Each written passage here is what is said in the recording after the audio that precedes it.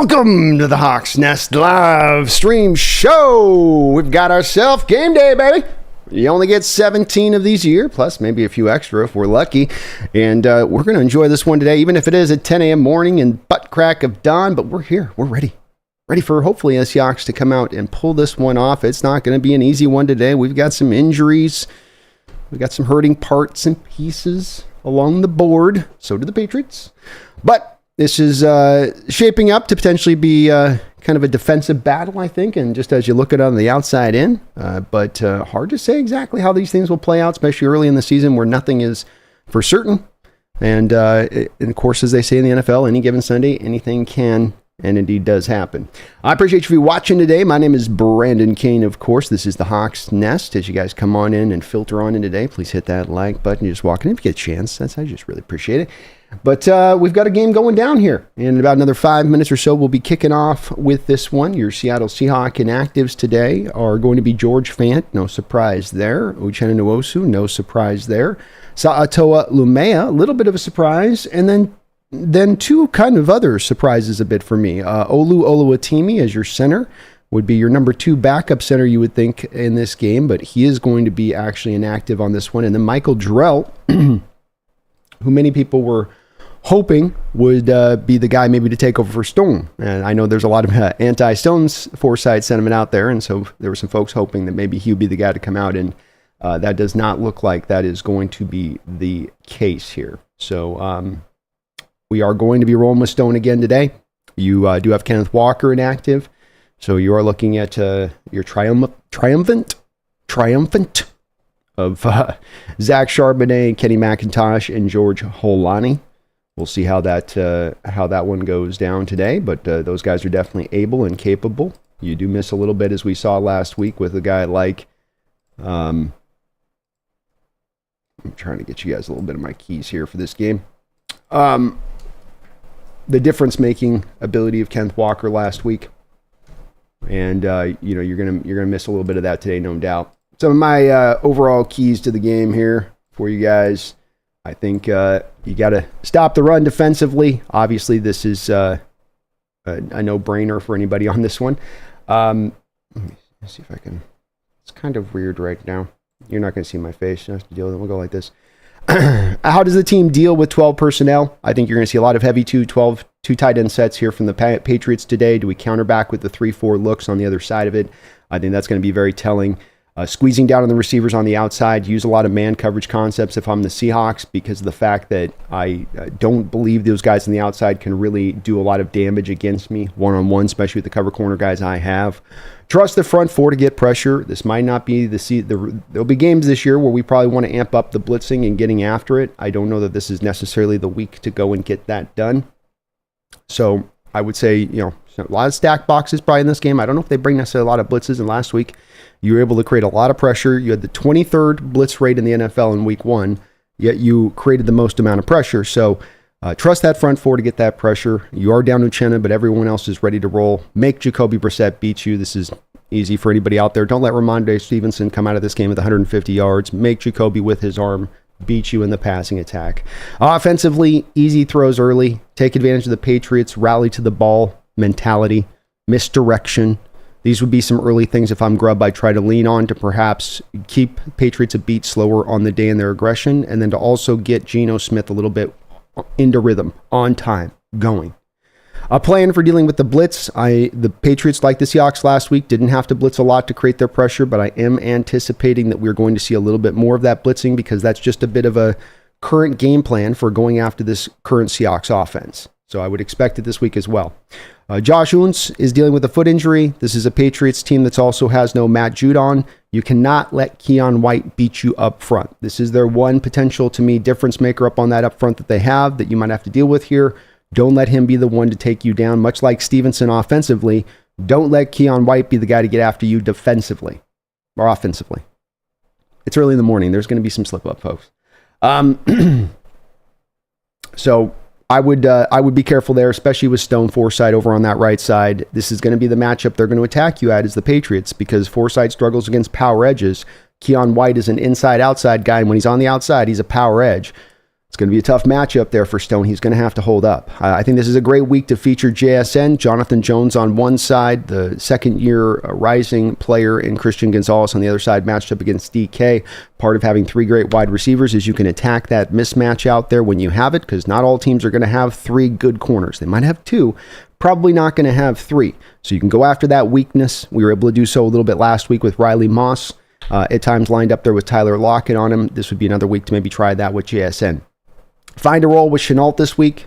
We know that Walker isn't available, so I would really love to see this team try to work him in, especially if you have a little bit of a tough day offensively and getting things manufactured. This is something that those gadget guys can kind of help with a little bit. And when it comes to the misdirection and going this way but coming back that way, having him come one way on a fly sweep, going to an outside zone, or going vice versa on that, I think could be very helpful again in kind of keeping this Patriot defense a step slow. I don't think that they're most highly talented defense, but they're very committed to rallying the ball. They're very much a gang tackling type team. And so, sometimes you can take advantage of that, a little bit of that over aggressiveness that requires to play that way by hitting it in the other direction. We'll see if the Seahawks do today. Those will be my keys to the game. Let's see where you guys are at here as we're just about to kick off.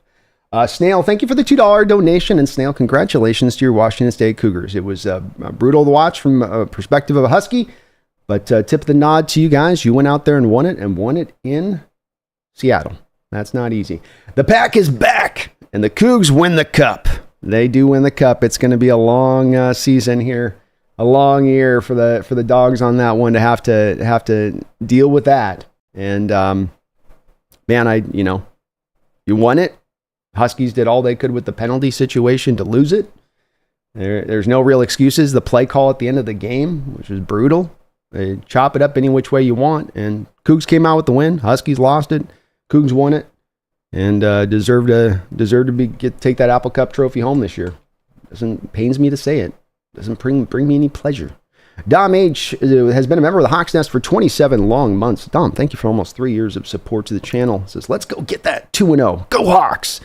Hey, 2-0 is going to be potentially huge here if you can go grab it. I mean, this is a big deal because you get that 2-0 and you look. I'm not trying to look to next week. I'm looking at this game right now. But you come out 2-0 and Miami down the road here to next week, and they're dealing with the injury situations they are. Skylar Thompson is the starting quarterback, most likely. You start getting very, very starry-eyed to the look and the potential of a 3-0 start. And so, not going to look too far ahead on it, but I'm definitely, Dom, starting to hope and feel for the same thing here, man.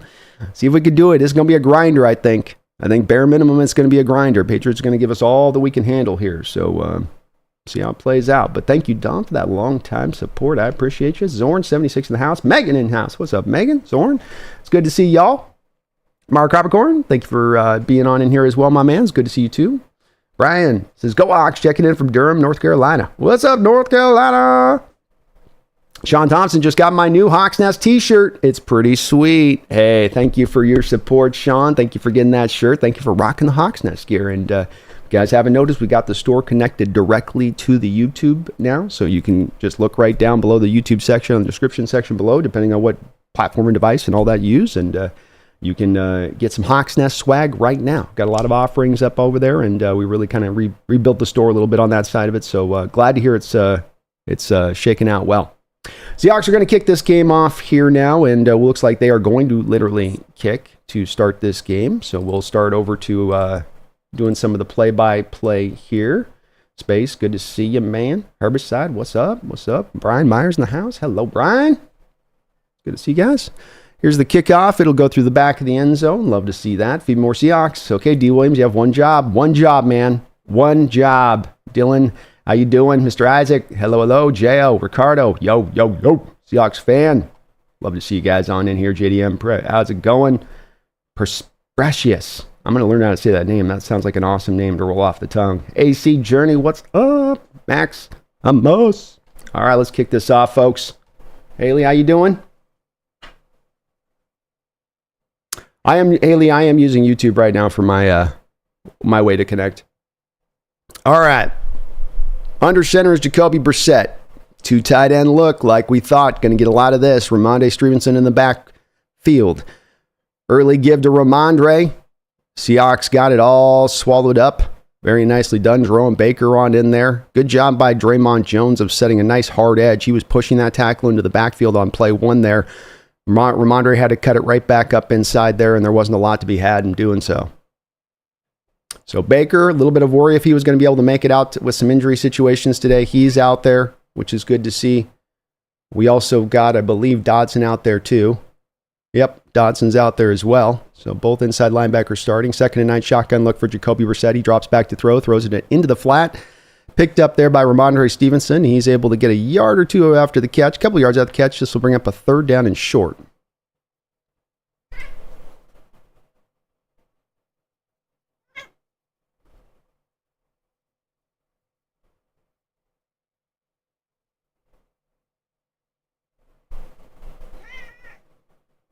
Just a quick little throw to the flat. We expect a lot of those here from Jacoby Brissett today.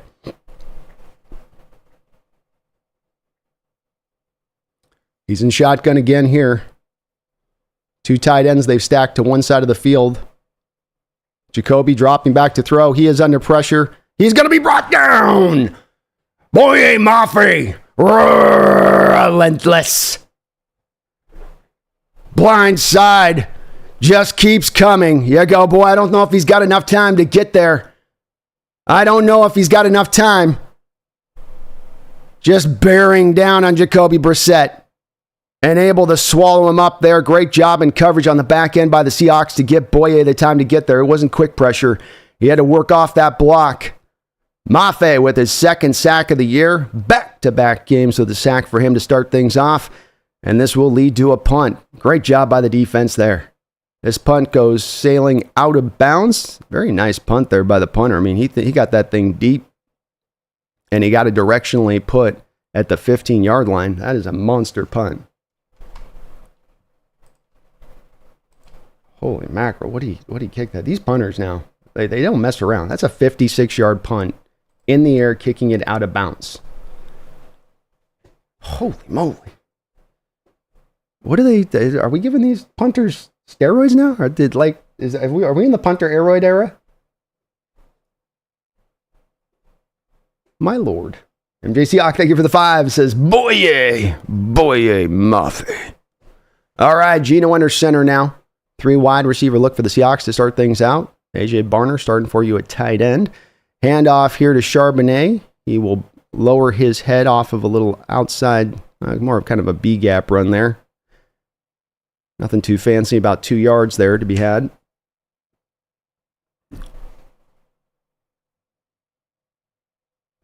Empty look here for Geno. Quickly set.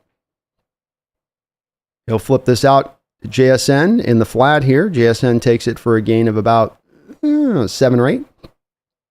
This will bring up a 3rd and short.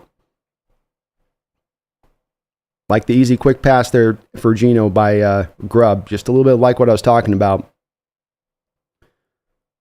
Let him get into a little bit of a rhythm. He's kind of a rhythm guy like that. Once he gets a little bit of that sweat going and things rolling, he's a lot more improved than when you may start out that game. You got those early jitters going. All right, 3rd down and 1. Charbonnet in the backfield. Shotgun look here for the Seahawks. A lot of guys up around the line of scrimmage for the Patriots. Geno, sprint out, throws it, completes it. Another catch to JSN. Gain of 2. 1st and 10.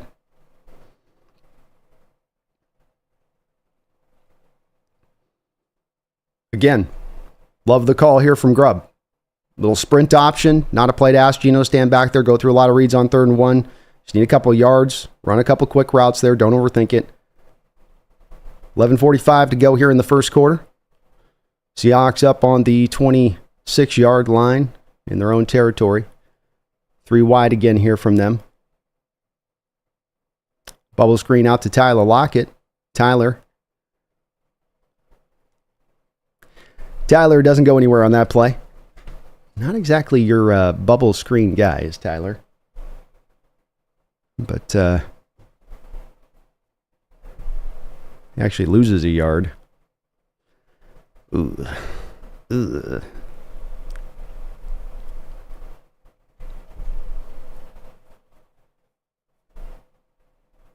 Second down 11. Geno back under center. 3-4 look from the Patriots. They're anticipating run here. Geno looks like he's checking out of it. I'm guessing to a pass play because he sees them dialing up on the run. Drops back to throw. Oh, my goodness. And he's going to get sacked. I think that was Keon White. Got back there.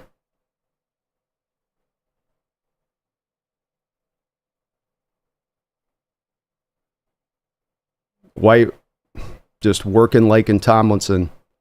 And the calls for Lincoln to sit down from the Seahawks fans is not going to quiet down anytime soon. Very quick pressure right up into Geno's face. Another sack for Keon White. And said at the top, man, don't let this guy beat you. 3rd and 15. Patriots showing another blitz here for the Seahawks. Drop out of it. Geno dropping back to throw. He's going to let it rip. This ball will be knocked away there by Hawkins. 4th and 15. Pass protection again, kind of upending Seahawks here, and it's been an early theme offensively. They held up well there, but you had to get so many deep routes down the field, and a great job by the safety to drive up on that route. JSN could come back a little bit more for that ball there. He kind of flattened out there. He could work his way back to the quarterback on that route. All right, so here's the punt. And a nice punt by Dixon at the 25. He's got some room to work, though, does the returner. And he'll take this up for a good 10-yard return there. Dixon had him pinned right there at the sideline, but he was able to find a pathway up the field there.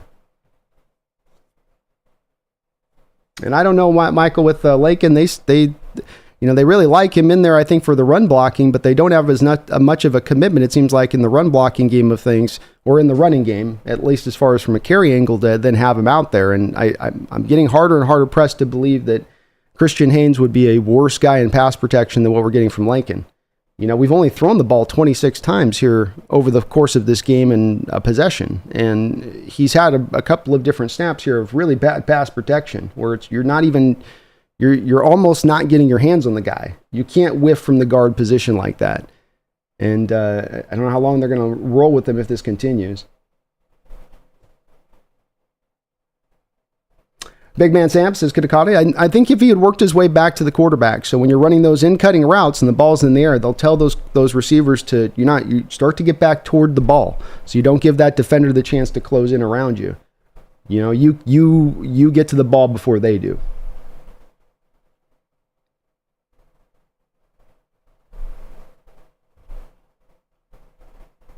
James, I wouldn't mind seeing some more 12 or 13 personnel either. I do think a little bit more of the pass-heavy stuff. Running a bubble screen to Tyler Lockett. Why? Tyler Lockett's not a bubble screen guy. It's been many a year since Tyler Lockett has been a yards after the catch receiver. But you're throwing him a bubble screen? You can see that coming a mile away as far as you have Laviska Shenault in this roster, but he'd be a bubble screen guy. Like, let's throw him that ball.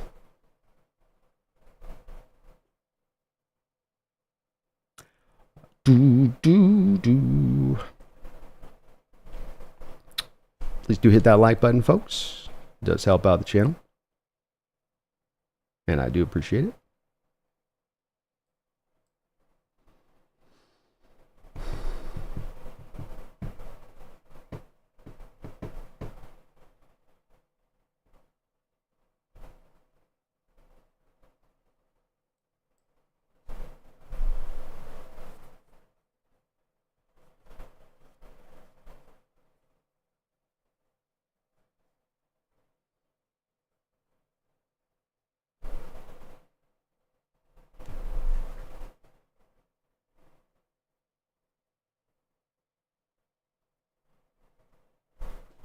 All right, so we got 1st and 10 from the 40-yard line in Patriots territory.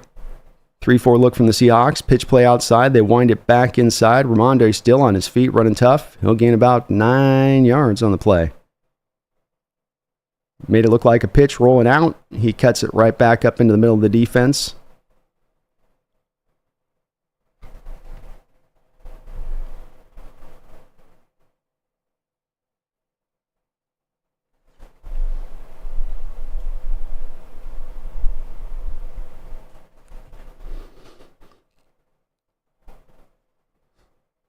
2nd down and 1. Empty look here for the Patriots. Jacoby in shotgun.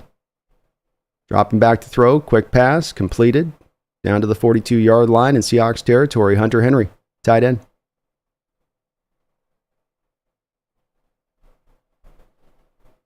$8:55 to go here. First quarter.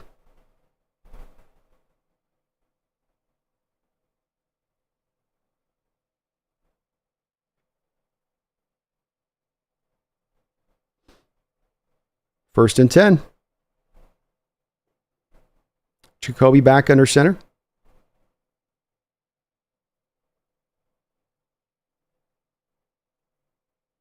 Seahawks bringing the blitz off the edge, and they've got it, but he just runs right past Jacoby Brissett. This is going to lead to a first down. Second straight week, Seahawks have had a clear defender to the quarterback, and the guy just runs right past him. Jacoby is not the mobile guy there.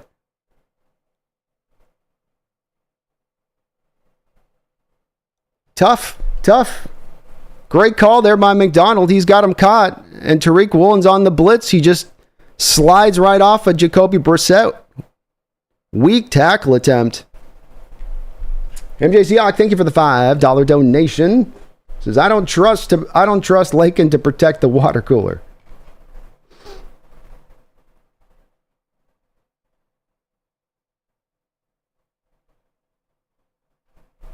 Handoff inside here. Another 5 yards. Patriots are rolling a little bit. Yeah, I probably wouldn't either there, MJ Seahawk. I probably wouldn't either there. Why is my feed not updating? Eesh.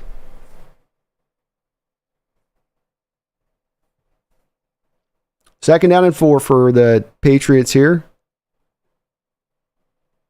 Golly. You got a free shot the quarterback who's a statue. You got to put him down.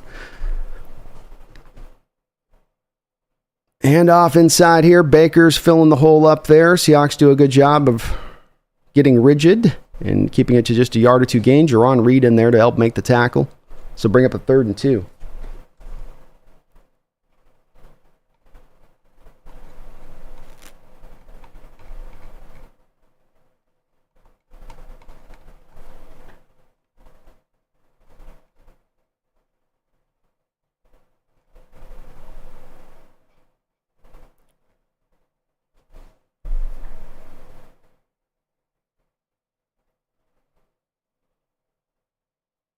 Third and 2. Seahawks showing a 4-man front here. Trying to bring the pressure. Jacoby rolling out. Finds the tight end wide open in space. First down. They'll finally bring him down. Right there. So Patriots got a drive working. Jacoby Brissett able to break the pocket there.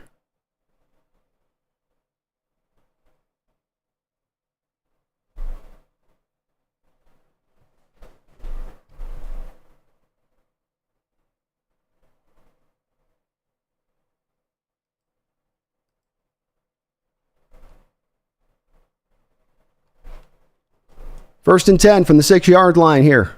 Jacoby back under center. Another handoff inside to Ramondre Stevenson. He stopped there at the 5-yard line. Might be a gain of 1. Jerome Baker in on the play.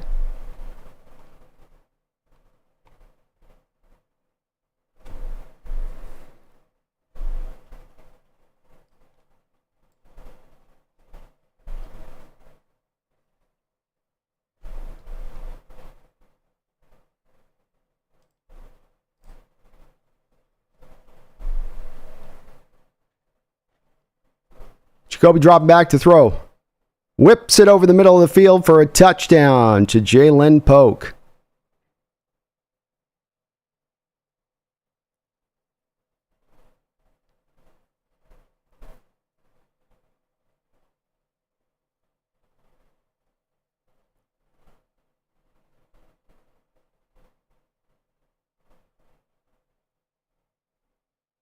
Boy, Murphy got handled on that drive, the rookie.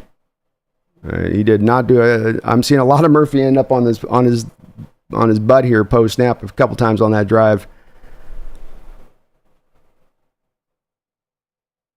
coach dials up a blitz for you, get you a free guy in. Last week we saw Boye Mafe was able to clean it up for Tariq Woolen when he did that before. And, you know, we're not Tariq Woolen for Devin Witherspoon. When Witherspoon had the same thing where he's got a beat on the guy and just coach can put you in that position. You got to make the play, man.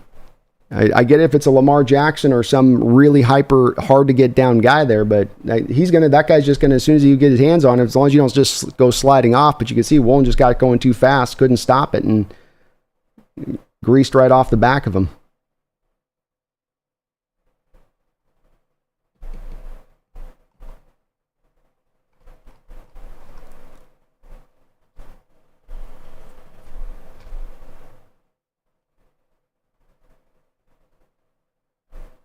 Curse of the 10 a.m. games.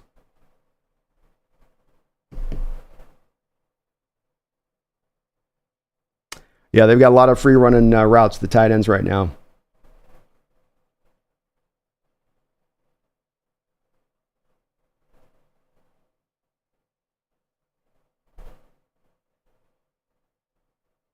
We might have 10 a.m. issues again. Yeah, it might be poking its ugly head up a little again. Like when you start thinking about moments where a guy's missing a free run at a sack, you go, oof. I don't know if it's, I don't know what it was the cause, but it just could have been he just got too, excited. He saw he was going to get a sack and his eyes got big. But yeah, the team doesn't, defensively, that first drive was great. The second one looked a little bit more akin to what you'd see as 10 a.m. game kind of effort. Big holes in the defense and struggles to tackle.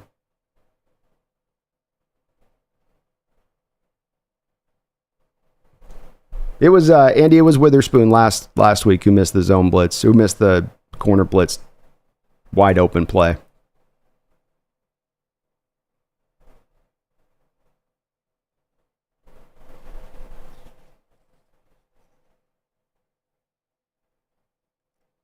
What's up, Blue? Hey, Kelvin.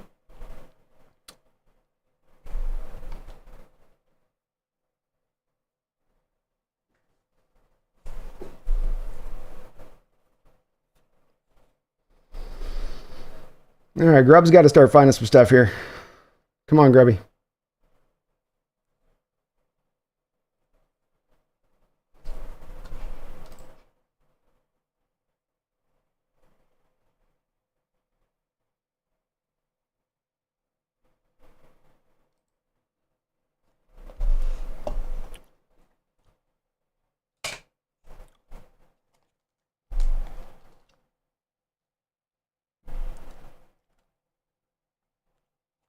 Here's the kickoff. It's going to be a short one here as the kicker falls down as he kicks it. Taken up here by Eskridge, by Chenault, who will take it up to the 27-yard line. Sorry. Eduardo Azevedo with a $2 donation. How can I watch the games? NFL Plus doesn't let me. It's a question, unfortunately, that doesn't have an easy answer. I'll try to give you one here. I got to do the play-by-play here real quick here, Eduardo, but I'll try to give you a couple of different potential places you can go to. I know the NFL makes this very hard. I'm sorry about that. 1 second, though, here. 4:47 to go in the first quarter. Hawks taking over on their second drive. Geno in shotgun. He's going to throw, let it rip. He's going to hit JSN for his third catch of the game for about 3 yards. Eduardo, if you're in Seattle locally, you can do a FUBU type deal, which would get you on locally if you're in that local Washington area. If you're out of the Washington area, I'd recommend doing the YouTube. I know people don't want to spend the money on this, and that's the big thing, is that they don't like to spend. But this is the way that you can do it, and you can get it and get your hands on is $100, 4 payments, boom, you got it. So that'd be the other way that I'd recommend on that one. Back in shotgun, they'll give him 5 there. All right, nice little mark there by the officials. Oh, JSN, nice job there by Geno. He wanted to go over to DK initially there, and he came back underneath to JSN on a secondary route real late there. First down. Geno's going to run a little bit of hurry up here. Seahawks on the 39-yard line, their own territory.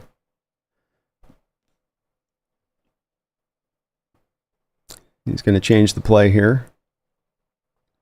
Guide and direct some things along.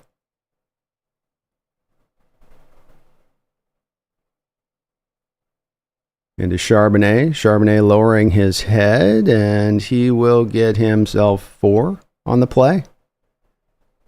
3 or 4.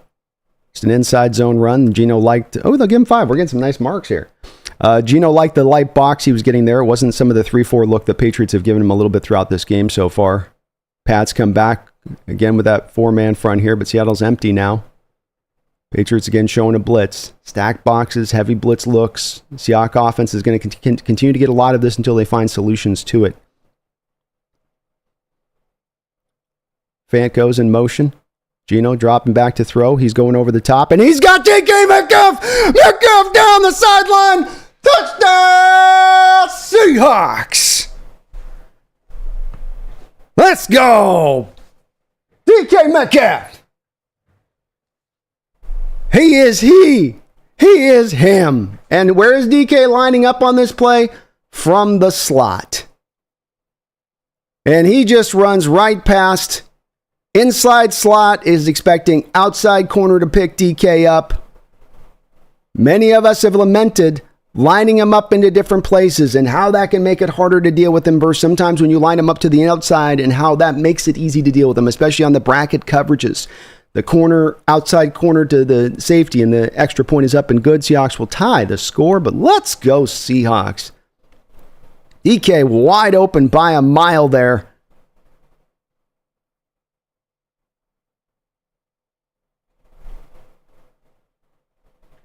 Beautiful. Let's go.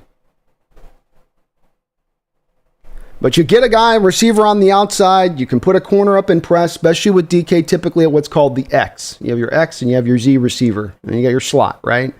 So your Z receiver is the guy that gets to be about a yard behind the line of scrimmage and how he aligns, which makes it harder to press that guy because he's not right up in your face. You got to get to him post-snap.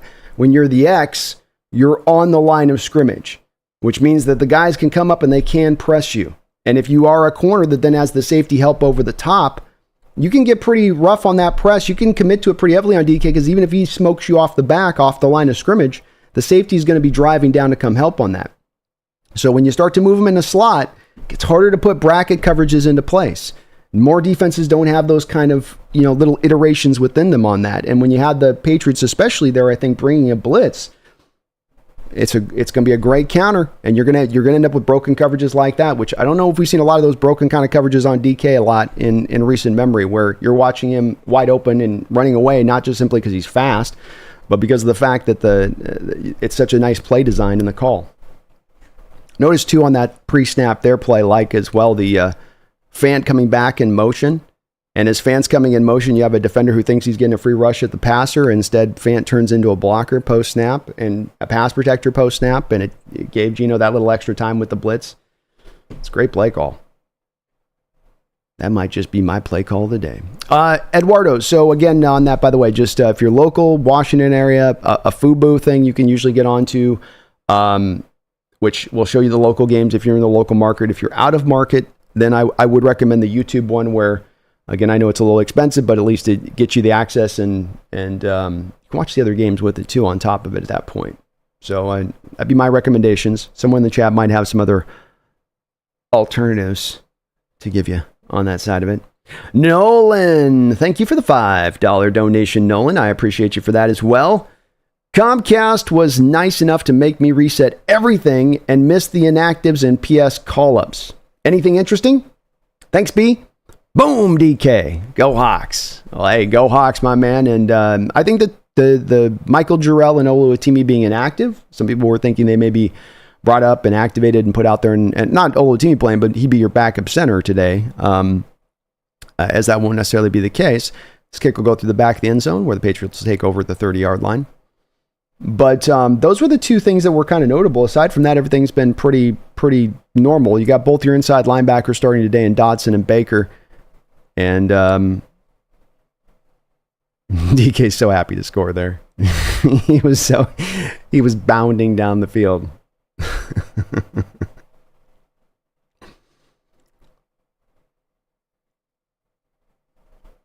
But nothing really interesting outside of that, I would say, on that, Nolan. It's pretty normal. Back under center here is Jacoby Brissett. Three wide receiver look from them.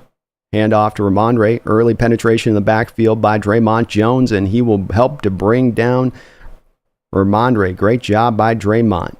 Early penetration. He's made 2 plays in the backfield, the run game here. Early on, setting a real heavy edge to close things up, and then this play, getting back there. That's why you line him out on the edge like that. He's a power edge when you put him outside versus being a defensive tackle. And just swims right around the tackle there. Nice job on that. Nice move. Beautiful swim move. Loss of a couple yards there for the Patriots. Back in shotgun is Brissett. He's going to throw right down to the tight end as they've been hitting. This is a little bit more tightly covered by the Hawks, though. It'll only be a gain of about 4 or 5. Bring up 3rd and 9. This is where you want the Patriots to be living in this game.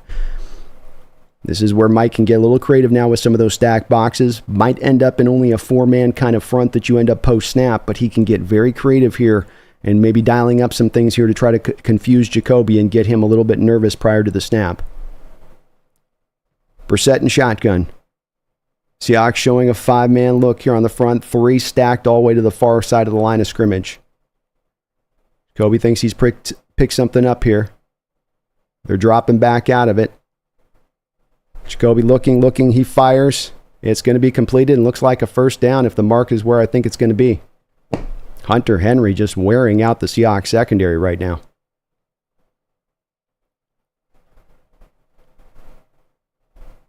I would really be, if I'm Mike, squeeze down to the tight end routes and force Jacoby to be hitting you with the receivers on the outside. Like, make those guys beat you with this. 7 of 7 for 63 yards is Jacoby. He's got to be feeling very good and in rhythm here now. Back to Ramondre Stevenson, outside zone run there. Boye Mafe and Leonard Williams there to help swallow him up for only a 3-yard gain.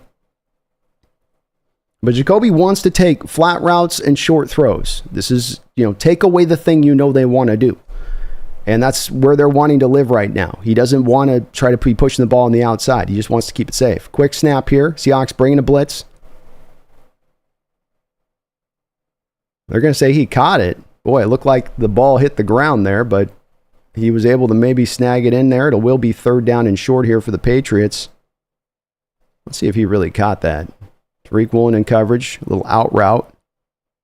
I don't know, man. How did he not use the effing ground there to catch that ball? A.J. Osborne, former Minnesota Viking, with the catch.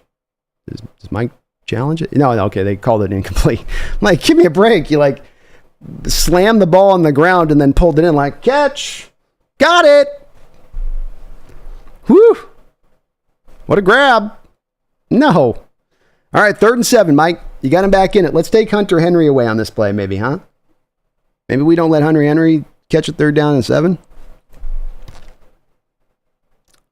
That was Jacoby's first incomplete pass of the game. 30 seconds to go here in the first quarter. 7-7 tie. Patriots on the 44-yard line in their own territory. They're going 3 wide here. Jacoby in shotgun. Seahawks showing sort of just a 4-man front. They bring a little bit of late blitz. Jacoby picks it up. Catch to Hunter Henry.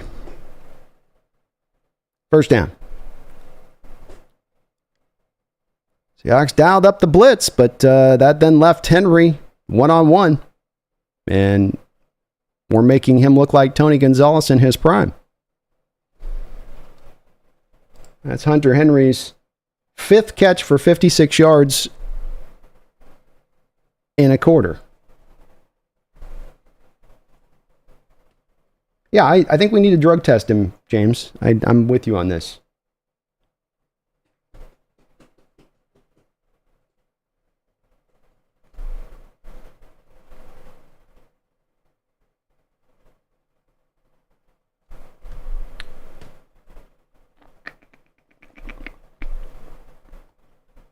Yeah, they picked up that blitz totally. They felt it and saw it coming.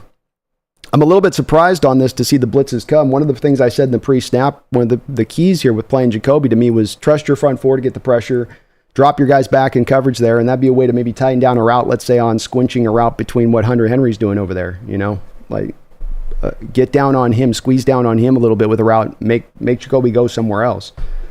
but they think they can attack them with some of the blitzes today. I mean, already early on, it seems like they blitzed at a higher rate today than they blitzed last week against Denver. But right now, you've got to come up with a plan for Hunter Henry. You're making this too easy for Jacoby Brissett. He's going to his security blanket option is Hunter, and then you're letting Ramondre run just enough in between that to get the job done. So I don't know if blitz heavy stuff's the way to go today on that, because you go blitz heavy. Jacoby's one of those veteran type of quarterbacks who's going to go find his check down. You don't want to. He'll go allow for the game to be made easy on him a little bit with it. I'd be more with trying to just confuse him a little bit, make him think there a little bit more prior to the snap.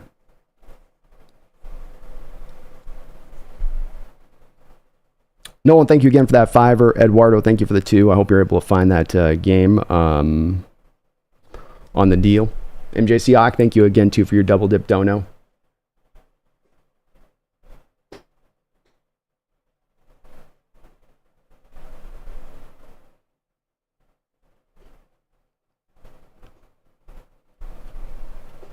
You're hoping on the 3rd and 7 and 9s, the 2 plays where Hunter has gotten you, you typically will sometimes throw those blitzes up there because you can then cut off the long developing routes that have to have their time to be able to get to the sticks. But if you have a quarterback that's more of a vet quarterback that's kind of seen it all a little bit like Jacoby has, and he already has a predilection to want to lean down to the checkdowns, he's not leaning to looking out to his receivers anyway. Like he's already kind of wanting to go down to that direction to the middle of the field and just go to check down city. Then it's not going to be as effective, I don't think, trying to do it that way. Especially with how the front four was able to get pressure on their own last week without doing that as much. 1st and 10 here. Seahawks anticipating run. That's what they're going to get. Ramondre, nice carry there. Good job bouncing that outside and then bouncing it back inside by, I don't think that was Ramondre actually. It's a nice run though. Seahawks looked like they had that all shorn up in the backfield there, and he was able to kind of squiggle his way out of it. Brissett, 8 of 9 for 73 yards in that first quarter. Played smart and under control. Current drive, 7 plays, 27 yards, taking up 3 minutes and 27 seconds of the clock. Another handoff here on another outside run. Seahawks allow him to get loose. And boy, the defense not playing with that same kind of a... Draymond Jones lost the edge there. He's the edge contain off that side, and he came crashing on down. We really could use a turnover here.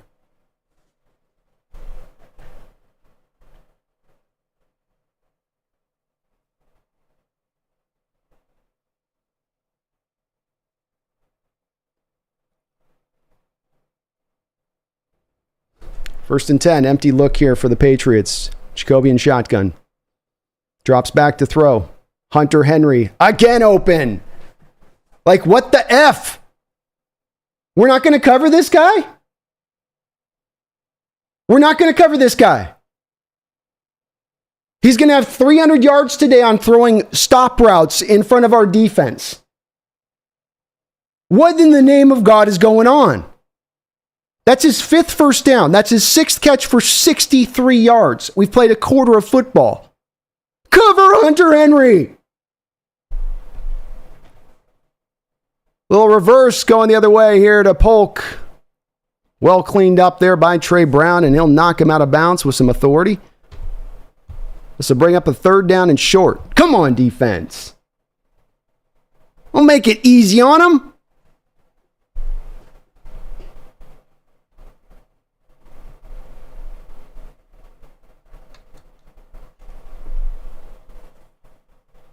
Patriots aren't doing anything extravagant, offensively speaking here. You're making it easy on them. 3rd down and 3. Jacoby in shotgun. Handoff inside. Looks like they have him initially stuffed. Can't make the tackle.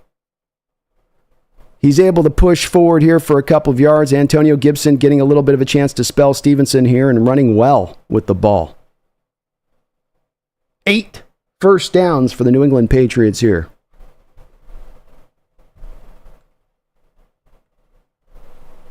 $11-play, 57-yard drive, consuming 5 minutes and 43 seconds off the clock.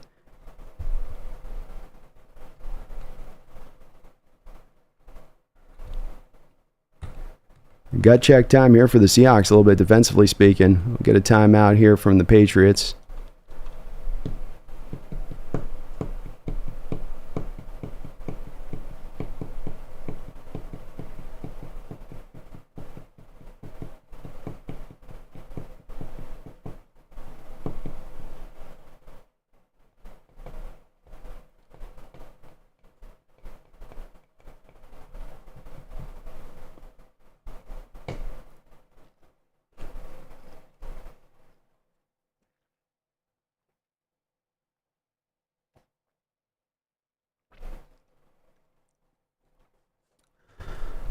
Oh, boy.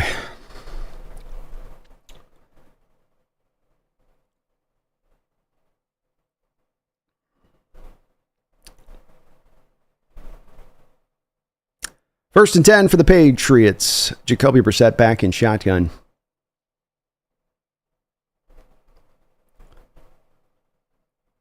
Four-man front from the Seahawks. Jacoby's going to throw this deep.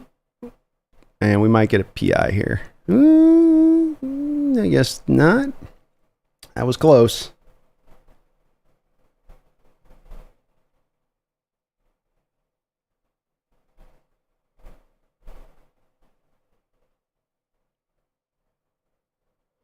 Yeah, they won.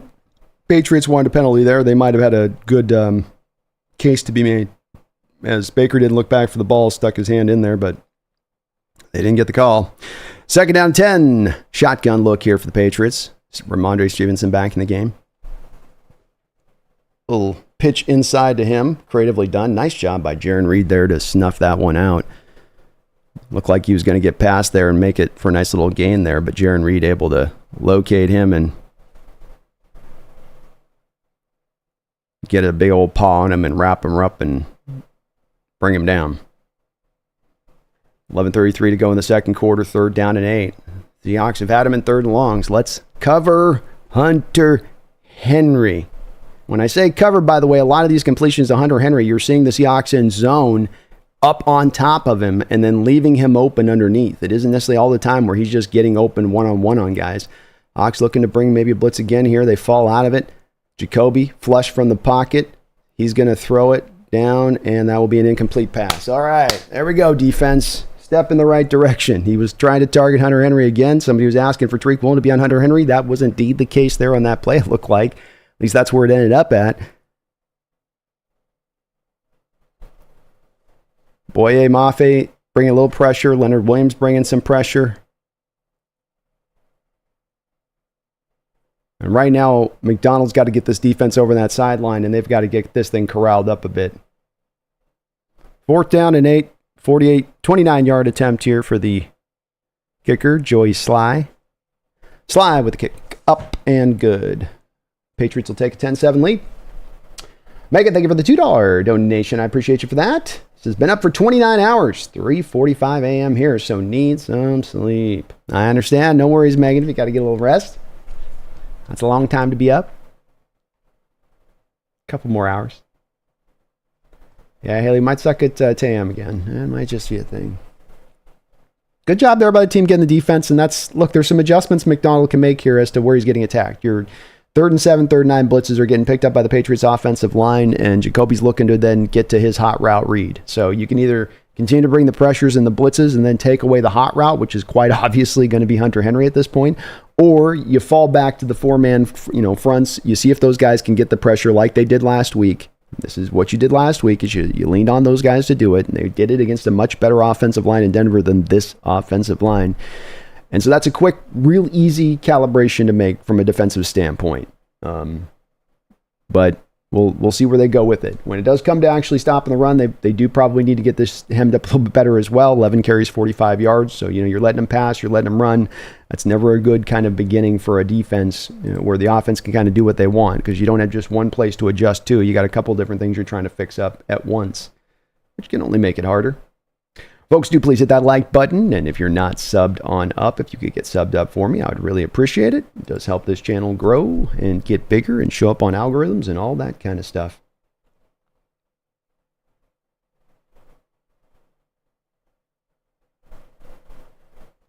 big man Samp. I think the front four are getting good enough pass rush alone. I agree. I see the same thing. And then the thing you're doing then is you're creating a lot of extra bodies in zone, and you are then getting him down to having to think, being Jacoby Brissett. Get Jacoby to process. Get him to be thinking and going through things and having to improv and move. I will trust in that version of Jacoby and being able to beat him versus the one in the pocket that you're letting sit in the pocket and beat you from the pocket. That's the one that's can be a functional passer in this league.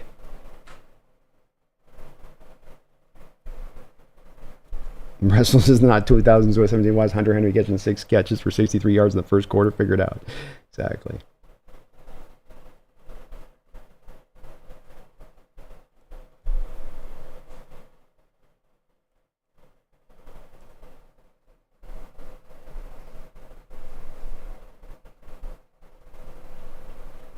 All right. 10-7 Patriots. 11:05 to go. This kick will go through the back of the end zone. Kind of funny enough, the kicker fell down last time. A lot of championship banners in that stadium.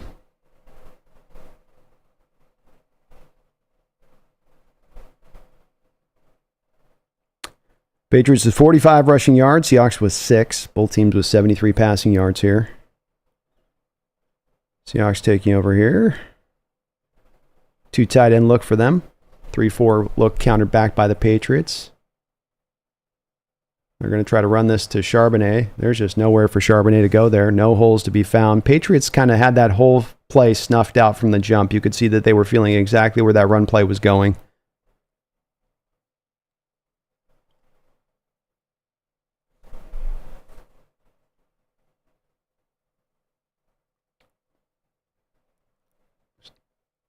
Tough start of the season for Charbonnet here.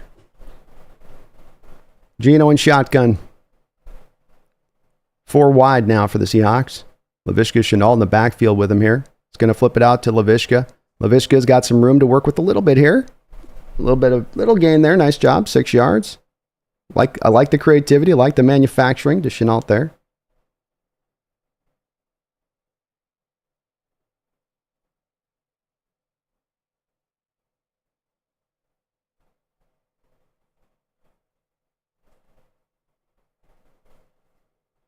Third and short for Geno and the boys.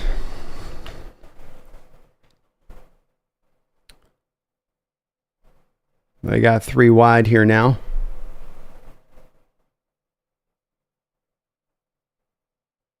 Little blitz here from the Patriots. Jackson Smith out in the open here, still going on his feet, rolling down to the 45-yard line. It's kind of a slow roll kind of play there. Almost maybe a broken coverage play there for the Patriots who were bringing the blitz. Seahawks had kind of a stacked receiver crew there to the far side, and yeah, he just ran into Tyler Lockett, the cornerback, and then it wasn't a pick play by Tyler Lockett. The cornerback just sort of rammed right into him.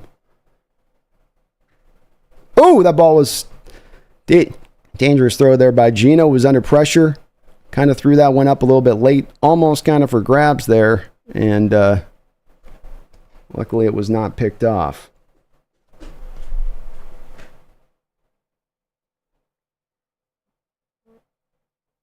Looks like we do have Christian Haynes in the game, by the way, right now, and he was the one that just gave up the pressure there to Dietrich Wise, which caused Geno to have to be forced to then throw that ball a little bit sooner than he wanted to throw it. All right, 2nd down and 10 now. Seahawks on the 45-yard line in Patriots territory. Handoff inside to Charbonnet. Charbonnet trying to keep his feet, runs over a man. Nicely done there. Gets himself 5. He just decided to lower his head and batter through. It's a little bit like the Kool-Aid man back in the day in the commercials. He's just like, I'm just going to go through the wall. 3rd down and 5. Geno's going to run a little bit of a hurry-up look here. Patriots are trying to adjust quickly. They've got a heavy amount of look. They got a stack box for sure here up on Geno. He's going to take his time now and readjust and redirect.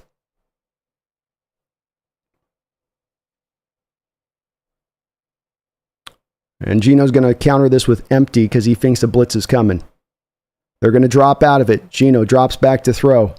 Out to Charbonnet. Charbonnet falls down to a foot and he is going to be just about a half inch short here of the first yard. Fourth down. Boy, Charbonnet just could keep his feet there. All he would have to have done is just back up. Just couldn't quite keep the feet there. Let's see what Macdonald does. Macdonald. Yeah, I'm okay with going for it. That's a long field goal there.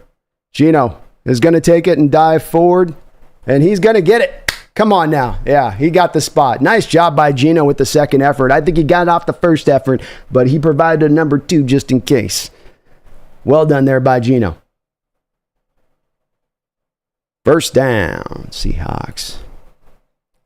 7:41 to go in Patriots territory.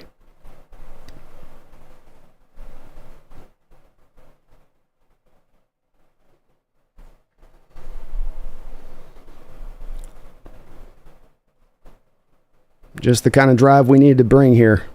Give our defense a little bit of time. Patriots again bringing a lot of guys up around the line of scrimmage. They're continuing to do that in this game. Geno. Nice throw there to JSN. Whew! He threaded the needle through that and able to complete it back to JSN for a 14-15 yard gain. I was holding my breath. Stone Forsythe barely got his man blocked. Geno hit in the face again as he threw there. I don't even think he's able to get the ball fully all the throw into it on the throw there. He got hit.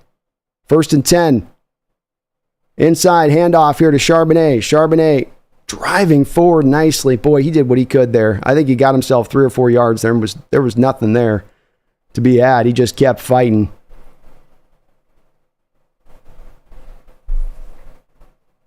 I like Grubb at least staying with this run to keep the balance in play. Even if you're not doing it great, stay with it. Just keep hammering with it, especially a guy like Charbonnet who has a potential of kind of wearing down a bit of a defense over the course of a game. 3 yard gain there from Sharps. Geno under center again, 2 tight end look here.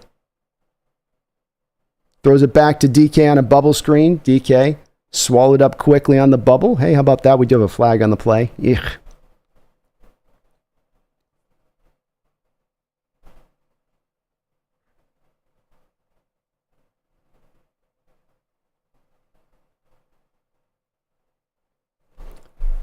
Ineligible man downfield for the Seahawks. They're going to say it was, I think Lincoln is who they're going to get there for that. He's raising his hands up. He doesn't agree with it. 2nd down and 12.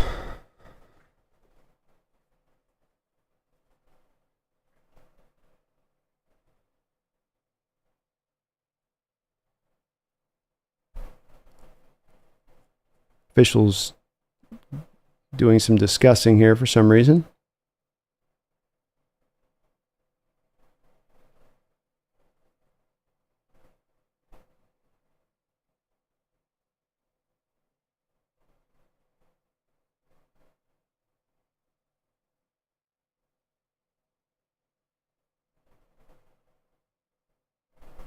Are they waving it off? I guess they're waving it off. This is where I don't have the sound on, so not sure what I guess they declined it.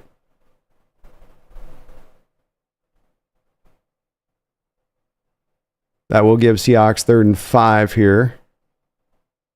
Interesting move to decline it by the Patriots.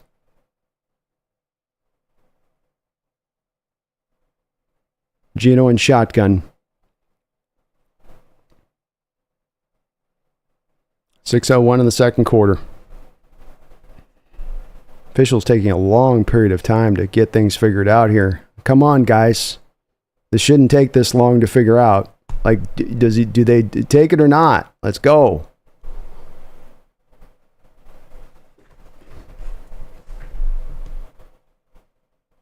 Geno shotgun. 3 wide. It's going to go empty here. Patriots showing a little bit of a blitz look. Geno going over the top. Tyler Lockett is completely mauled down to the ground there. And he's going to get hit for PI as Wilson in coverage. I mean, Lockett just got completely mauled. It was like a grizzly bear was taking him down there over on the sideline during his route. And the Patriots might try to argue here. Well, lock it with a vet move.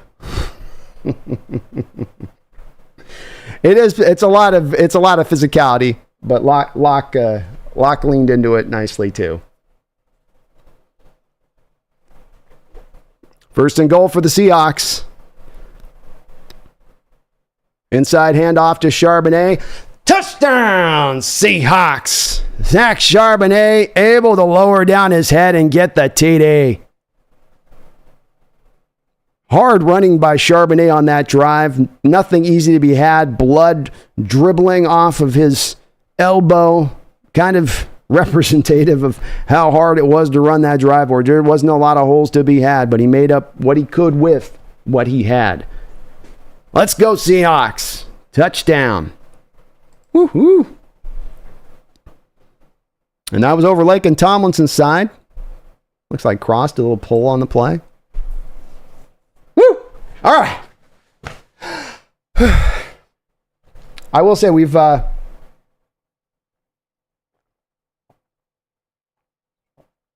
on the other side of two calls that have worked in our favor. Okay, just in the name of being fair and full in my disclosure. The hold is down, the kick is up, the kick is good. But we did have two benefits in this game that do stand out pretty heavily on this one, where you have PI calls at either end of the gates here, where Jerome Baker doesn't get called down on the other side of the field.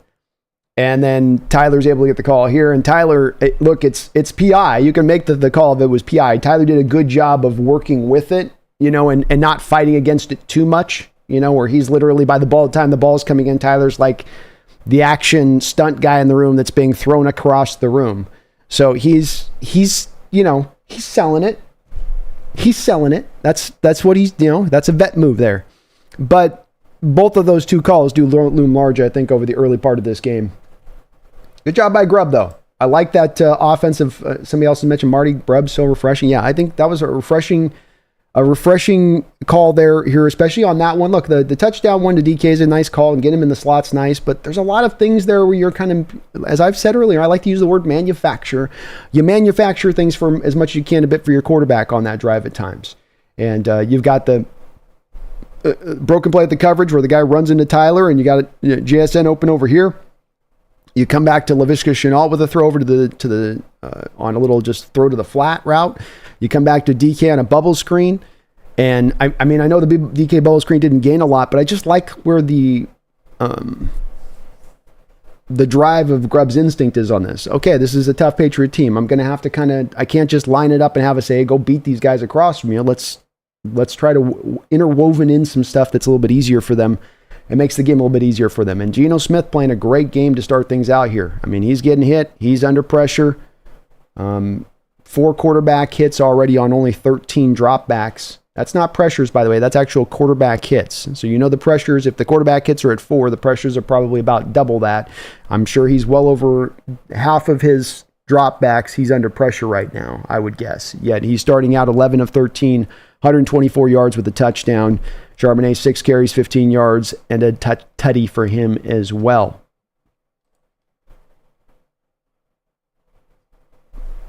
Sicko Mode, P. Genobi, thank you for subscribing to the channel. I really appreciate you guys doing that. Very, very kind of you. Please, folks, do join them. We're trying to get up over 20,000 subscribers this year. You can help us get to that mark right now by subbing on up. And please do hit that like button if you haven't already. I would really appreciate it. John, no word on Lucas coming back quite yet. So we're all hopeful, but no final word yet. I don't know if there's any O-line help we can trade for right now, John. It's lean out there, the market. Jordan Clark says Brady Russell at fullback. I had to do a double take on that. Don Mata Lockett finesse. He's got some finesse to him. He does. Lockett with 2 plays on that drive. Didn't do anything with catching the ball, but 2 of the big plays. He had the first play where he got the defender to run into him. And then the other play, I think that was the same defender, by the way. The defender first runs into him just trying to get out to the route and GSN in the flat. Jacoby under center here now. 3 wide receiver look. Seahawks bringing a late blitz there. Nice job by Dotson there to fill the lane and clog it up. and allow for it only be about a yard gain there for the Patriots. There we go, defense. Jacoby Brissett on the other side, 10 of 13, 82 yards and a tutty. 5:24 to go in the second quarter. Fast-moving football game. Tyrese Knight on the field, so Jerome Baker is off the field. Tyrese Knight on the field for the Seahawks. Second down and 9. Pressure. Coming. Byron Murphy there. And Byron Murphy was bearing down on Jacoby Brissett. Brissett just basically with a throwaway. We've got a flag. They're going to call this on Witherspoon. Wow, late flag there on Witherspoon. They might have him for defensive holding, I guess. Witherspoon doesn't like the play, doesn't like the call. Jalen Polk lined up on Witherspoon in the slot here. Oh, come on. That's such a dumb call. Like, that's such a dumb call.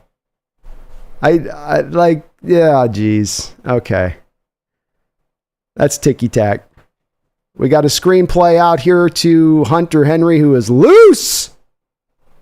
And Hunter Henry all the way down to the 22-yard line. The unstoppable Hunter Henry.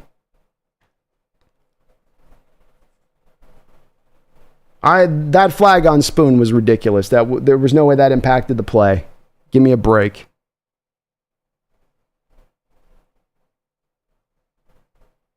Seahawks get with the screen, get caught on the screen. Quick snap here. Jacoby Brissett throws this one away. Jalen Polk there. Polk was open there, it looked like.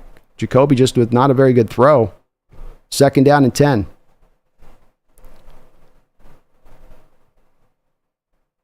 Hunter Henry with an insane opening half here for the Patriots.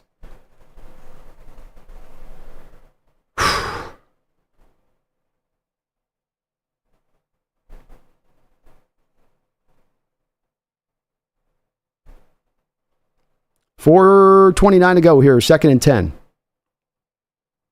Handoff, Ramondre Stevenson fighting through. Nice run from him. About a 7-yard gain. Just lowered his head and kept charging and kept driving the pile. Patriots got a little bit of a hole there for him. Bring up a third down. 3rd and 4. So we'll go 6 yards on that one.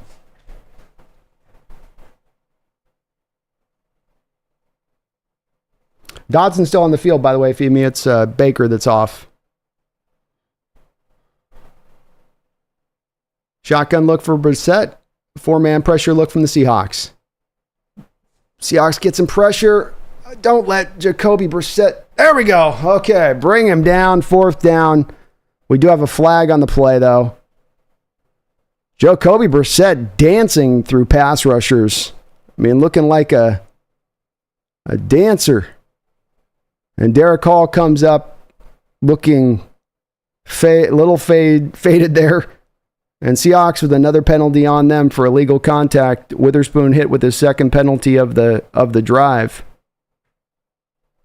He's pleading his case to the officials. This will be an auto first down, the second one for the Patriots on this drive. I don't know if they're trying to make up for those other calls I was talking about earlier here or what. Let's see. Yeah.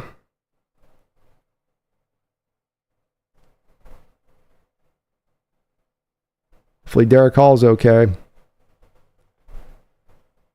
1st and 10. Patriots from the 11-yard line. Play action pass. Jacoby Brissett. Long time to throw there. Finally throws it away.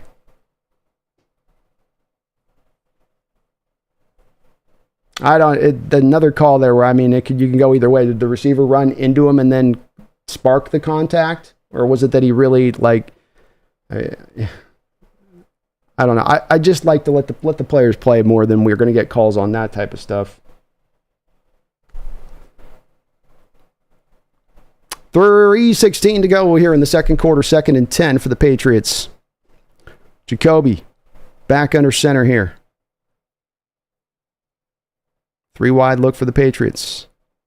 Handoff to Ramondre Stevenson. He will be cut down by Devin Witherspoon. Nice job. Crashing down by Devin. 3rd and long for the Patriots. 3:05 to go. Seahawks have all 3 of their timeouts. Patriots with 2. Come on, D. Let's get a stop here. 7-play, 60-yard drive. Almost consuming 3 minutes off the clock.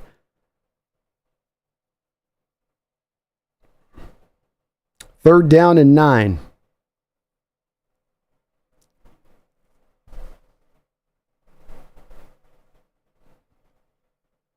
Jacoby drops back to throw. Looking, boy, just all day. Receiver falls down. Ramondre Stevenson, that'll bring up 4th down. Nice stop by the defense there. Little shaky, but they found the stop. Tyrese Knight there in coverage. Jacoby just had nowhere to really go on the play.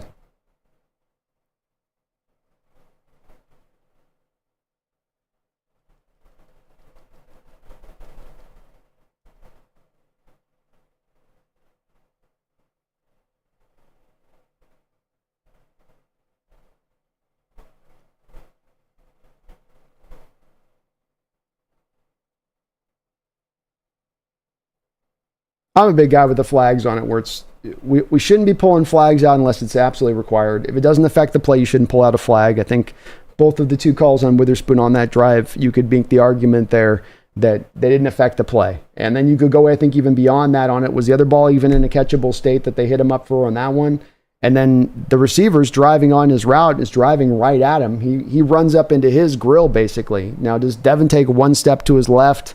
It's one of those things where, could you find a letter of the law, rule book point on both of those 2 flags and say, well, this you by the letter of the law with this, you could call it. Yeah, kind of, but the spirit of why the rule was created was not to have those kind of calls for those kind of plays, in my opinion. I'd falter more in the side of saying, let them go. Let them do what they do. Sanchez, thank you for being a member of 23 months on this channel, on top of all of your support to the channel. Says defense is looking a little flat. A little flat. Yeah. It's not looking quite fully in sync like they did last week. I think that we've got to expect a little bit of this potential up and downness to the defense here, especially as Macdonald is getting this new scheme instituted. So maybe not as surprising as much when we think of it through that lens, I think a little bit, but indeed what we are seeing.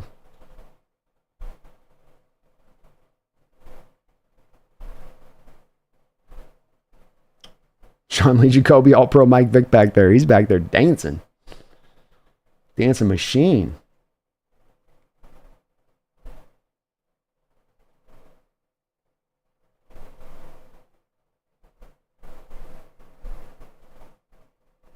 Yes, maybe cover Hunter Henry. Yeah, Hunter Henry, 7 catches, 99 yards this half. Now, Seahawks are in actually a good position here with it 14-13. You've got the lead going into half if you can control this ball, and you can do as they call steal a possession, because the Seattle Seahawks will get the ball after half. You could go here and theoretically maybe go get a score, keep the ball, and then come back after halftime and get the ball right back. So with 3 timeouts, all the time in the world here for Geno and the boys to work. Geno, of course, has been pretty good in these moments in recent history. So we'll see what we go. Jordan Clark, Christian Haynes is indeed out there. He is in for Bradford right now. Don't know if that's for performance or just there being an issue with an injury.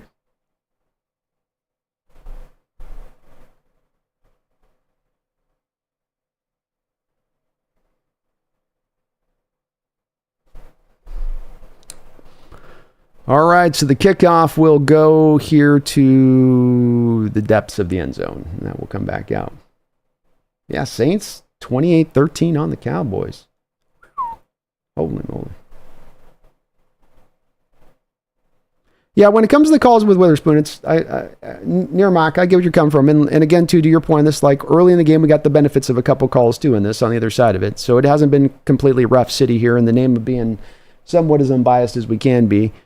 We've had a couple of PI calls down by the end zone that worked in our favor, too, on this. So we've gotten as good as we've gotten. We've gotten.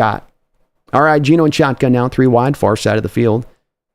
Bubble screen here out to Jackson Smith-Njigba. He's going to get up the field nicely, and he's going to get ripped by his helmet around, and that's going to be a PI, not PI, sorry, a face mask.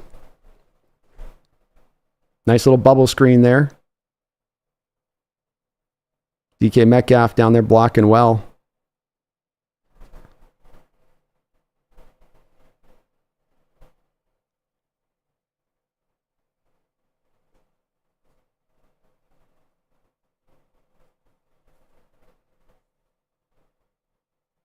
First and 10.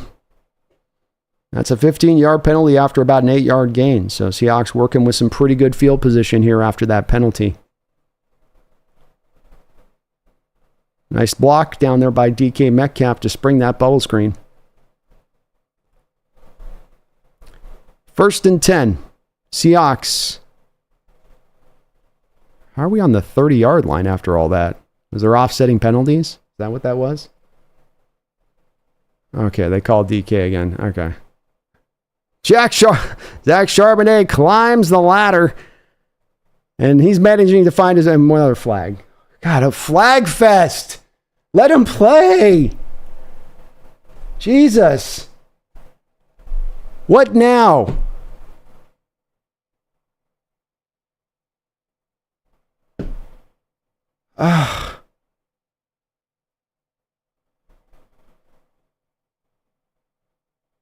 Okay, I'm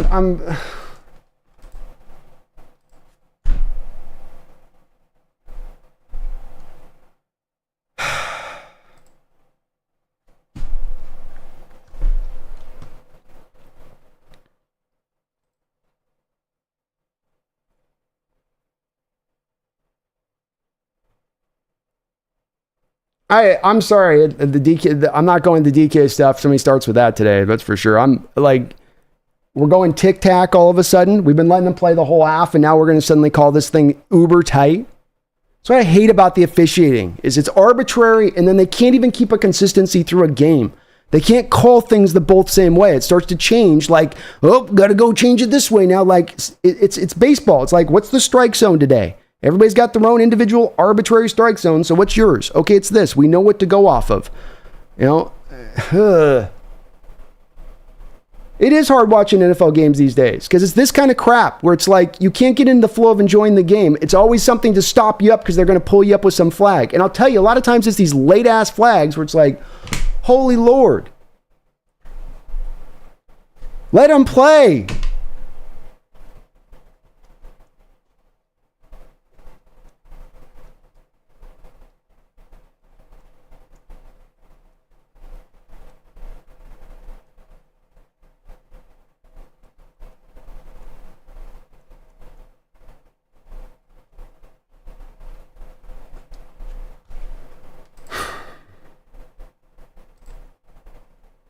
You got to wait like 5 minutes after every play. You know, you got to give it like that 5 minutes of like just, all right, let's sit in hopeful silence here that cool play that we just saw will actually hold up.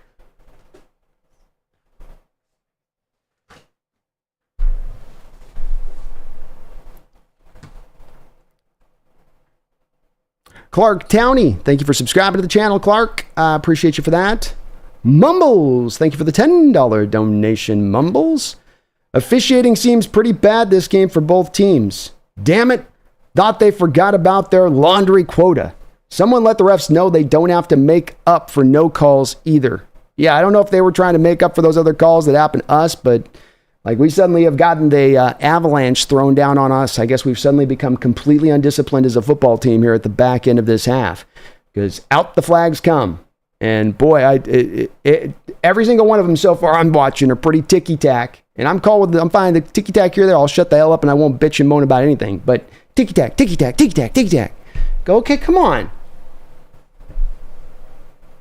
So we got 2nd and 20 now for your Seahawks. Geno back in shotgun. He's going to throw this to DK. DK gets around the edge. Nice job there by DK to extend that play out a little bit. Little drag route to DK, using him creatively. I like that. This will now take it to a 3rd and 10.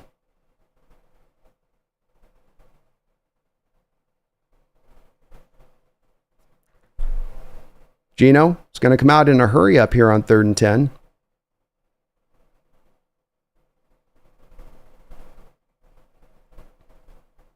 He's going to reset this up a little bit. Patriots showing a 4-man pressure look here.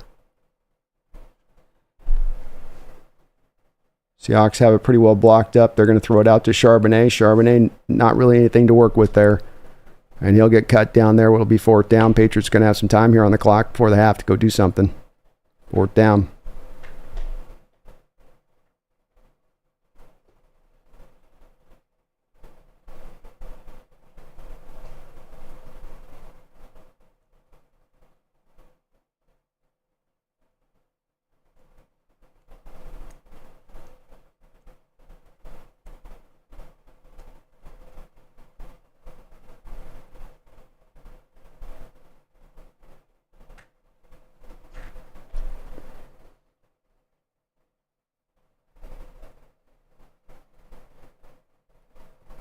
Looks like Charbonnet's got hurt after that play. I don't know. Or something happened there. I don't know. Second time out. That was weird.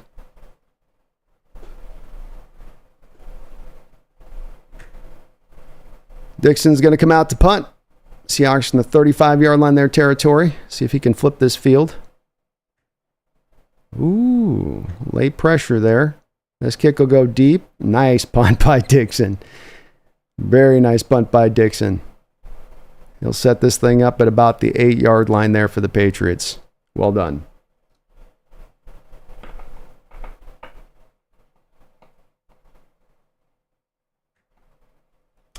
Sorry, behind on a couple donations. Again, thank you, Mumbles, for the $10 dono. I definitely hope that they've hit that laundry quota so far. Hope we can just watch the rest of this game play a little more cleanly through. Just let them go. Just let them go. I appreciate that tenner, though, Mumbles. It's great to see you in the house, brother. Tom, thank you for the $2 donation. Says, can I get some Christian Haynes in my life? They had him out there for a spell, Tom, but as we saw in that last snap, they had Bradford back out there on the last series. Jacoby and shotgun here. Handoff inside to Ramondre. Good job by Boye Mafe to hold Ramondre up until Tyrese Knight could come finish it up. Great job there by Boye Mafe. That looked like that might be a run that could go for something there with, I guess this time Ramondre, sorry. All right, so we got 2nd down and 8 now for the Patriots. Empty look for them. Seahawks showing a blitz look here. Jacoby Brissett looks like he's picked it up and he's going to adjust the protections.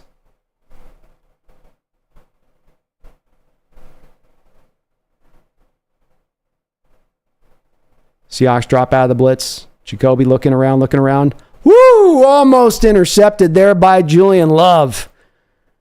Well, good. There's the man learning. We're going to go back to Hunter Henry there. And I know what you're trying to do. And he was jumping that out route. I think he might even had his... No, I didn't have his hands on it. Good job there in coverage by Julian Love, though. Nice job attacking that route. He knows he was close to having a pick there. 3rd down and 8, 54 seconds to go here in the second quarter.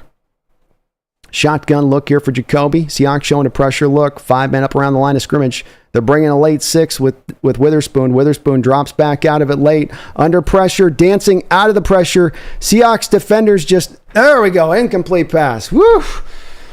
Hunter looked like he was going to catch another ball, but he's out of breath. He's tired. He's been worked all this half. He's got nothing left in the tank. Boye Mafe again creating some pressure off of that edge. Byron Murphy, who's created some pressure this half at time or two, but neither able to quite get him to the ground. Jacoby Brissett tapping into his inner Michael Vick, into his inner Russell Wilson, into his inner Fran Tarkenton.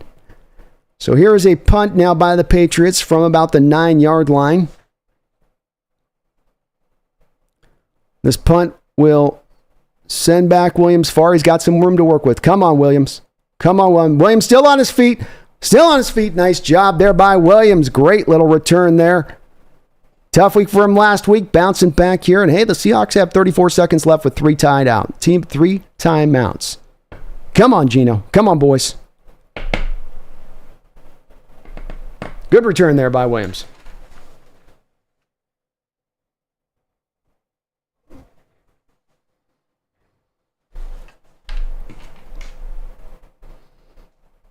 Tom.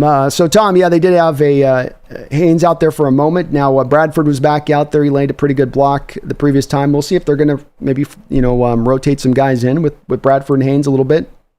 We'll see how that goes on that side of it. It does seem like Lakin's pretty well established over there, left guard for the team. Tom with another $2 donation. He says, not sold on Charbonnet. He reminds me of Rawls. Yeah, I guess there's a little bit of Rawls to his game on that. I could see that a little bit. Kind of a bigger version of Rawls. And I think that, it's been a little bit of a lackluster start for him a little bit, I think, in certain ways. This game, 7 carries, 19 yards. Not been super impressive. I don't think that there's been a lot of room for him to have. I think that if we look at the run blocking grades here, Tom, in this game, I think that they're going to be pretty poor. And I do think Charbonnet is a back that if you do give him a little bit more of some holes to work with, he could be a guy to give you a little bit more productivity than what we've seen from him. But, to your point, has it been super, has there been a bit of a difference between him and Walker when you see those two run this year so far, and what one's able to create when he doesn't have everything blocked up versus the other guy? And yeah, I think there is on that. But I think that that's as much about the difference-making talent of Walker than it is that Charbonnet isn't a good player or capable.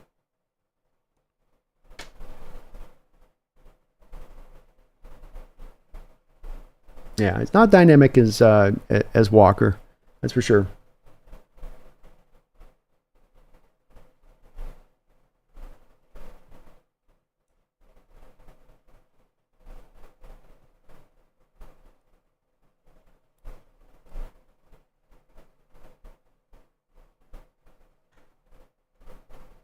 Yeah, I got to give Jacoby Brissett's moved very well in the pocket. He's kept his feet active. He's kept his head up. I want to keep him in that state of things, but he's done a good job of being escapable on top of us not finishing the deal. Geno Smith back out on the field here. Pressure look from the Patriots right to begin things. They're dropping out of that. They're not coming, Geno. Yeah, they dropped out of it. Back to Charbonnet. Charbonnet, couple stiff arms. Nice job there by him to get 6-7 yards. Quick timeout here for the Seahawks. I like it. Like the play there by Geno. You got 3 timeouts. Use them here on the 27 seconds. We want to first to make sure we get into field goal range no matter what. That's your first point of emphasis. You'd love to try to get a TD, but that check down gets you already onto the outer reaches of Myers' range as they're showing you on the screen here.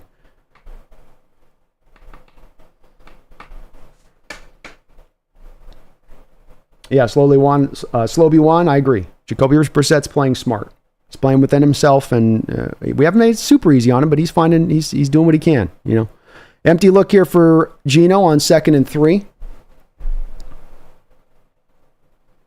Again, Patriots trying to show a little bit of this blitz look. They bring it. Free rusher. Geno doesn't see it. He gets sacked. Good job of creativity there by the Patriots. They showed the same look they showed last time with 2 blitzers over up to one side of the formation. They dropped out like they did last time, but this time they brought the blitzer on the backside of the formation and dug her. And Geno didn't see him coming ever. 3rd down and 7. Second timeout taken by the Seahawks, 23 seconds to go. The offensive line for the Hawks, 2 sacks, 7 pressures. That one might be a little bit more on Geno, though, than the actual offensive line on that one. Oh, that's last week. Sorry. My bad. They were showing last week's stat. All right, 3rd down and 7 for the Seahawks. Same pressure look they've shown for the last 3 plays of the Patriots showing here. They bring one of them. Geno gets rid of it. Nice job. Noah Fant. 1st down, Seahawks. 16 seconds. Timeout called quickly. Good job of working it down to Noah Fant there by Geno. Again, the blitz was coming. Patriots dialing it up here on this drive. They're not just sitting back in soft zone coverages letting Geno pick them apart here. They're trying to bring it to him. And they've continued throughout this half to challenge. If you saw the Broncos last week with the highest blitz rate against your Seahawks last week, you've definitely seen that blitz rate, I think, somewhat near to the same place this week from the Patriots. You're just not getting a lot of, we're going to go with you with our front 4. It's a lot of different creative looks they're throwing at the Seahawks offense. 16 seconds to go. No more timeouts for the Seahawks. Probably trying to get this another 10 yards in, spike it, and then get Myers out there on the field, I'd imagine. Patriots will play their coverage deep here, 4-man front. One of the few times they're doing that. Yeah, you could see this going this way. DK Metcalf tackled after a quick catch. 6, 5, and that will be downed. So good job there, just like you wanted to do it here on a drive standpoint. It's on Myers now. You even got it to the kicker's favorite hash here. Good throw there to DK. Quick throw by Geno. Don't waste any time. DK quickly gets up, gets the ball to the official so the official can get the ball marked. See if Jason Myers can make it stand. 4 seconds to go in the second quarter. Seahawks up 14-13. Myers set up. Dixon checking with him. Snap is up, snap is down. Good hold. Kick is up. Kick is good. Well, a nice half overall by your Seattle Seahawks. You'll take it at that point on the road to start things out. 10 a.m. game. You come out 17-3 with the lead. You get the ball at halftime. It ain't going to be pretty all the time, guys. That guy said last week, ain't no style points in the NFL. It's just about getting the dub. But a very, very well-played half overall by the team. And you come out with the 4 points, 4-point lead here. Offense definitely holding the line and doing its part. And Geno as a centerpiece of this, quite frankly. 16 of 19, 169 yards, 121 rating with a 1 touchdown pass. I thought he was pretty close to about, I don't know if I go to the word like brilliant, but for being a guy, it wasn't that he was making like the same high-level throws of last week. He was making high-level decisions throughout that first half, I thought. And completing the throws that were there for this defense that they were giving him. Really working around the pressure pretty well. Quite a few quarterback hits of Geno in that half. Quite a lot of times where he was getting banged and smacked. 5 quarterback hits on 19 dropbacks for Geno in this game. So I think really he sort of stands out here. DK Metcalf, 4 catches, 78 yards. The big 56-yarder taking the top off the defense, but you're getting him some bubble screens. You're running some drag routes. These are those manufactured kind of targets that we're looking to work DK in with this year. Jackson Smith and Jigba, 7 targets in this game, 6 catches, 57 yards.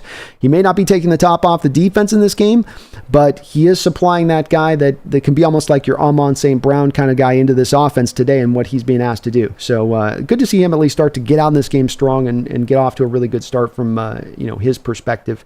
Charbonnet, 7 carries, 19 yards, 2.7 yard average. He's also got 3 catches for 15 yards out of the backfield. Jacoby Brissett, 11 of 19, 117 yards. Played a really good half there, 93 rating for him. The New England Patriots were able to start out running the ball in this game pretty well to begin things, but this slowed down throughout that half.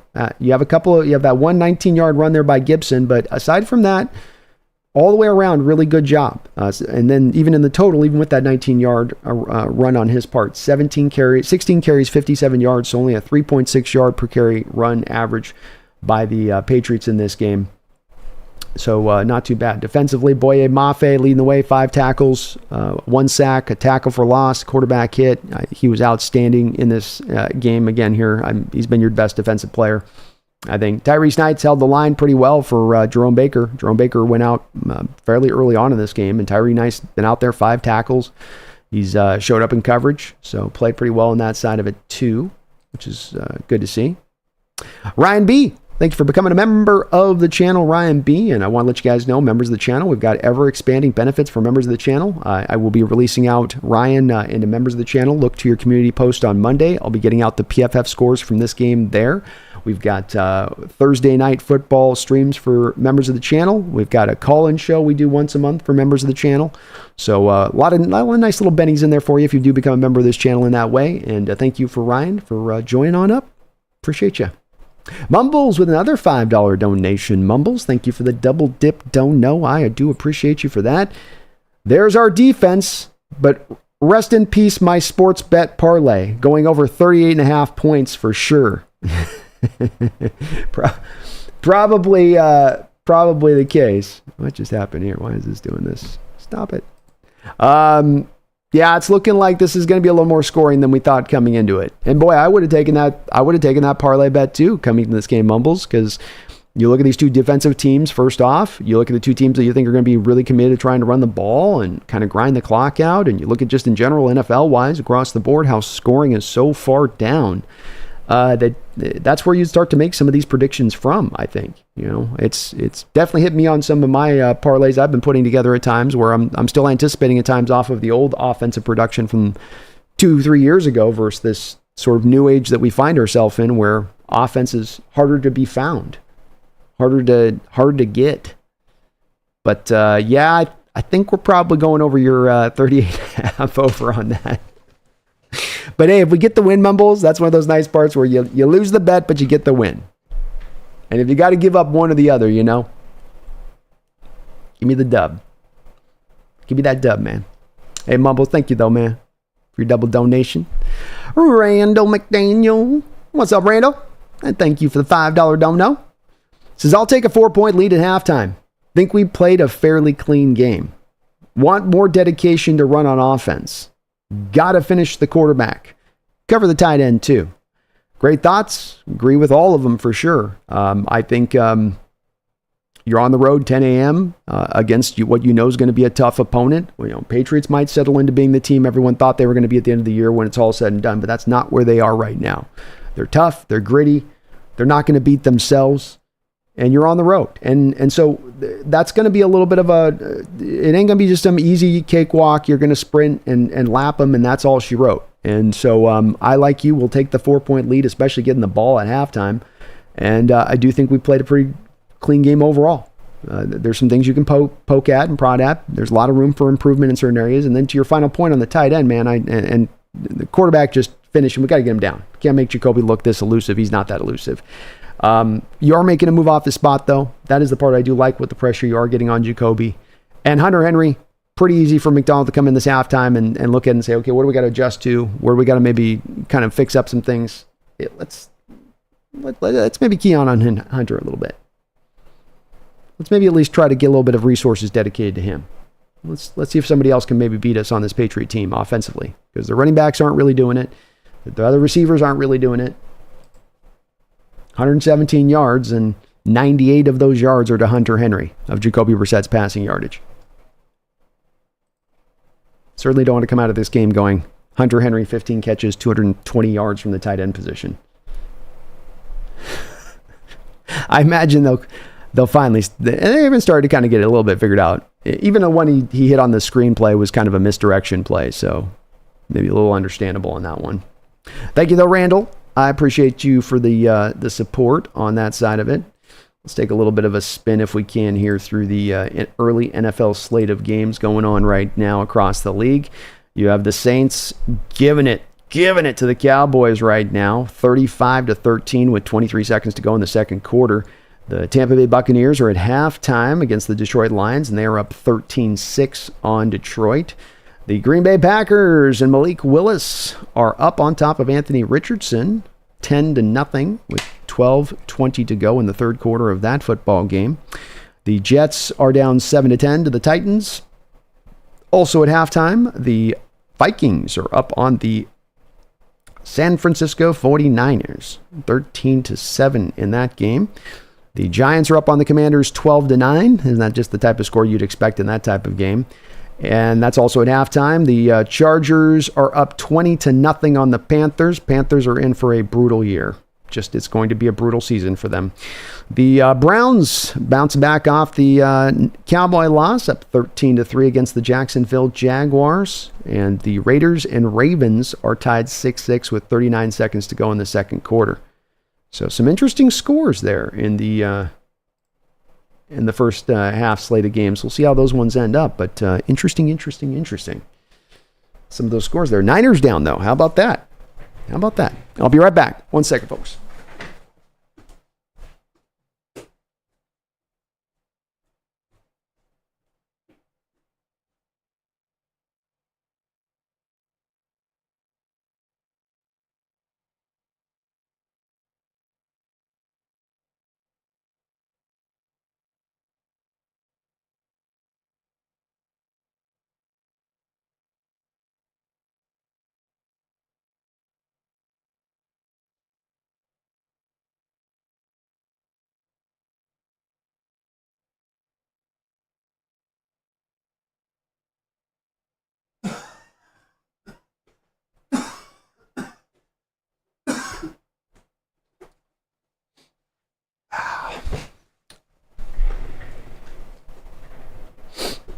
New Black says Addison isn't even playing for the Vikings today. Yeah, interesting score there. You know, the Niners are playing on the road there, but and it looks like even Jordan Mason's having a good game. 12 carries, 79 yards. Kind of interesting. Erickson says Pumpkin. She's out, man. She's out. Hey, baby girl. What do you think of that half? Are you in on that half? You predicted a win here today. You're looking pretty good right now. Your prediction is looking pretty good. I'm just saying. You're quite the cat psychic. Yeah, you are. You're good.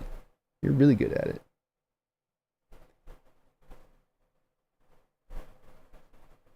Kelton says 49ers can't play in Minnesota. It's the unusual. It's usual. Z-Lord, Anthony Richardson's career, despite some flashy highlights, has been a slow burn so far. Yeah, he's been hyped up quite a bit. And a guy that I think was going to take a long period of time to develop into the player he was going to be. And I think there's some out there that there's a push sometimes, Z-Lord, and some folks out there saying, you know, well, he's going to be good right now. He's great. He's good to go right. Shane Steichen, him. Let's go right now. Here we are. I don't know if I've been in that spot with him. I've always thought that he could be a really good player in this league, a great quarterback, but he is a developmental guy. He is a guy that's going to take some time to get there. And I think that there's a little bit of course, that expectation that comes up when you are a top 5 pick that, no, you need to be the guy right now. There is no waiting or down the line right now. Jeffrey Thistle, thank you for 28 months as a TheSeahawksNest Ring of Honor member. I really appreciate that long-time support. Are the Saints actually good? Also, it's scaring me how wide open these tight ends have been. Well, yeah. Are the Saints actually good? I would say no. Now, I obviously need to watch a little more tape of them because this is a team that I haven't watched any tape on so far. So I'm speaking a little bit blindly on that side of things, I would say. But I don't think that when we come down to find out at the end of the day that they're going to be legitimate. I think it's the Panthers are bad. And then we saw this last year with the Cowboys. The Cowboys can come off a really big win, and then they have a little bit of that let off the gas thing going on at times with them, where if they're going up against an opponent that next week that's weak, they are, and it's on the road, they will be a team that kind of, maybe just relaxes a little bit. And I think that they came into this game looking at that Saints team and they're like, we got this. And they probably had a little bit of a slack that they left on the rope, and the Saints pulled on it, and they're taking it for as long as they can take it in this game. And we'll see if they can, finish it off. 35 points though at halftime is a lot of points. Cowboys are in that game though, still 16. So they're a couple touchdowns away from being right back in that thing. But will be an interesting game to monitor. Vikings had a block punt. Oh, okay. Well, that'll help. Then they had a 97-yard JJ touchdown. Ooh wee. Let's go. My fantasy's about to go crazy this week. Duquan Quack, thank you for the $2 donation. Pumpkin got that salmon coma. She does.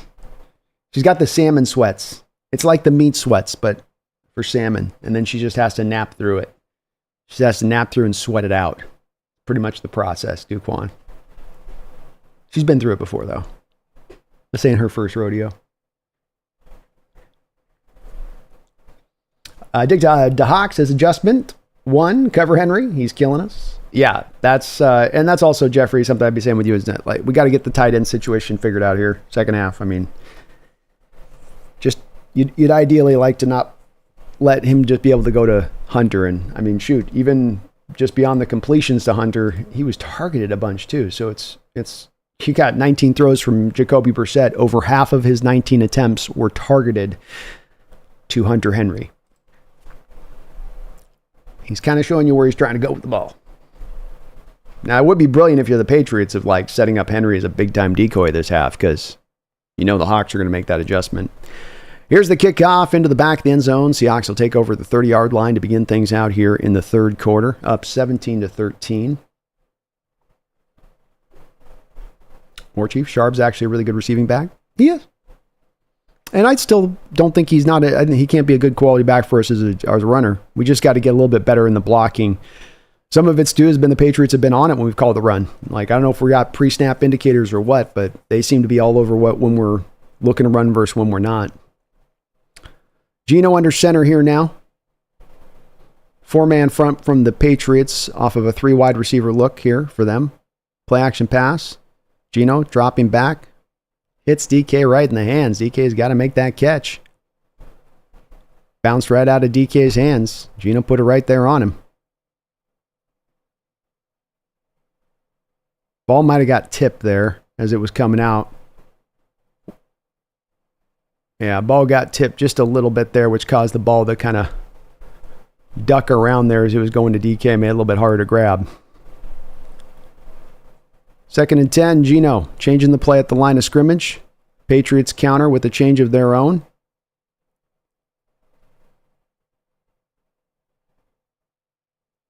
DK goes in motion. Out to DK in the flat.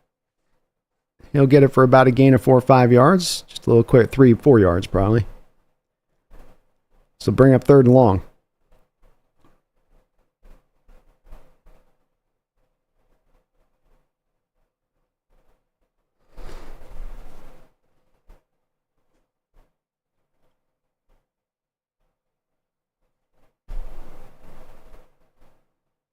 Third down and 7.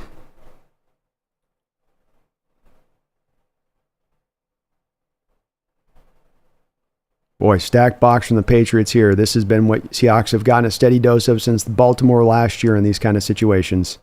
They're bringing it. Geno finds Jackson Smith and jump up the field. Down to the 42-yard line. He threaded the needle, that one, into Jackson again there. Great throw by Geno Smith. Middle of the field throw. Hanging tough against the pressure. Subtle pocket movement to his left to extend the play and allow the route to develop. And then we're going to get a flag here for delay game. Did we take too long to get up to the deal?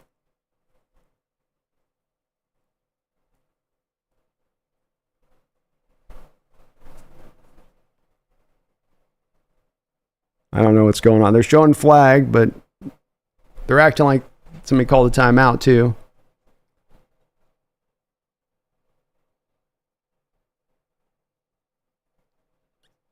So it's a timeout by the Patriots. Okay. I wonder if was there 12 men maybe on the huddle and they called the timeout to avoid the 12 men in the huddle? Great throw there to JSN. Fantastic throw. That's a tough throw. You got to put that into a tight window there. And the subtle pocket movement, not to just stand in place and let the blitz get to you, but the 3 steps to the left to allow this to extend out a bit. Great job by Geno Smith.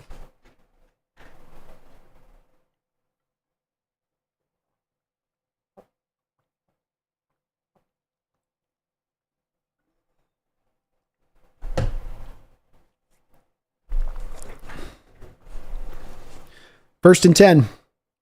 Seahawks on the 38-yard line in Patriots territory. They're going to go empty here. Patriots showing a 4-man front look here. Bobo. We got a Bobo sighting. Bobo with a catch over the middle there. For about a gain of 9. Seahawks attacking a little bit more to the center of the field this drive. If you're looking at Grubb making some adjustments off half, a little bit more of attack in the middle of the field. The Seahawks quickly go to hurry up here. 2nd down and 1. Quick penetration in the backfield. Charbonnet, again, just early penetration in the backfield. Keon White got back there. He's got to first try to just get through Keon White just to get himself back up to the original line of scrimmage.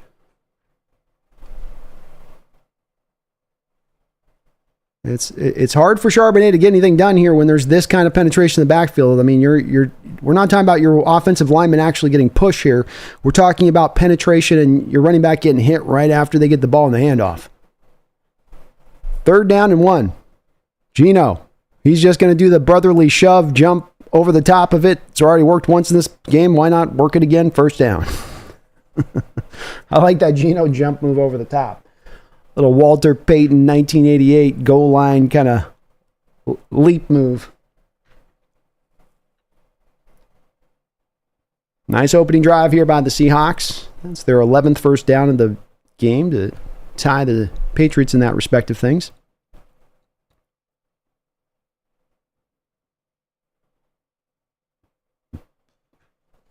First and 10. Geno in shotgun. Another throw out to DK in the flat. DK tries to spin out of the first tackle, and he will be knocked down to the ground after that. No gain. Another little just kind of throw out to the flat there to DK. Just test him in space, see if he can get past Gonzalez. Nice job by tackling in space there by Gonzalez. He's had a couple of those moments, and he's held up well. Second down and 10. Geno in shotgun. 3 wide again here. He's got them all spread out. Controlling traffic as he does. Double A gap mug pressure from the Patriots prior to the snap. We'll get a false start here from the Seahawks.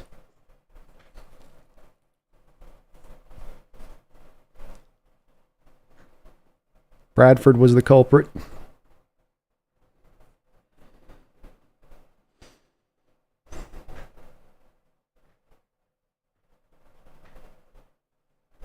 Challenges those linemen when you're trying to make all those checks and adjustments and changes up there. And you got Connor Williams as a new center too. Is you're just getting used to that kind of aspect. Empty look here.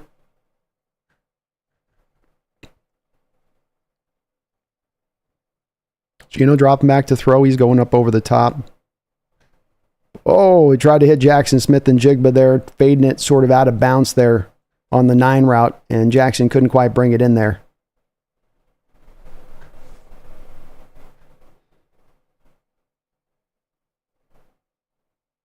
Just running that little fade there with Jackson, and there's really no separation there for Geno to throw to on there. Just tried to kind of put the ball on Jackson and see if he could make a play on it. Jackson goes, man, I almost had it. Nice job by the defender, though. Third down and 15 for the Seahawks here. At the very least, you'd like to get about 7 or 8 yards here to make this a little bit more of a makeable kick. Geno dropping back to throw. Gets it into Jackson Smith. Jackson down to the 21. This will bring up a 4th down and an interesting decision here for Mike Macdonald. Jackson gets up a little bit slowly there. He got popped in the back pretty tough. But what does Mike Macdonald do here now on 4th down? It looks like he's going for it. Big balls Mac in the house. I like the call here. A field goal only puts you up by 6. Seattle might just try to draw them off here.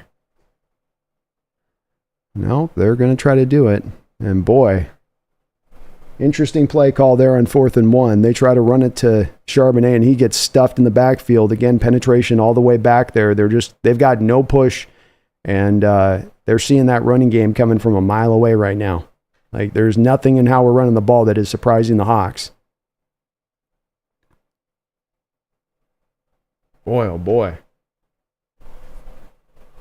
I like the call for going for it there, but I think I'd almost more preferred in that moment to try to put the ball in Geno's hand. He's been your steadying guy here. I know it's 1 yard. You'd like to say, hey, we can get 1 yard, but not on this one.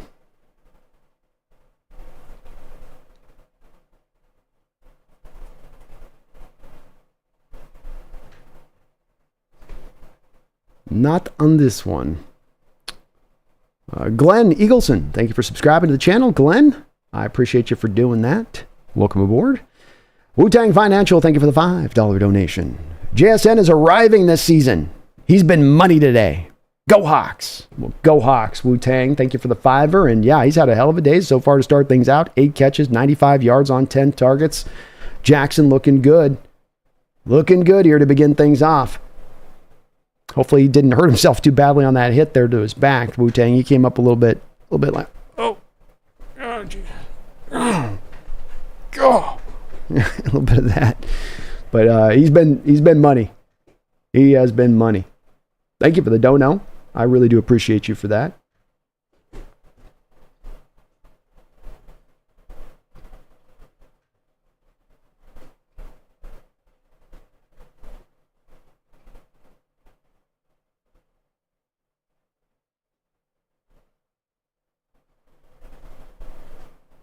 Yeah, the play call there's a brutal play call for me. I do get the going for it. I think if you were in a game right now that was a 10-7 game, you'd look more maybe for the field goal. But considering the scoring of the first half, if you're Macdonald there, I think going for it and trying to get touchdowns and trying to separate this out a little bit further is worth more to do that. So I am okay with that. But you've got to read the temperature in the room, and you've not run the ball well throughout this game, and it's been brutal to watch at times. And so, thinking on a 3rd and short that you can rely on the run, it's one of the nice parts I've liked about them having Geno do the little dive move over the top. The unfortunate part is you're about 1.5 yards short on this one, so he couldn't just dive it up over the top. But go to the play action rollout. You know, they're going to be buying in on the run game. You got them jumping on the run game. That's that misdirection stuff that I talked about prior to the game that could factor in very huge here is take advantage of that over-aggressiveness sometimes of this Patriot defense. 1st down and 10:21 to go here in the 3rd quarter. Patriots, play action pass, Jacoby Brissett dropping back, and he has got about a millennia to decide what he wants to do with the ball. He's going to scramble and get about 4 or 5 yards on the play.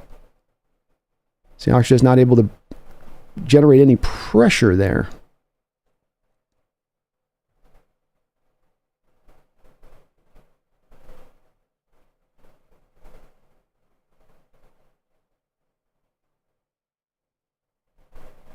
Nice job by Tyrese Knight in coverage. They're showing a good all 22 angle of it on that. He did a great job there. 2nd down and 5. Patriots on the 30 in their own territory. Hand off to Ramondre Stevenson. He's going to bounce this outside. A little bit of room to work with out there. Still on his feet. We do have a flag on the play, though. Seahawks signaling it's on the Patriots, and it is on them, holding.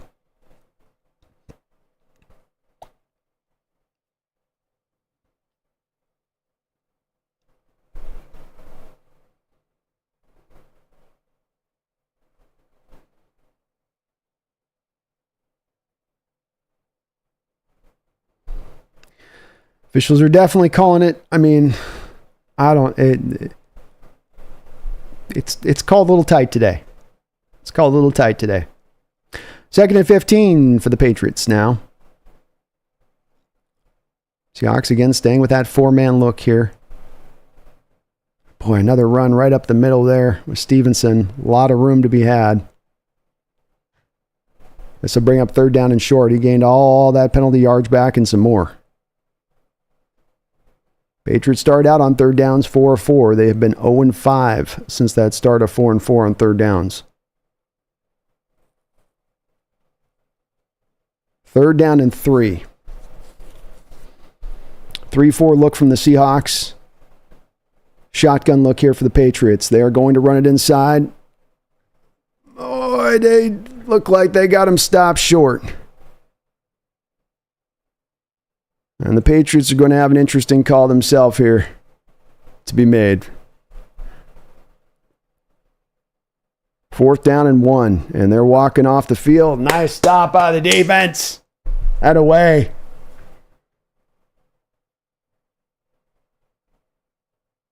Big time stop by the defense.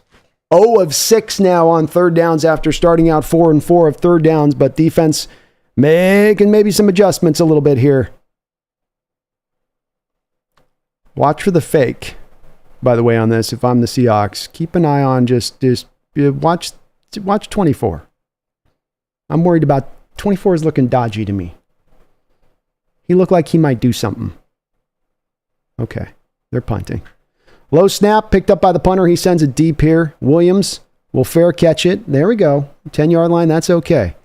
Hawk offense will take over from there. Nice job by the defense. Wotang Financial, thank you again for that $5. Brittany Chenault, thank you for subscribing to the channel. Brittany, I really appreciate you for joining on up, and welcome aboard the Hawks Nest.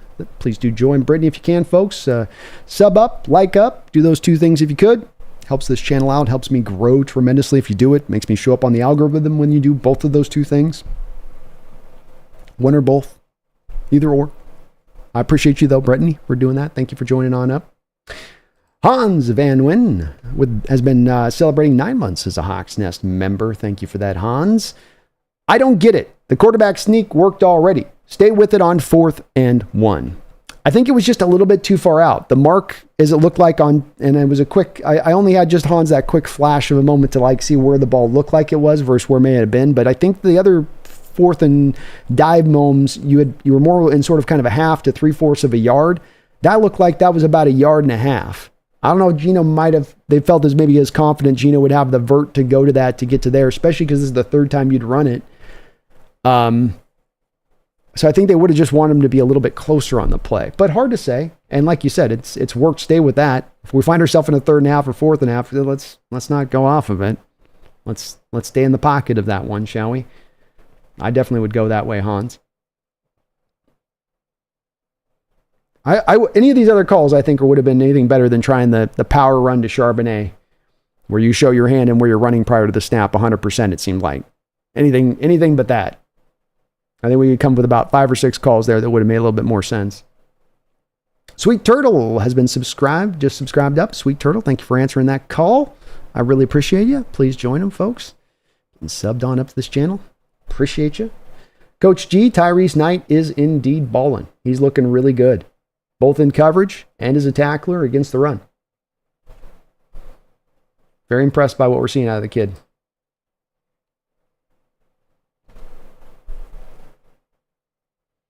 Coach G, Sharps, let's give him a break. Yeah, this is not, I understand people are going to beat it and batter up on Charbonnet in this. I really can't go too hard at Charbonnet in this game as it stands myself. I really can't. I understand he's not necessarily impressed people, but the run blocking has been atrocious. So when you guys see the PFF grades come out on the run blocking from this game from the Seahawks, they're going to look awful. And that's where we come back to. If you're running, offensive line can't create any holes for your backs, it's going to be hard for your backs to find much productivity. So I think that's a big thing of what's really carrying this. And we've got Geno back under center from the 10-yard line here with a 3-4 look, 2 tight ends. They're going to try to go a little heavier here with Charbonnet. He's going to lower his head down and get about a gain of 3 here up the middle.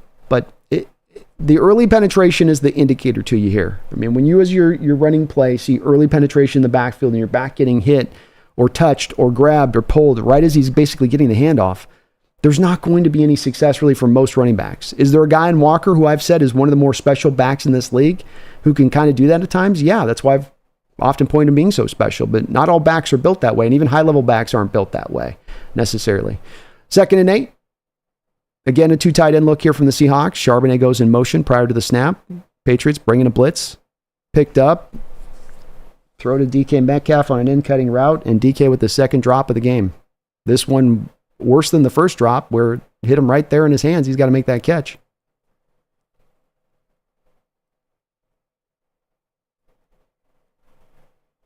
Yeesh. Come on, DK. I was right there.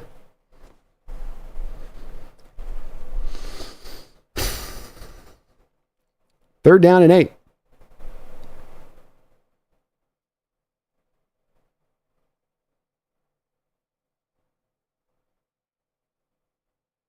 little bit of a high throw there to Noah Fant. He's not able to reel it in there either, so 4th down. That's where that prior catch, you got to get into the 3rd and shorts. DK's got to make that catch on 3rd down, not turn into a 3rd and 7.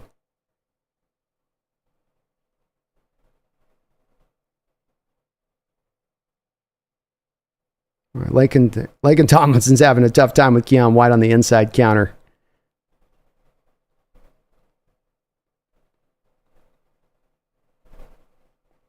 All right, so Dixon punting from his own end zone here. Try to flip the field for your Seahawks. He hammers this one, sends it deep. Again, has him pinned right about the sideline, but with a little bit of room to return it. Seahawks defense does a good job of getting down there. The Patriots will take over about the 39-yard line. Pretty good punt there from Dixon. And the throw's a little high there to Fant, but Geno, again, hit as he was throwing it, so hard for Geno to do much there. I mean, quarterback gets hit. It's going to disrupt the throws, that's for sure. Ken Hagman, thank you for subscribing on up, Ken. I appreciate you for answering that call on that side of things. Really appreciate it. Mumbles with a $5 donation. Thank you for that, Mumbles. Let's hear it for what DJ Williams has done, what he needs to. Let's hear it from D. Williams. Done what he needs to and had a good return to set up the field goal. No, he's done great today. It's been a big difference from where we saw him at here recently. Just the one punt return, but 23 yards. He fair caught the other one at the 10-yard line. Didn't go let it roll into the back. That's just what we need to do. But it was a nice return. To your point, you needed every bit, Mumbles, of that return that he gave you up to the 50-yard line, because you barely got it into the field goal range there by how much the offense was able to get the ball up the field there at the end of half. So fantastic job there by D. Williams so far, and what he's done. That's what we need from him, man. That's what we need to do. Just catch the ball. Just catch the ball.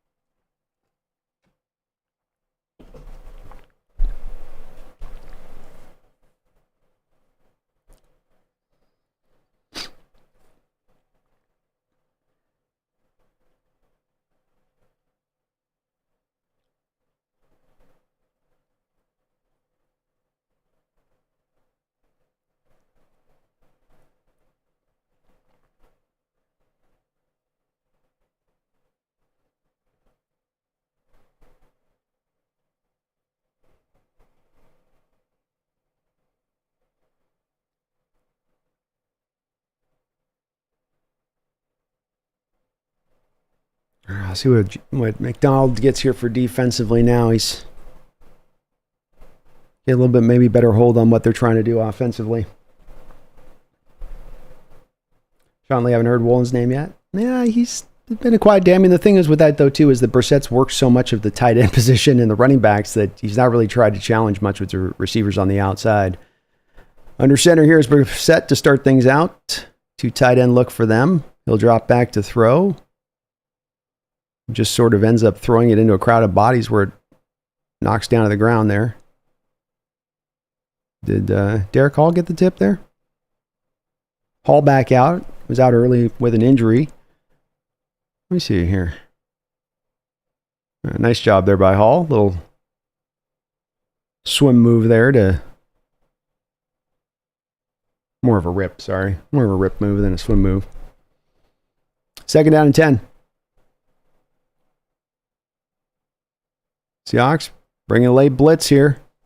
They've got Jacoby. Jacoby throws it late. Boy, he looked like he was in the grasp. Boye Mafe again supplying that pass rush, and he had him in his hands. Just Jacoby able to just flick the ball out there as he's being drugged to the ground, but incomplete nonetheless, so this will bring up 3rd down.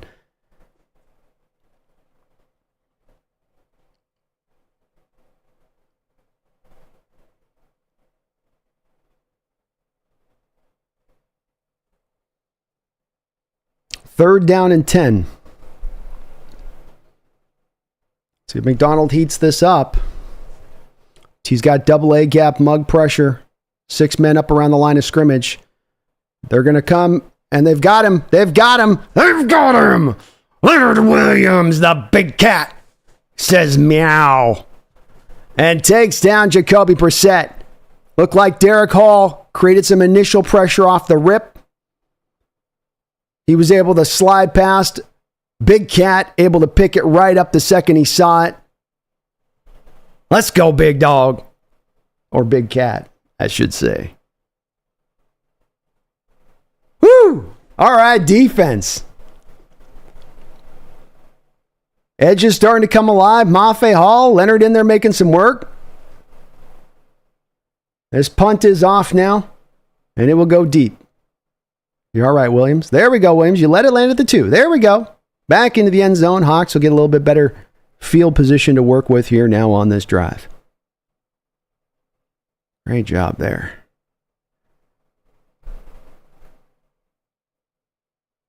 Oh, Jacoby Brissett reaching to his calf after the play. Not a good sign there from the Patriots standpoint. And I agree. Williams is having a great start to the year. And he was great last year coming on board with us too. You know, it supplied and brought everything we were hoping he was going to bring. When we made the trade deadline move for him, it's just the rest of the D wasn't ready at that point. Earl says this is turning into the game we thought it would be. Low scoring, high defensive game. It is starting to slide back into that a little bit, yeah. kind of like things have calmed down a little bit. Everyone's getting back in their seats. Trent says Mike's D's coming through big time. He's found his way. And remember this with Mike. Part of the great part of him as a defensive-minded guy, or has been the great part of him as a defensive-minded guy, is not just because he is a plan A guy, but is because of the adjustments he can make as a defensive play caller. And you saw this against the Patriots last year. The Patriots, I think, on the first couple of drives in that game in the championship, conference championship against the Ravens, were able to get a couple of scores. Made some adjustments, took away the things they were wanting to do, and I don't think they scored pretty much the rest of the game. And so he's got that ability to kind of see what happened. And it seems like today, at the forefront of a bit of the adjustment he's made here is, dialing a little bit away from the blitzes as much, trusting his front four a little bit more. And whereas early on in the game, it looked like they had a little bit more of the pressure packages built in to go after the Patriots a bit with that.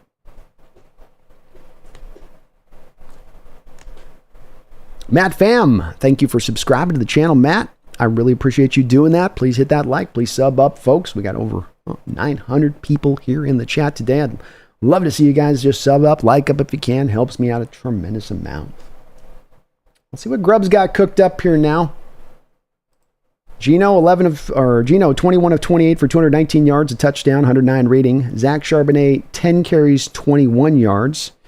His long is of 5, so it has been tough sledding. How about a Laviska Shenault fly sweep here? A Laviska Shenault fly sweep. I'm calling my shot. Sean, pizza or burgers? Sean, this is all dependent upon the quality of burger and pizza. High quality burger, high quality pizza. I'm going to go probably burger. We got to be good quality. Geno shotgun here. 3 wide, far side of the field. 4-man front from the Patriots. Geno is going to go over the top and deep. And that it gave DK a chance there. DK just couldn't quite reel it in.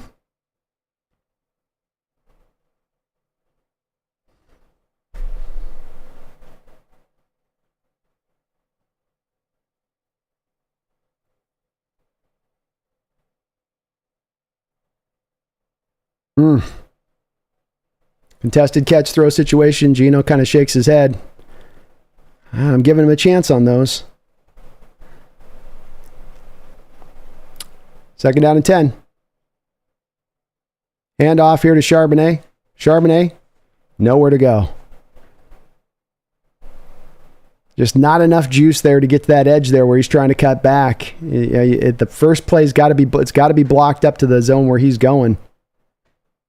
And if it's not, he's not going to be able to really create off of it as he tried to there, where the first hole wasn't there and he made a nice cut, but then he just couldn't turn on the jets enough to make anything of it. 3rd down and 10, 5 minutes to go in the third quarter. Geno, he's going to change a little bit of play here at the line of scrimmage based on what he's seeing from the front of the Patriots. Patriots got a 4-man front they're showing on their side of it. 3 wide, far side of the field. Geno dropping back to throw. Geno lets it loose. He's got Bobo. Bobo's going to get slung around down, and that will bring up 4th down. So the Patriots and Seahawks defense going back and forth here to start this half. Neither is giving up an inch.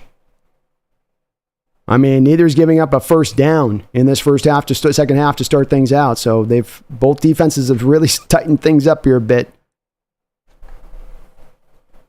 Dixon will come out with a little bit more room to work than his last punt. He's been solid today, as he always is. Snap's good.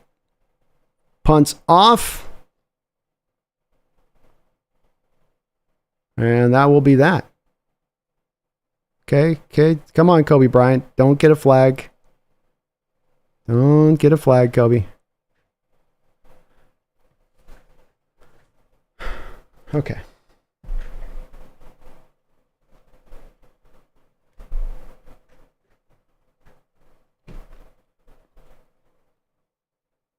John Brandon, would screen pass work going forward?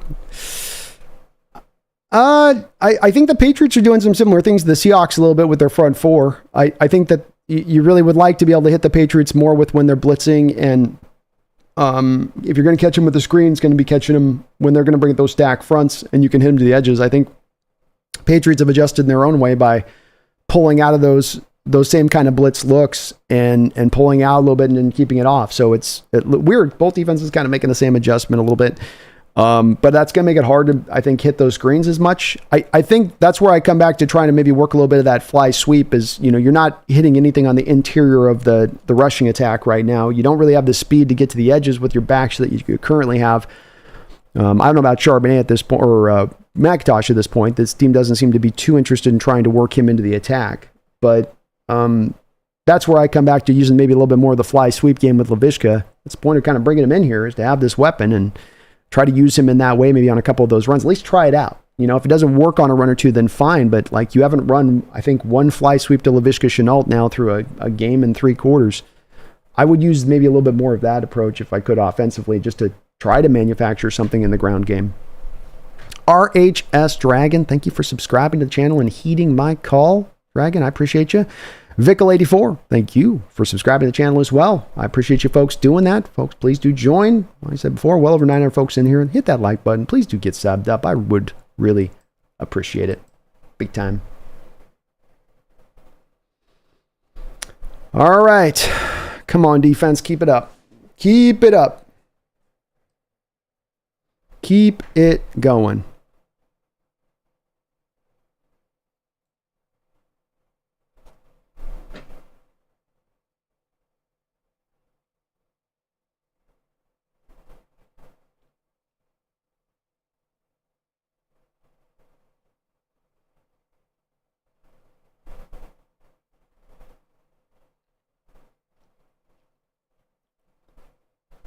All right, Patriots back under center. 2 tight end look for them here.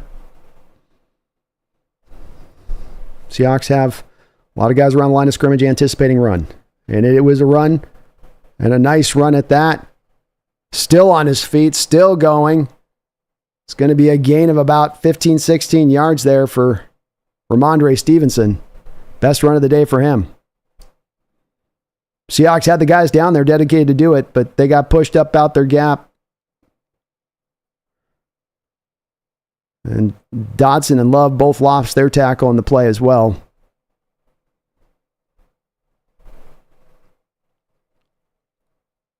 Already in Seahawks territory after that play was the Patriots. 1st down and 10.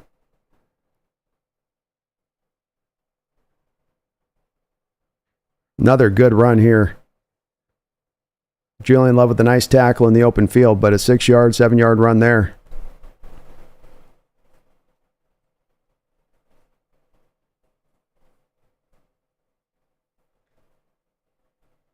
Ramonde, 13 carries, 64 yards. He's heated it up the last 2 runs, though. You had him really kind of contained. The last 2 runs, he's starting to really get going.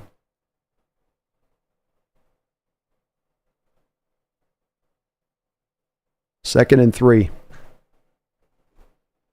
Another handoff here. Byron Murphy in the backfield, though, and he swallows him up.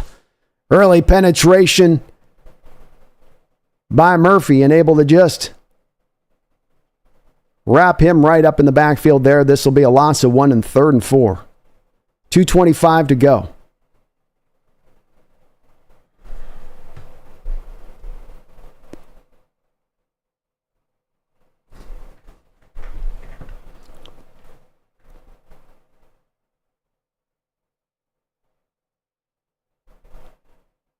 Jacoby Brissett set up in the pocket here in shotgun. 3 wide for them. 3rd and 4. He's going to go over to the flat route. Tyrese Knight's laid over there a little bit. Knocks the man out of bounds right after the catch, but not before he gets the 1st down.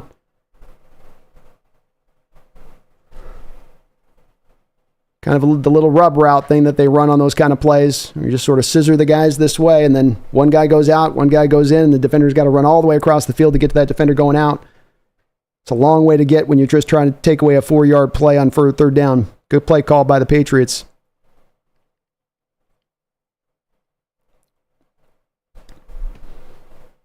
First and 10 on the Seahawks 36. And off to Antonio Gibson. Gibson spinning in space. Another nice tackle there by Julian Love, but not before 11 yards. Seahawks defense maybe starting to wear down here just a little bit in this football game. They've been on the field a good amount of plays. Time of possession is not substantially different.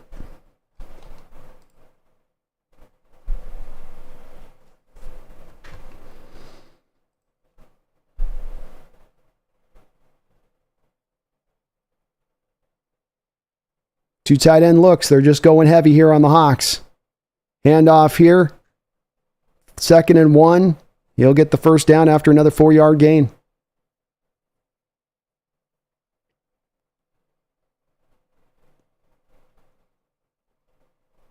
Ramondre Stevenson comes back out onto the field for the Patriots.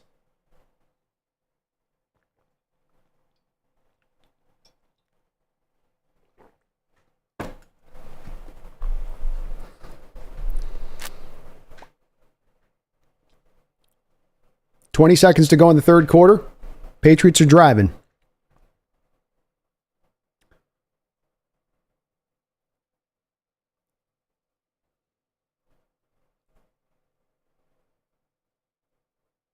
Pressure by Boye Mafe. This ball will be completed to Hunter Henry, who falls down, has time to get up, get back off his feet, and then run it for a 12-yard run and completion and go. Seahawks just cannot find a way to keep Hunter Henry controlled here or contained. And again, just wide open on that play to the point that he could fall down, catch the ball, have himself a little bit of a slice of cake, get up, a little bit of tea, and then get up and decide to run for a 12-yard gain, first down.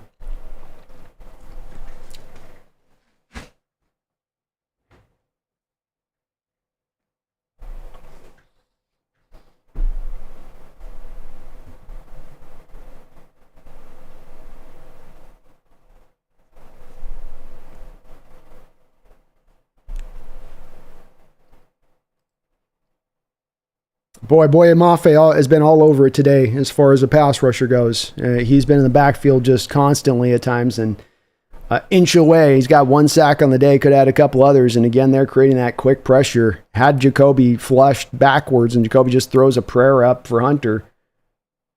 I don't know how you leave that guy that open.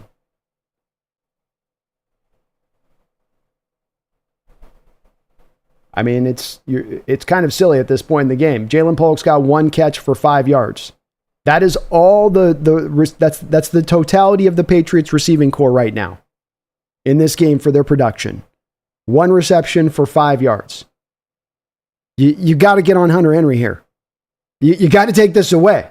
I don't understand what I understand the fear to a degree on the outside, but my God, 1 catch for 5 yards, the whole Patriot receiving core. Today, right now. Got to take this out of it. Anthony Olamido, thank you for subscribing to the channel, Anthony. I appreciate you for that.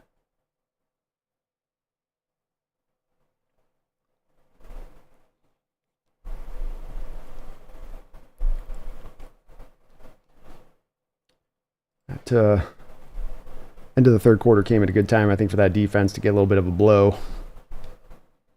Offense is going to need to find some consistency on some drives in the fourth quarter if we're going to win this game. They can't just hold on to the defense and hope they're going to hold on for dear life here through this.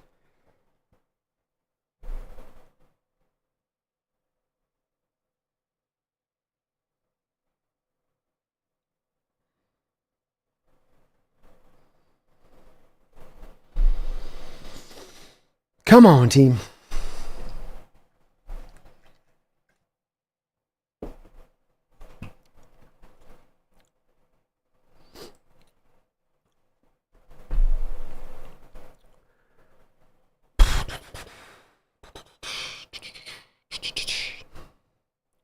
First and 10, 15 minutes to go in this football game. Seahawks up 17-13, Patriots driving down. It's been a 7-play drive for the Patriots on the back of 5 rushes here. Handoff inside, more of the same here. Make the Seahawks stop it, and still another 4-yard gain. I mean, they just get those 3-4-yarders that we cannot get that offensively in our run game. You see really just the stiff difference between their ability to just even get those 4-yarders versus us just early penetration. 2nd and 10, 2nd and 11, 2nd and 9.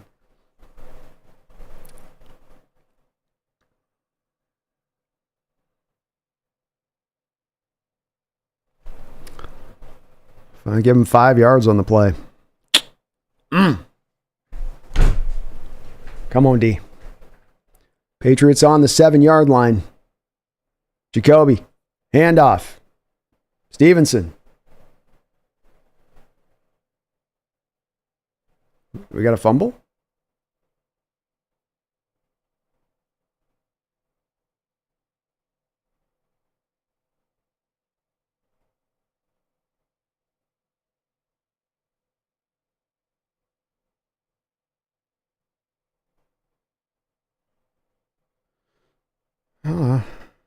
Oh, it looks like we had a fumble on the play. I guess they must have recovered it.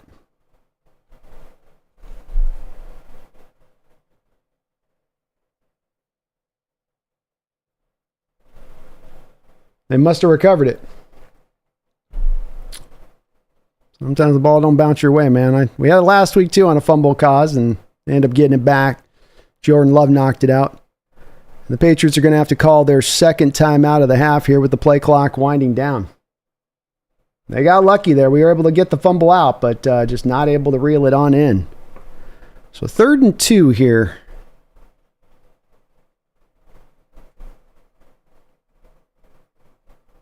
Yeah, no, it was definitely a fumble. They must have recovered it.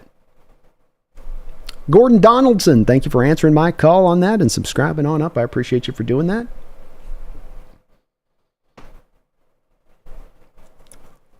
Defense chance to breathe. Pats run up the middle or play action to Henry. I would bet on this play that you're probably going to see. It depends on if it's a 2-down territory from Mayo's standpoint. Does he play it that way? You know, because you could see him going, well, look, even if I don't get the first down, we can put Seahawks offense on a long field. And if that's the case, then you run on this down knowing that you're going to go back and go for it on 4th down anyway. But 9-play, 63-yard drive, 5 minutes and 33 seconds taken off the clock here. Seahawks are trying to stiffen up. Patriots coming out in a heavy goal line look. They're looking like they're going to run it. They're going to run it. They're going to get it. Looks like they got at least the first down there.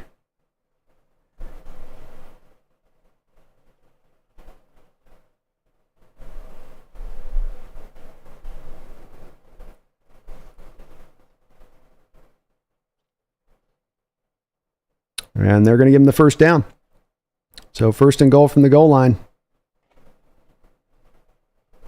It's tough, man. You know they're going to run. They're showing you their hand that they're going to run, and you can't stop it.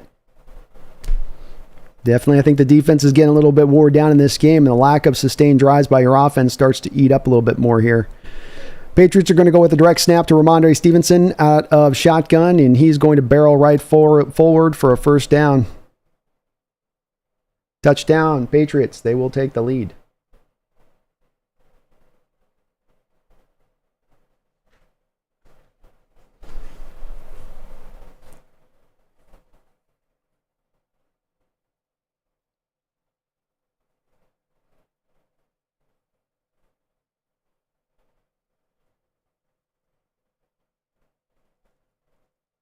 Is this game going to come down the 1-yard line like the last one did, Duran? It just might. It just might. Nolan, thank you for the $5 donation. I don't know if the Hawks have the ingredients to cook up an answering long, sustained drive to give the defense a rest. And the extra points up and through, so the Patriots will take a 20-17 lead. Nolan, I'm becoming a little bit reticent on that one as well. I've got to say that I don't think Grubb's been necessarily bad to start things out here as an OC for the Seahawks, but he is definitely through the first 2 games finding his way on play call styling, on rhythm of play calling, and you see flashes of moments where he kind of has it in lock and it's going good through a lot of the early kind of mid part of this game. Into this second half, though, I think Grubb hasn't done a good job of really adjusting off the fact that you can't run with Charbonnet up the middle, and there's been no real. That lack of sort of manufacturing to other things or understanding what you can do good versus what you're not doing good. I don't like the 9 route to DK down the field. Some of it's been a little disjointed and almost offensively feeling like a lack of real direction of where you're going at times today. It hasn't been bad, but certainly into the second half, it's drifted off. And you see this defense starting to get a little tired. It's like, yeah, too many 3 and outs. Too many of the offense, like, we just don't have an answer and, buckle away. Now, DK's had a couple drops in this game too. That's not helped the fact of the matter. I mean, there's been some tough points from him. So kind of all that.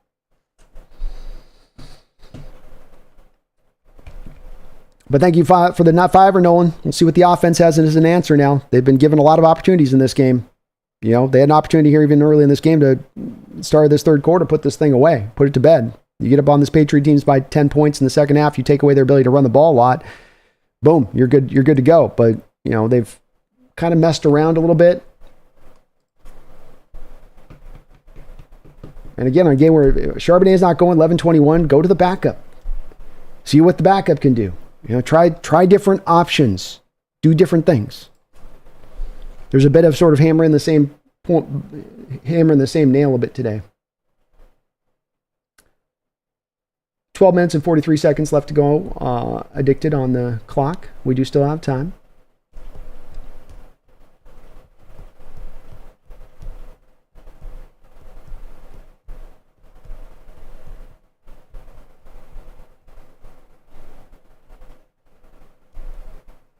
I would say too, I can see some in the chat getting quite upset. And I feel where you're coming from on it to a degree, and I have a hard time with this to a degree, getting to that same point of frustration that we got to expect to a certain degree. We're going to have some up and downs with a new coaching staff and a really young team. That's going to be a bit of the nature of the beast here. It's a very talented team, but you're going to get some of that with this and the growing pains that go along with that. So it's, you know, you're in this game, you're in the fourth quarter, you have an opportunity to come here and win this on the road in New England. You know, and if you can go out there, score, and do this, then it's all fine, so to speak. You put yourself in that position. But I think when it comes to a little bit of the up and down play we might see at times from this team, it is a little bit understandable even with that talent, because there's so many new working parts going into place here a little bit.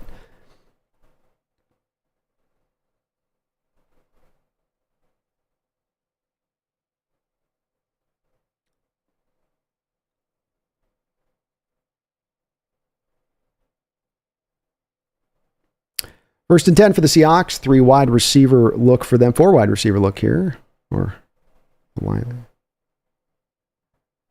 throw out to Jackson Smith. He'll get it for a gain of about 7 yards there.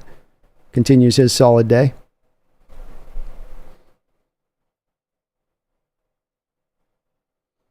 Second and 3. Seahawks will run a little bit of a hurry up here, up tempo. 3-4 look here from the Patriots. I'm guessing Geno wants to attack this with the pass. That's why he probably hurried this up to keep them in that formation. 3 wide receivers the far side of the field. Patriots are going to bring a late blitz. Geno's going to try to run away from it. Geno's going to still keep running. Good job by Geno to use his legs and get the first down. The blitz was not picked up by the pass protection. Geno recognized there was going to be a free rusher. He bailed to the right side of the pocket, committed to being a runner very early on in that play, and it helped him go get that first down. Geno might have to use his legs a little bit here.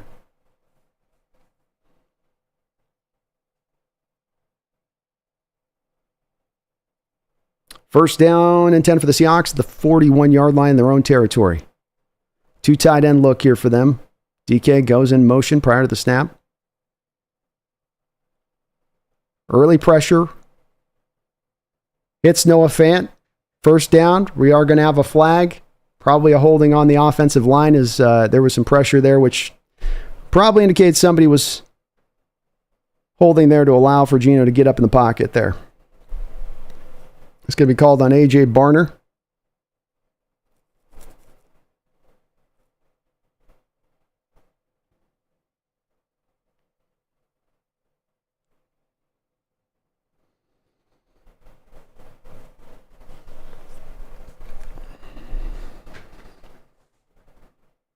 Christian Blunt, thank you for subscribing to the channel, Christian. Appreciate that. 1st and 20 for the Seahawks. 2nd and 20 for the Seahawks. Geno dropping back to throw.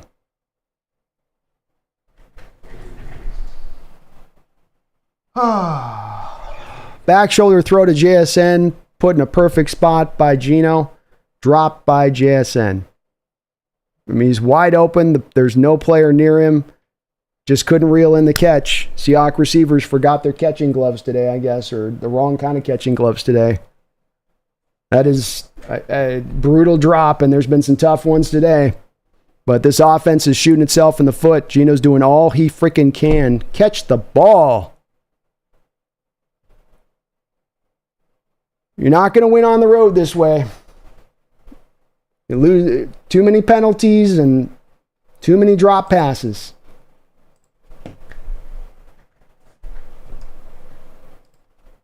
Golly, man.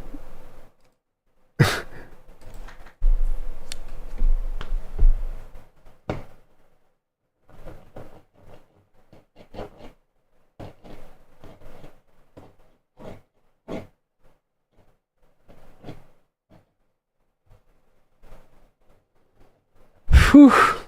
What a great throw. Just completely wasted there by Jay. I mean, he put that thing, he could not have handed you the ball out there in space better than he did on that throw. And JSN just did not concentrate to get his, just, holy crap. Oh, I guess we got to, why does it say 2nd and 20 again? Oh, I guess it was 1st and 20 on that first one. Empty look here for Geno.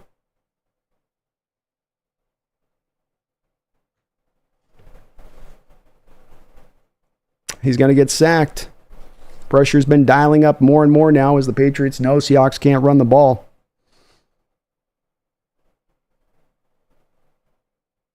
And is that Keon White? Keon White getting single blocked by Connor Williams. That's smart. That's what you want to do, is have your center single blocking their best pass rusher.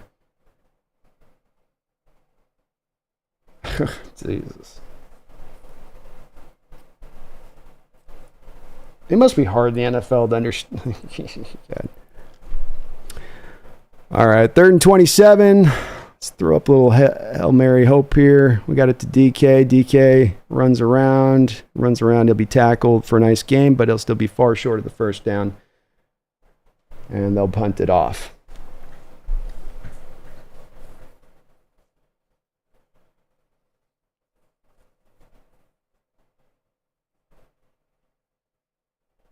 Defense is going to have to make a play in this game if you're going to win this game, man. Offense is just... You've had opportunities. You had chances today, man. You had your share of chances, so... Can't say you haven't.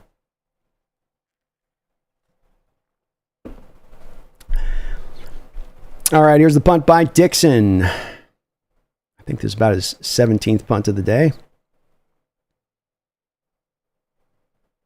That'll go into the end zone. 5th punt.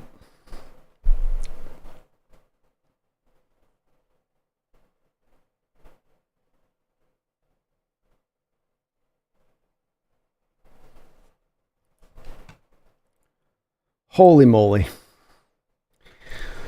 All right. Jeez Louise.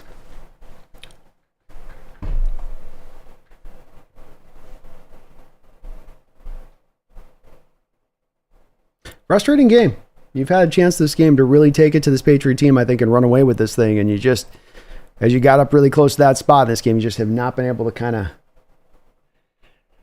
cinch it up, lock it down. Yeah, they're going to run the snot out of the ball here, and I'm not sure the defense has much gas left in the tank. I think everybody is sucking a lot of wind here at this point, and this is about the time you get into the game where defenses will start to crumble a little bit if they've been leaned on like that. The Patriots' standpoint of things, they're up to 28 rushes in this game. Usually if you get to 30, that's about the magical mark to start kind of breaking the back of the defense. And, you've kind of, if you look at it coming to this game from my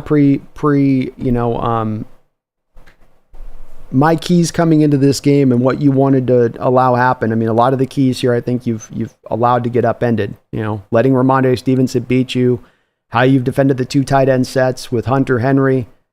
You didn't make Jacoby Brissett beat you in this game. When you're allowing the Patriots to run more than they're passing, you're not doing that.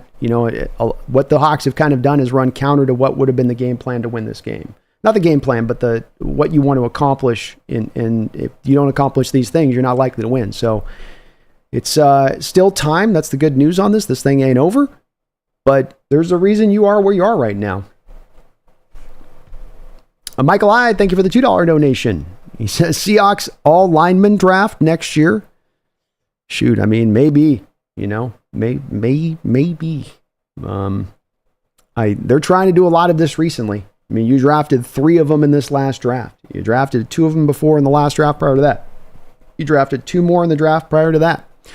You're trying to put numbers at this thing, but unfortunately, outside of Cross, you're not getting a lot of development from in there.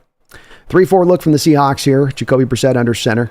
He's going to change the play based on the look he gets. 2 tight ends here for the Patriots. They're just going to hammer this power side to the 2 tight end side of this. Nothing fancy. 2-3 yard gain maybe at the most there. Nice job by the Hawks defense. Silas, Eduardo Acevedo. Thank you for the $1 donation. I really appreciate that, Eduardo. And again, folks, don't matter. Doesn't need a big donation, small donation. I appreciate all the donations and support to this channel. Thank you very, very much, my man. I really do appreciate you. It doesn't have anything as a note in there on that one, but thank you for that.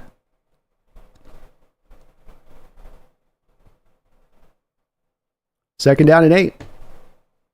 Brissett under center again here. Handoff again. Nothing fancy. You know they're going to do it. First down run by Gibson. Seahawks defense looks like they're just about done. Big, huge, wide holes in the running game over these last 2 drives. It just, I mean, there's just no...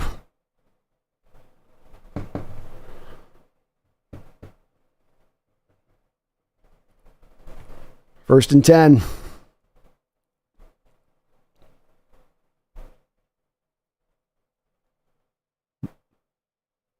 You got 8 guys around the line of scrimmage, so big on big. He falls down in the backfield here. Seahawks are able to swallow him up, and it'll be a loss of 2 or 3 here after the back fell down. Well, that'll help us. The back falls down. 7:33 to go in this football game.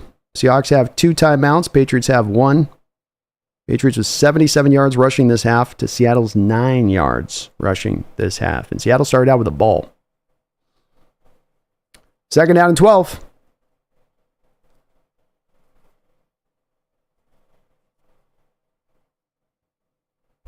Jacoby in shotgun. He's going to pitch this out wide. Boy, Mafe has him swallowed up and just can't tackle. Come on. What are we trying to do? Hug him?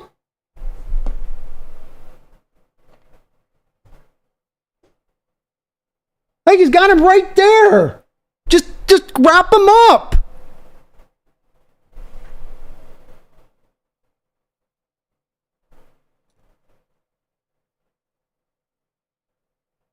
God, it's the players in this game have just had some moments you just go, whoa. Boy, just like, he ain't juking you out. He ain't spinning out of your grip. He's right in front of you.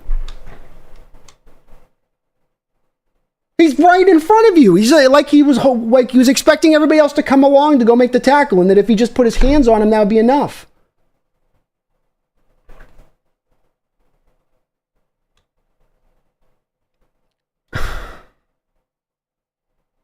Handoff again. Another 3-4 yard gain here. Jesus, dude. Yeah, I'm sorry. I love the team right now, but we ain't deserving to win this game at this moment where we're at. They're tired. They're out of it. And maybe they're just tired. Boy has played a lot of snaps the last 2 weeks. He's got to be gassed, and he's played a whale of a game here today. But this is what happens when your team gets gassed. This is where your offense has got to find more success in what they did in this game. They need to pick it up real quick as the offense on their side of the ball here as we go through the rest of this year. And I'm not talking about Geno, who's been great today. Another handoff to Stevenson. Another gain of about 2 yards there. So bring up a third down.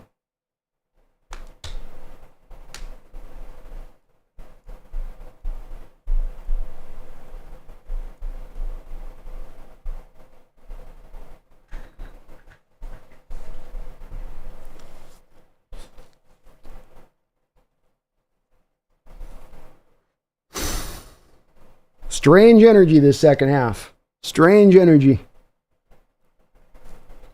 3rd and 6 for Jacoby Brissett. Trips to the far side of the field and shotgun here.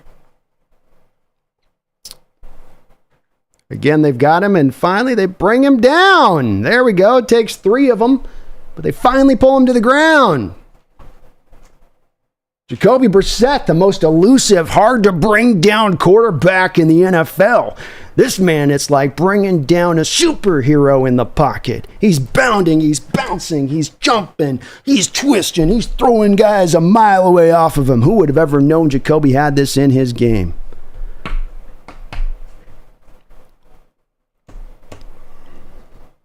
Great stand by the defense. This will bring up a 48-yard field goal attempt for the Patriots with about 4 minutes to go in this football game. The hold is down. The kick is blocked.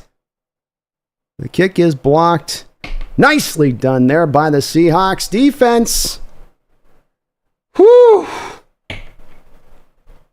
Let's go. Mike Morris got a big paw. The 6'6" edge able to stick a hand up there and get the block. You got to get it on a lower trajectory. The sack helping to set this up for the lower trajectory. Oh, Julian Love. Julian Love was the man who got it, actually. Crashing hard down off the edge. Macdonald pump with that play. Great job. Well done. We got a chance. This defense has done everything they can for this offense today. They have done, look, it ain't been perfect, but they have done and given this offense multiple opportunities now. There's 3 minutes and 52 seconds left in this football game. You are going to operate from the 38-yard line here in your own territory. Space to work with, 2 timeouts. Let's see what Grubb and the boys potentially have dialed up. 1st and 10. Lockett goes in motion. Hand off inside to Charbonnet. Charbonnet will try to run up in the middle there for about a gain of 1 or 2. Riverside, I don't know why we haven't seen any Kenny McIntosh today. The team must really love what they have in Charbonnet versus thinking what Kenny could bring back there. 2nd down and 9. It's going to be all on Geno today. Offensive line, too, and pass protection hopefully holding up, but he's going to have to get into the right plays here. If he can pull this one off today, it's, I think, one of his better wins if he can get it done. Quick throw to JSN. JSN slides underneath. He's right at the mark. He's going to be a little short down there. 3rd down and 1. I'm guessing this would be probably 2 down territory from the Seattle Seahawks.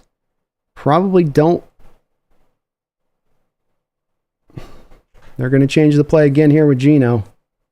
Boy, I get worried about this being changed into a run play. 3rd and 1. DK goes in motion. Geno in shotgun. They are going to give it to Charbonnet. Charbonnet moving forward, and he's going to crack forward for about a gain of 5 yards and a 1st down. 2:25 to go on the clock. Seahawks might let just run right down to the 2-minute warning. No, they'll see if they get another play off here. Geno in shotgun. 1st and 10. The 46-yard line. Drops back to throw. He's got time. Hits Charbonnet underneath. Charbonnet able to fight forward for a gain of 6 or 7 yards there. 1st down, nicely done. 2-minute warning. Okay.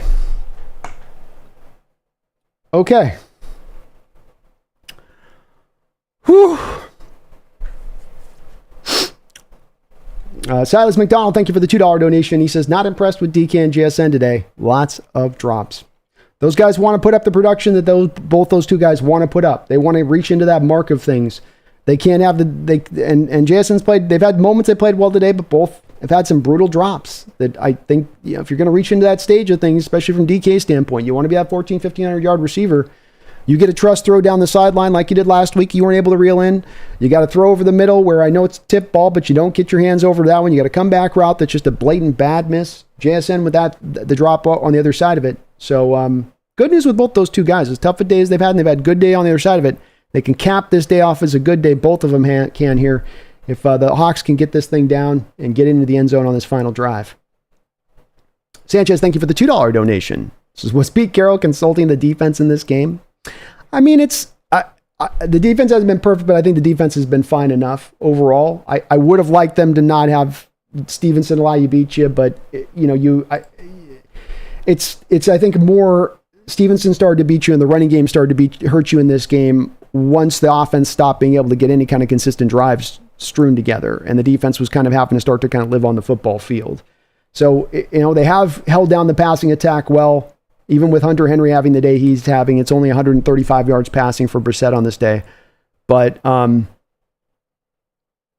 it would have been ideal to have them be able to get more stops. I think if you would have had a little more consistency offensively in this game, Sanchez, I think we would have seen a little bit better, even better play from the defense. They would be able to keep this team even further under lock. Mumbles, thank you for a $2 donation back to back. Blocked. Can we get our heads out of our butts now? Hopefully so, man. Hopefully so. And another A-gap run. Come the F on. It's been hammering the inside run all day in a lot of ways. Yeah. I don't know if they also don't trust a lot of Charbonnet's speed to get out there on that edge on those outside zone runs or pitch plays out there.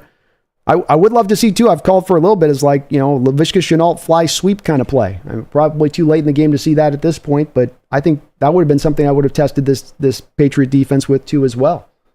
But haven't gone to it. All right, 2nd down and 1 for the Seahawks here. 4 wide to start things out. Patriots come out with a 3-4 look. Charbonnet goes into motion.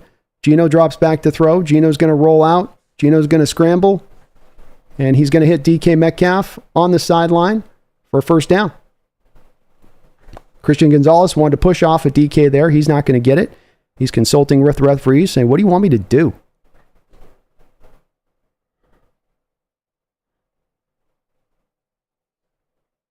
Nice catch by DK, keeping his feet in bounds.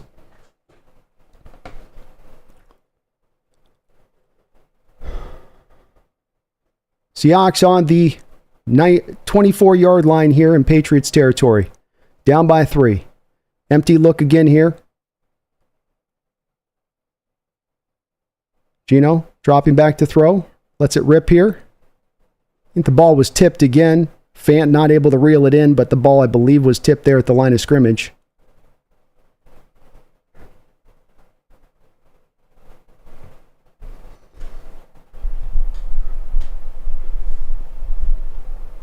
Second down and 10. They had Fant open out there in that flat.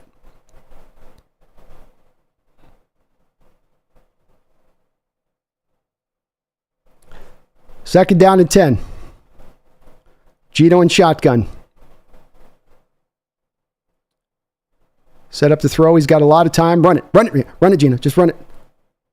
Throws it late to DK. DK leaps over the man. Was Geno past the line of scrimmage there? Did he throw that before he got past the line of scrimmage? Look very close on the play.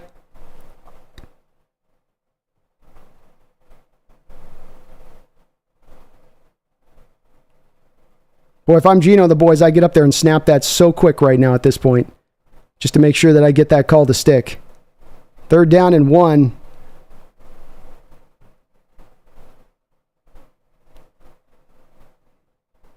Are they going to...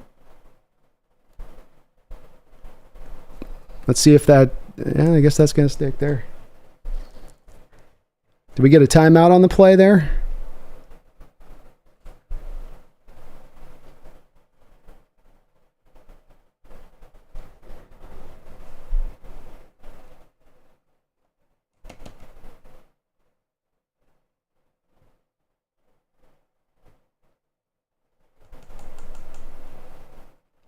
Or maybe they're reviewing to see if it's a first down, see if they're...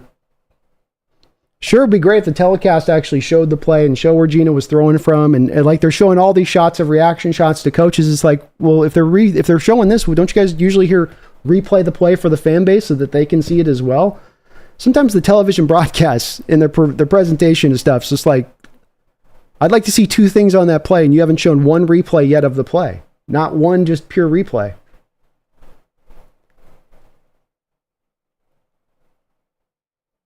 DK jumps. Great leap by DK. And, I mean, where the ball swings out of bounds there because he swung sideways, that should be where you're at. Should be a first down to me.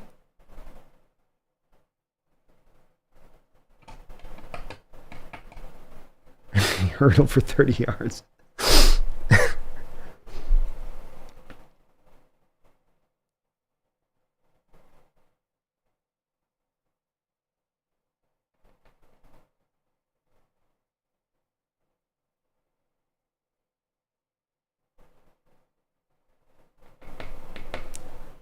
I don't know how they call that short there. I don't understand how that's short. I need somebody with a rule book to explain that one to me, but great effort by DK there.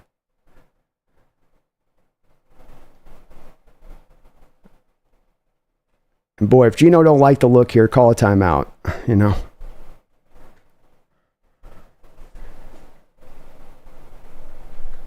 Oh, they got him as hella short here, maybe. They went back to the sneak on Geno. 3rd and 1s have been a problem today. And Geno got met in the backfield and knocked right down. You're short. God, that was a first down. Fudge! Seahawks are going to go for this?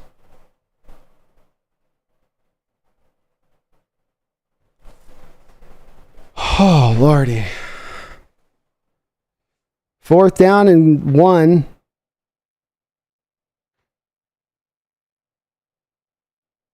Seahawks are going to call a timeout.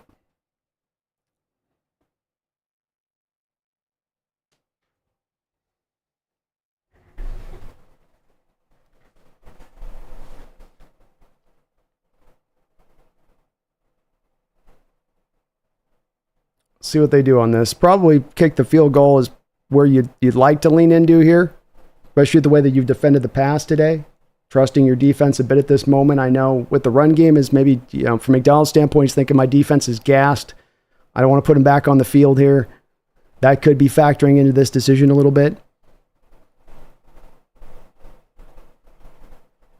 Yeah, no tush push. They were just expecting Geno to dive forward. He's converted a couple times today, but that's the problem with running it twice in a game like this, and they're going to come out and go for it to the Hawks, is that the defense starts to know what's coming. So this is your game right here. This is game. Seahawks have one timeout on the board. They don't get this first down. So they're going to try to come out here and get it. Geno's going to change the play over, flip over the formation a little bit to one side.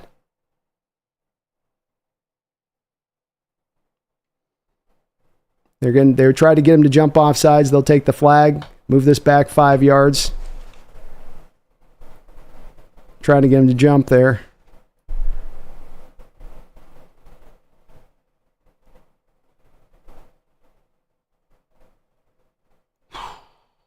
Okay, the field goal attempt here is for Myers. He has a made kick here today so far.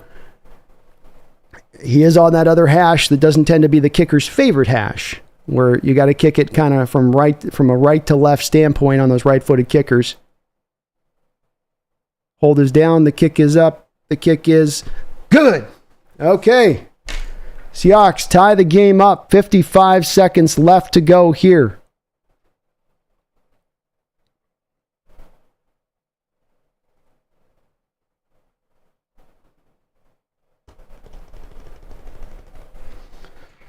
Whew. Okay, 2020. We've got well over 1,200 people in the chat. Do me this favor, if you could, for me. Hit that like button. Sub on up. Join Fire. Join Tay Bands Official.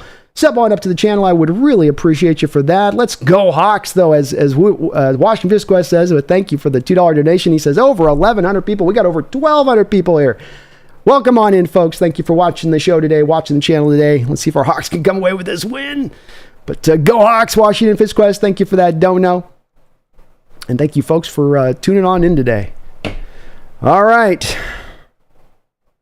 The defense, block kick, last play, able to give the offense that chance to go get that 3 points.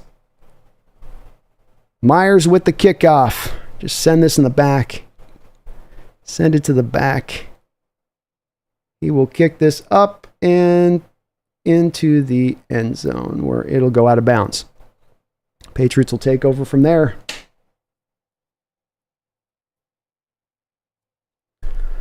Jacoby Brissett has 6 career-winning drives in the fourth quarter. Last time was 2022, November against Tampa Bay when he was with Cleveland. Brissett has definitely played within himself today, knowing who he is, knowing who he is not. He's used his legs well. 13 to 23, 135 yards and a touchdown. Not making any mistakes. He'll be back in shotgun here. 4-man front from the Seahawks. Jacoby dropping back to throw. He's got some time. He's going to try to evade the pressure and almost get drugged down. He does such a good job. He's still finding a way to get rid of the ball, even as he's getting pulled down on a sack, as he did right there. Jacoby pulled down by Leonard Williams, who's had a pretty good game today. Supplying the pressure there again on the inside. 2nd down and 10.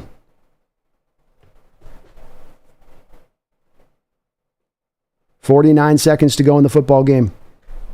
Patriots have 1 timeout. Wonder if they go to the run here. Dropping back to throw. Seahawks bringing the pressure. Was that caught? Caught by Jalen Polk maybe there. Looked like that ball hit the ground almost, but they say he reeled it in. Wild. 3rd and 3. Brissett's going to try to quick snap this one. He's hit as he throws.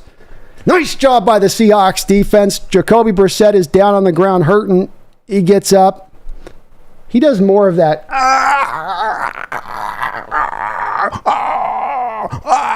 He's a very much like every hit's destroyed him. Derek Hall bringing the pressure there on that play. Getting his ribs. Some ribs. There you go, getting a little bit of ribs. With some sauce. Causing the incompletion. Hall's definitely having that tonight. 26 seconds to go in this football game. Patriots are going to be able to probably punch this kick pretty deep into Seahawks territory.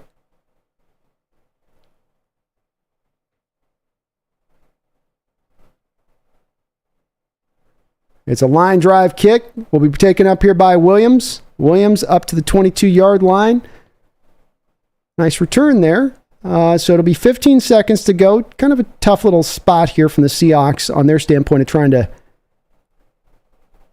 get this into field goal range. You have a timeout. You can maybe squeeze in like 3 plays here total.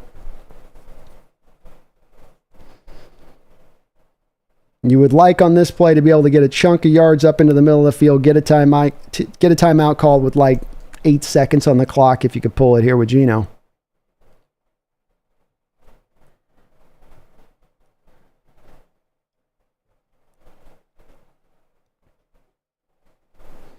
Geno in shotgun. 3 wide. Such a long field to work with to get into field goal range here. Looks like the Patriots are going to call a timeout on their side of it.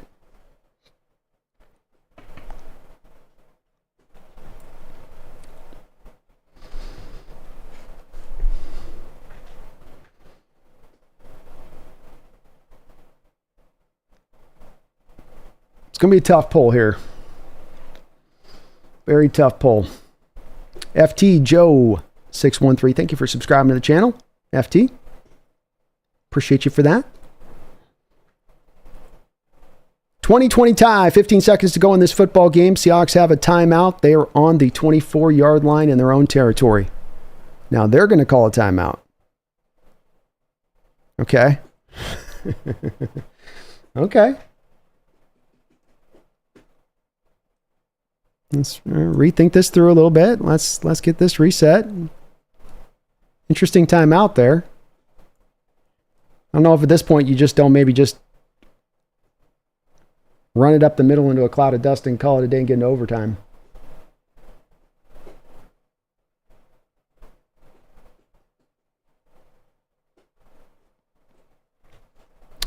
Yeah, it looks like the Hawks are going to do just that.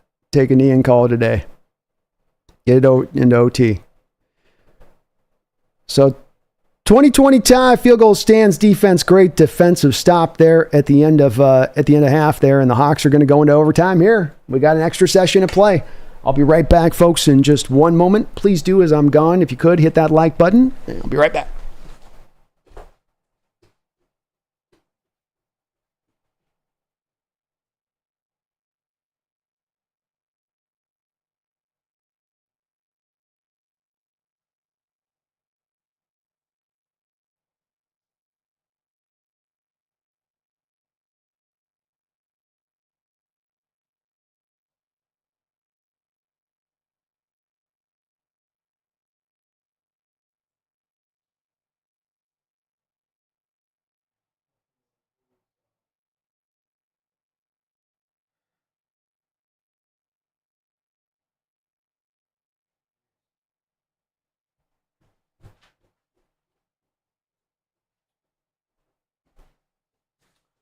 All right, let's get it.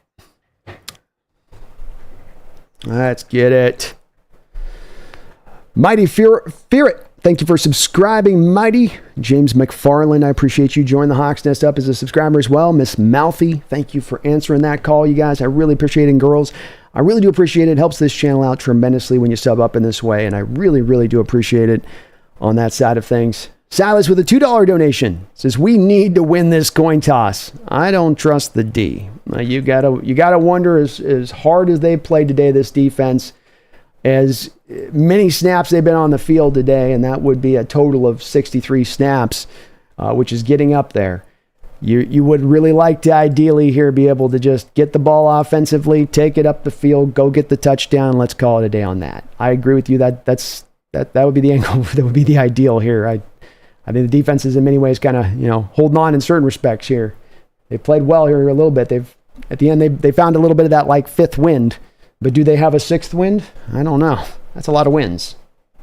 Peter says, hi, Pumpkin. Oh, we going to get this dub, Pump? Can we get this win? Seahawks winning today? You predicted a win. Your salmon prediction had us with a win. You going to come through with that? I think her face says yes. If I could read a cat's face, I think that's a yes face. That's the kitty cat yes face.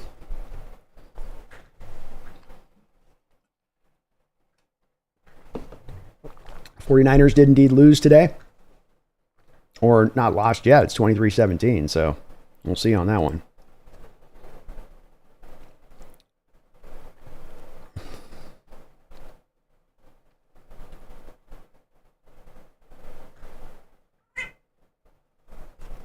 Yeah, definitely not a game that's on the defense here at all. They've done their part in this game. They've done enough to put this team in a position to win on the road. And not to the same degree of last week as far as the offense goes, but just for the 3 and outs and all of that was going on, they've forced the defense out on that field a little bit too many times on having to be out there a lot. And they've held up. They've done their end of the bar. I think they've held up on their end of the bargain, but you can understand if it goes to the defense right now, why the defense might be a little tired, especially considering all the snaps they played last week. It's back-to-back weeks of a lot of snaps, and that stuff will cumulatively add up.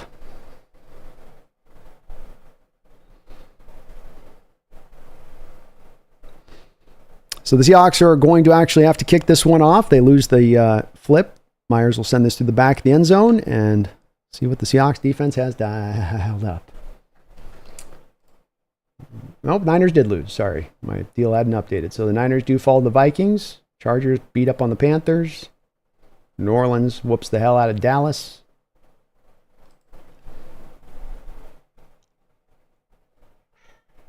Ten-minute period to go here in OT.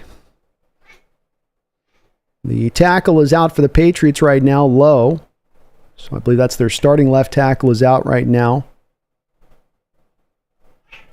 I hear you. I know. Shh.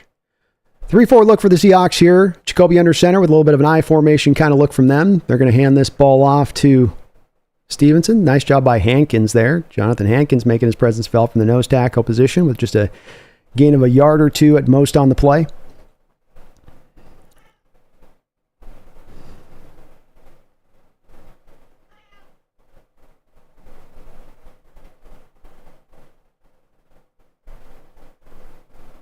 Pats won the toss, by the way, when those asking.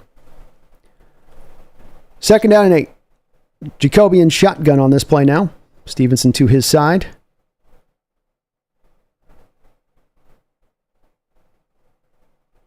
Drops back to throw. Derek Hall creating some pressure. Some more pressure coming down through within. And he's going to make the catch. Nice diving stab there by KJ Osborne. Drag route across the field. Tariq Woolen very close there in coverage. He was just able to make a nice catch there falling down. It's a hell of a grab by Osborne. 3rd down and 1. This has been a problem for the Hawks, but not as tough here for the Patriots here. 3rd and 1. Here we go. Handoff inside. Seahawks snuff it out and stop him.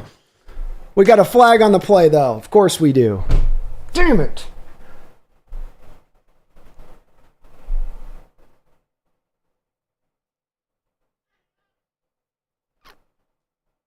Oh.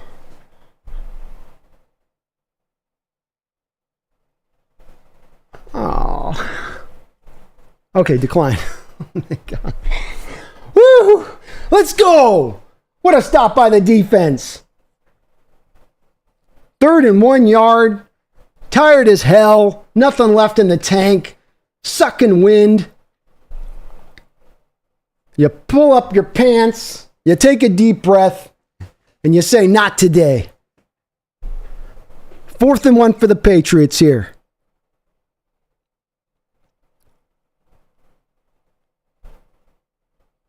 Punt is off. D. Williams will fair catch this ball right about the 26. Good job of holding on to that. Nehemiah Pritchett was just about knocked into him. So Geno and the boys step out on the football field now with a chance to win this football game. Boy. Yeah, Pritchett almost got knocked into Williams there.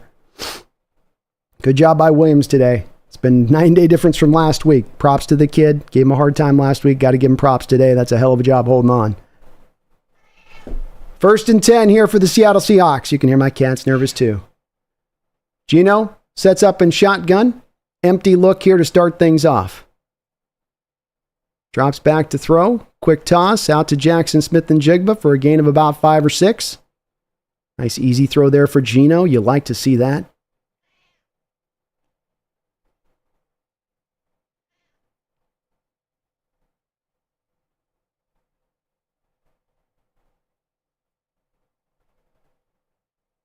Eleven catches, 113 yards for Jackson. I think that's his best day as a pro.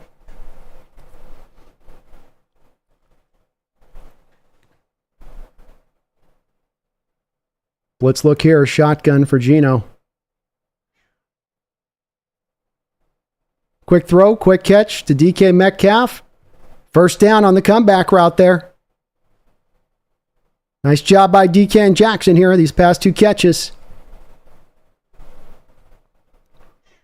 DK, 10 catches, 129 yards today. Geno Smith touches on 300 yards with that pass. 7:13 to go in this football game. Empty look here.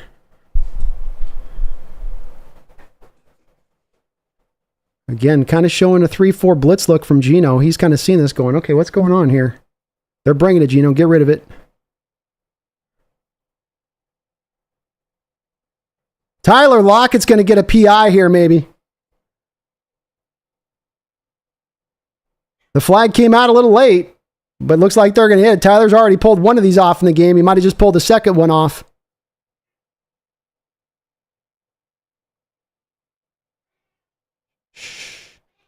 Kitty. Pass interference on the Patriots. Big call there. That's one of those back shoulder throws he was throwing him last week. Jonathan Jones is pleading his case.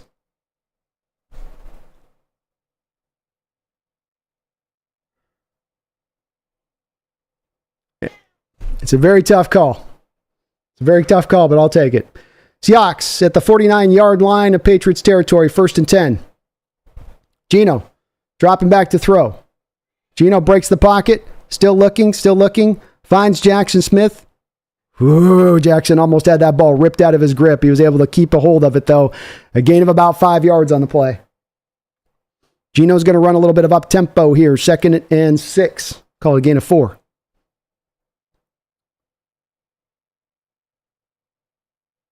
Geno's going to change the play a little bit here at the line of scrimmage based off of what he's seeing.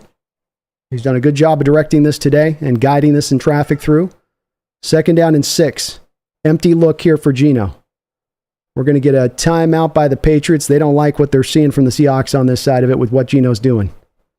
Nice job by Geno today working through the play. Grubb doing first a good job of allowing to run up tempo and to allow him to get up the line of scrimmage to evaluate what the Patriots are doing with their fronts and then work off of those fronts, guide it into the right play as much as he possibly can, And I think he's done such a great job of that today. Did it there.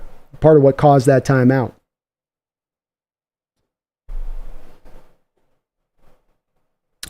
Silas, thank you for the $2 donation. Oh, sorry. I already read that one there, Silas. My bad. Messy Jess, Alex Vanderveen, thank you for subscribing up to the channel. Got a couple donos, but bear with me on this. Empty look here now. 2nd down and 6. Charbonnet is going to move back into the backfield here. Looking like they're bringing a blitz. Geno again assessing and determining what's going on very, very patiently and carefully here. Blitz is coming. Geno going to let it rip up over the top. Physical coverage down the football field, but Jackson Smith not able to get freed up down the field on that play, overthrown.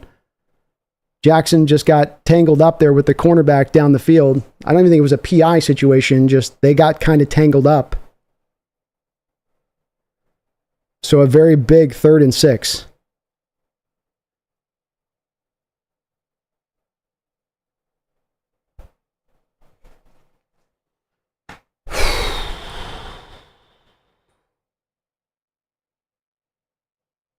Sure you're in the right player. Geno can call timeout. Timeout's okay. Timeout. They get out to Charbonnet on the screen. Charbonnet dives forward for the first down. He got it. First down, Charbonnet. He got clipped on his legs with about 2 yards short of the first down, and he did a little bunny hop move. He did his best impression of Thumper and just jumped up over the tackle to give himself that extra little 2 yards. Boop. And he sort of rolled and flipped with the Thumper jump. I got worried there that Seahawks were rushing that snap. Play call winding down. Didn't look like they were in quite the right play. Charbonnet able to go get the first down. Seahawks on the 39-yard line of the Patriots here. 1st down and 10. Keep throwing it. Run it, Geno. Run it, Geno. Back to Tyler Lockett. Tyler. Nice job there, Tyler. There, a good scramble drill play by Geno Smith, being patient there. It was a sprint option to the right. He broke back to the left in the pocket, found Tyler on the scramble drill for a 1st down. 1st and 10. 5 minutes to go in this football game.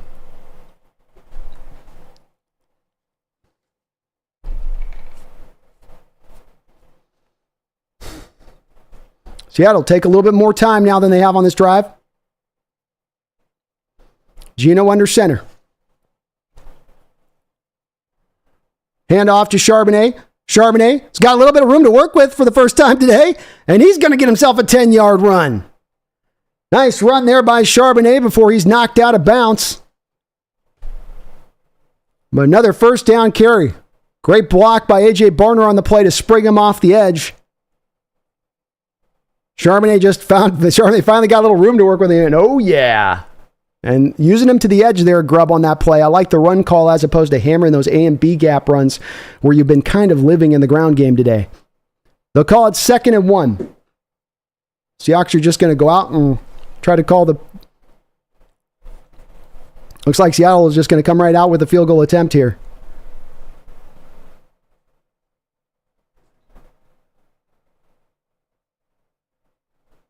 And the Patriots, I think, are going to try to ice him.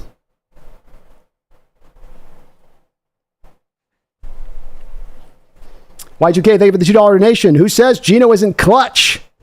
He's been clutch today, man. He's been clutch today, and I don't think anybody can ever say that anymore about him. Not after last year with the 5 comeback from behind wins. Not how good he's been when it's coming down the wire and it's so close and you need him to come up and there's no more room for error. So much about this game to like and what Geno has done.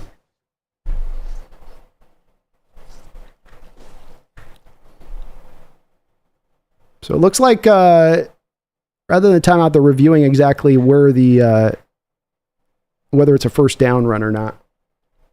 But thank you, Y2K, King Nicholas. Thank you for subscribing to the channel. Mumbles with another $2 dono. Thank you for all your donations today, Mumbles. Says, holy hell, an outside run and it works? No way. I know, man, right? Who would have thought? Who would have thought, huh? You don't have to hammer the A and B gap all day long, right, Barry? Right? Or not Barry, but Barry, thank you for the $2 donation. I trust our D. I don't trust our run game. Amen there. So a 31-yard attempt for Jason Myers. He lines up. The hold is down. The kick is up. The kick is good! The Seattle Seahawks have come away with a win on the road against New England. Opening of Coach Macdonald's career, he goes 2-0 into Foxborough. A grind it out, muddy it up, dirty it down kind of game. And they find their way out to the other side of it. Sometimes you just got to feel your way through. And the Seahawks, whoa, Nelly, did they feel their way through a bit in this game. So many twists and turns and ups and downs. And the game looking like it's about to shift dark to then getting back to the light. And a lot of people to praise and look at in this game and to raise up. And I think that the defense doing the yeoman's work in this game where you keep this Patriot team to 20 points, which may not look super impressive to people as far as, well, it's not a dominant effort. And it wasn't a dominant effort, but it was another effort a lot like last week where they're sometimes put into some positions to not always be able to succeed today, especially by the offense and some of the quick 3-and-outs that they were having. But the defense hung in there strong, found that not the second wind, not the third wind, not the fourth wind, but somewhere around the fifth or the sixth wind, it sort of kicked in, and they were able to then get that reserve there to hold up that ground game because the Patriots there at the end, especially on that overtime drive, let's just try to run it. Let's make sure they can stop the run on this drive. We've had drives where we've been able to just lean on the run, so let's just go to that. And you went, no, you're not going to beat us on the run game here. That's not the way that you're going to make this happen. And you got a great stop there. It goes back over to Geno and the boys.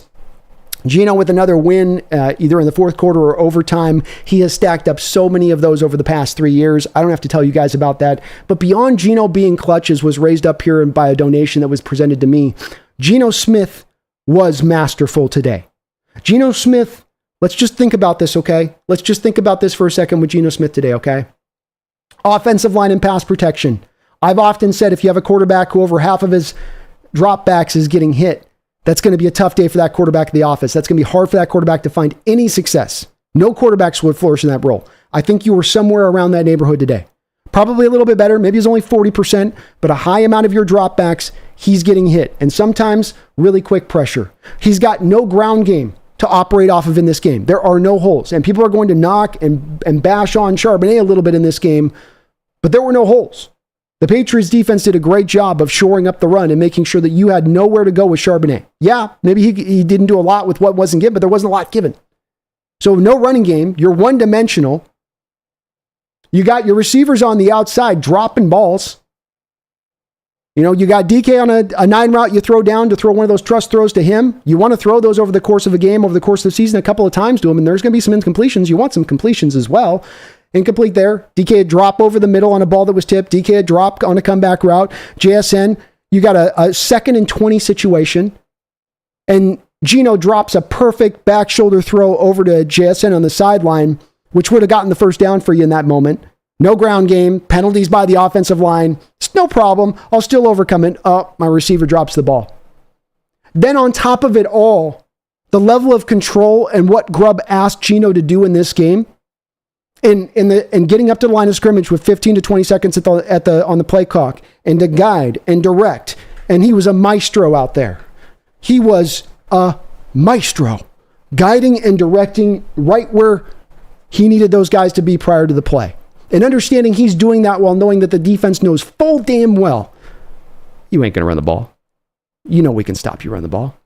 But he's making those adjustments, trying to get in the right play, trying to feel what he can from the defense, not rushing things, patiently walking up to that line of scrimmage and assessing things, but utilizing full control. If you have a rookie quarterback who walks in there and they're in their first game and they're going to do what the coach tells them to do, and they're going to do it just as the coach tells them to do, this was the complete opposite end of that scale, where you have a coach who's being told by his coach, run this. It's going to have to be on you today, big dog. I'll call it up as good as I can, but we can't run the ball today. I don't know if we can pass protect really all that well today. I don't know if your wide receivers are going to hold on to the ball all that well today. Make it happen, big dog. And guess who made it happen? Guess who put in that 300-yard day? No, didn't just get by, didn't just maintain, didn't just keep his head above the surface of the water. excelled in the storm. Why am I a backer of Geno? Why have I been a backer of Geno for 2+ years, just as he was being announced as the starter? Because I believe in what he brings to the table from the quarterback position. And then I've said it once, I'll say it again, and it continues to be the case. Since Geno stepped aboard, by and large, you have not been able to get him that offensive supporting cast in total to really show out what he can do at his ultimate best. You've not given him a good pass protecting line. You've not given him a good consistent running game. And yet he has still excelled in that environment. What happens when we start to give him those things? What happens when you start to build that on top of it within? You'll get an even better version of this Geno Smith. And if that happens, league, look out. A lot of players to point to today, a lot of players to look at. Let me get to a couple of these donations. I know they're pouring in fast and furious. Folks, please do hit that like button. I think we set a record today with well over 1,500 people in the live stream chat at one point in time. So thank you to all those folks who checked out the stream today. I really appreciate you for doing that. Very kind of you. Barry Sotoro, I trust our D. I don't trust our run game. Yeah, I think both parts proved out to be pretty much the case here today, Barry, and the way that it ended up going. Thank you for that donation and your longtime support on the channel. Richard Stewartson with a $2 donation.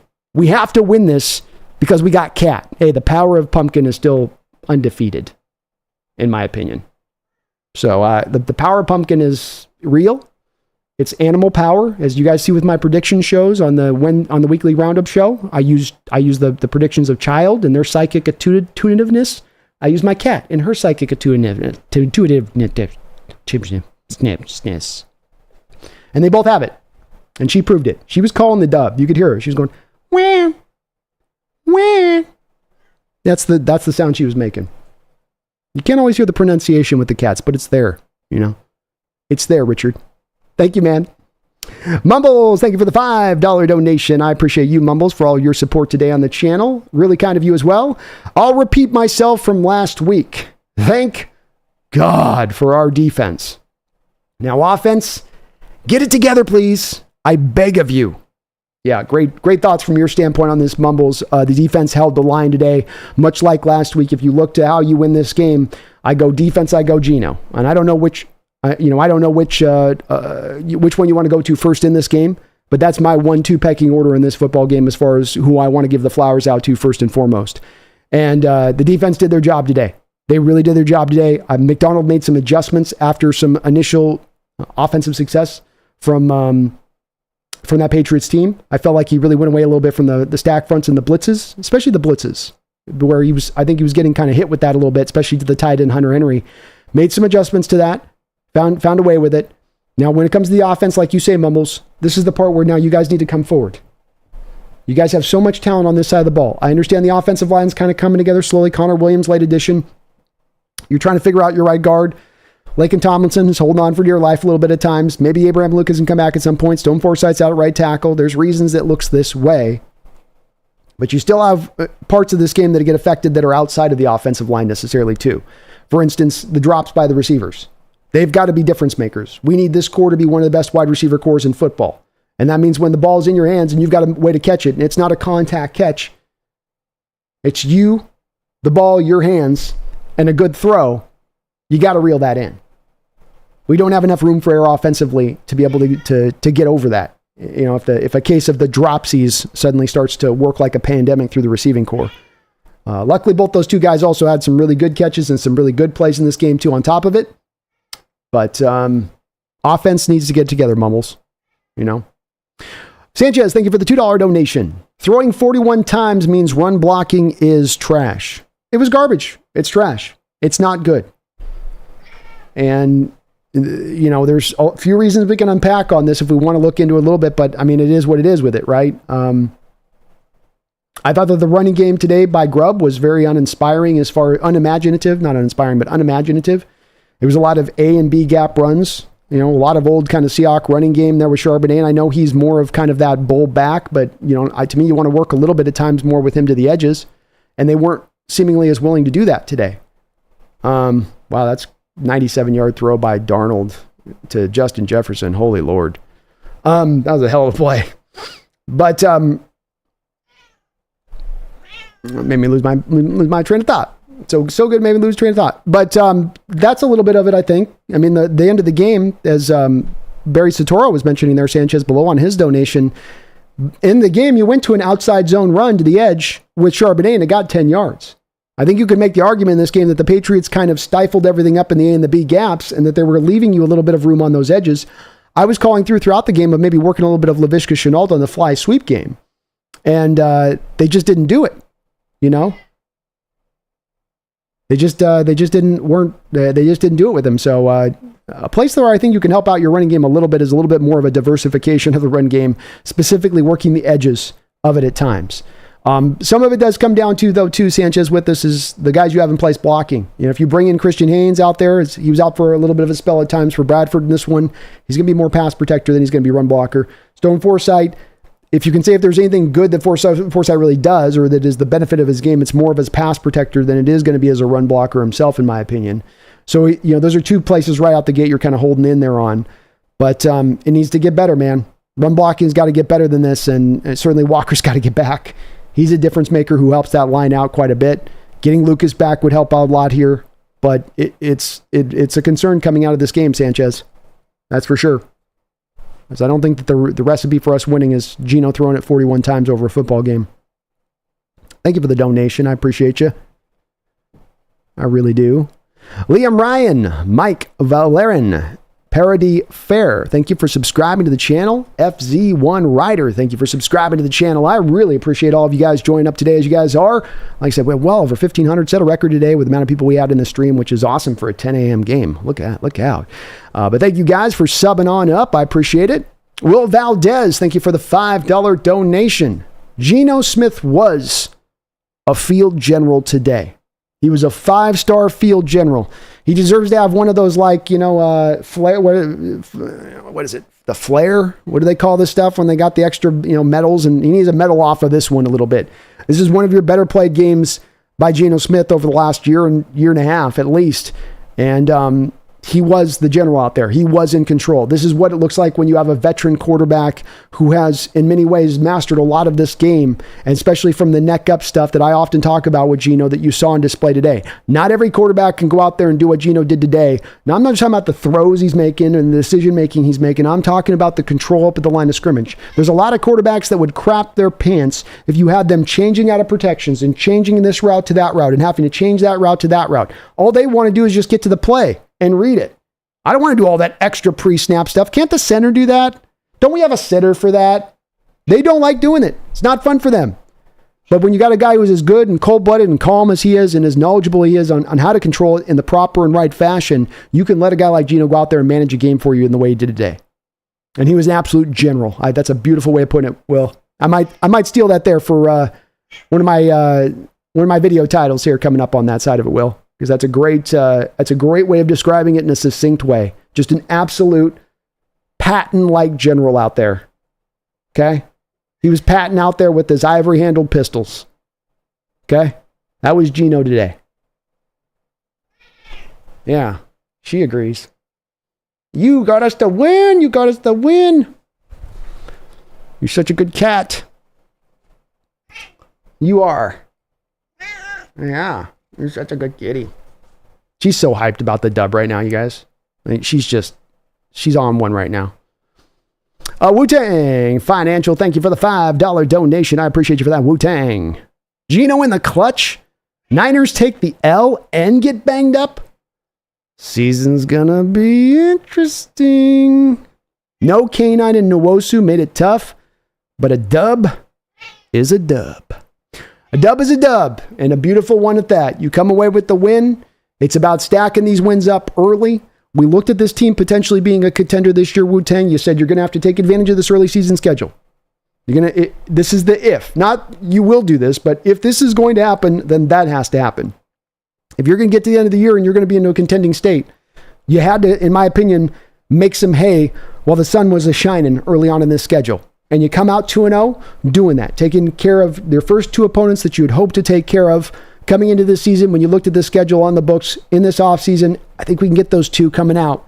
I think there's a lot of reason to believe we can get those two coming out. And now you turn it over into Miami game, and we're going to start to spin towards that one. And you've got Skylar Thompson. You've got Miami that's beat up to the nines themselves. I know we've got our share of injuries, but man, they're even deeper in it than we are. And now you look at the real possibility here of potentially being able to go 3-0 to start this season out. And that hope for this year, that uptake for this year, that hey, this thing's actually looking pretty nice. We got this thing rolling here a little bit. It's looking better and better. The potential of that occurring looks more and more likely to occur because you kind of took care and handled business here.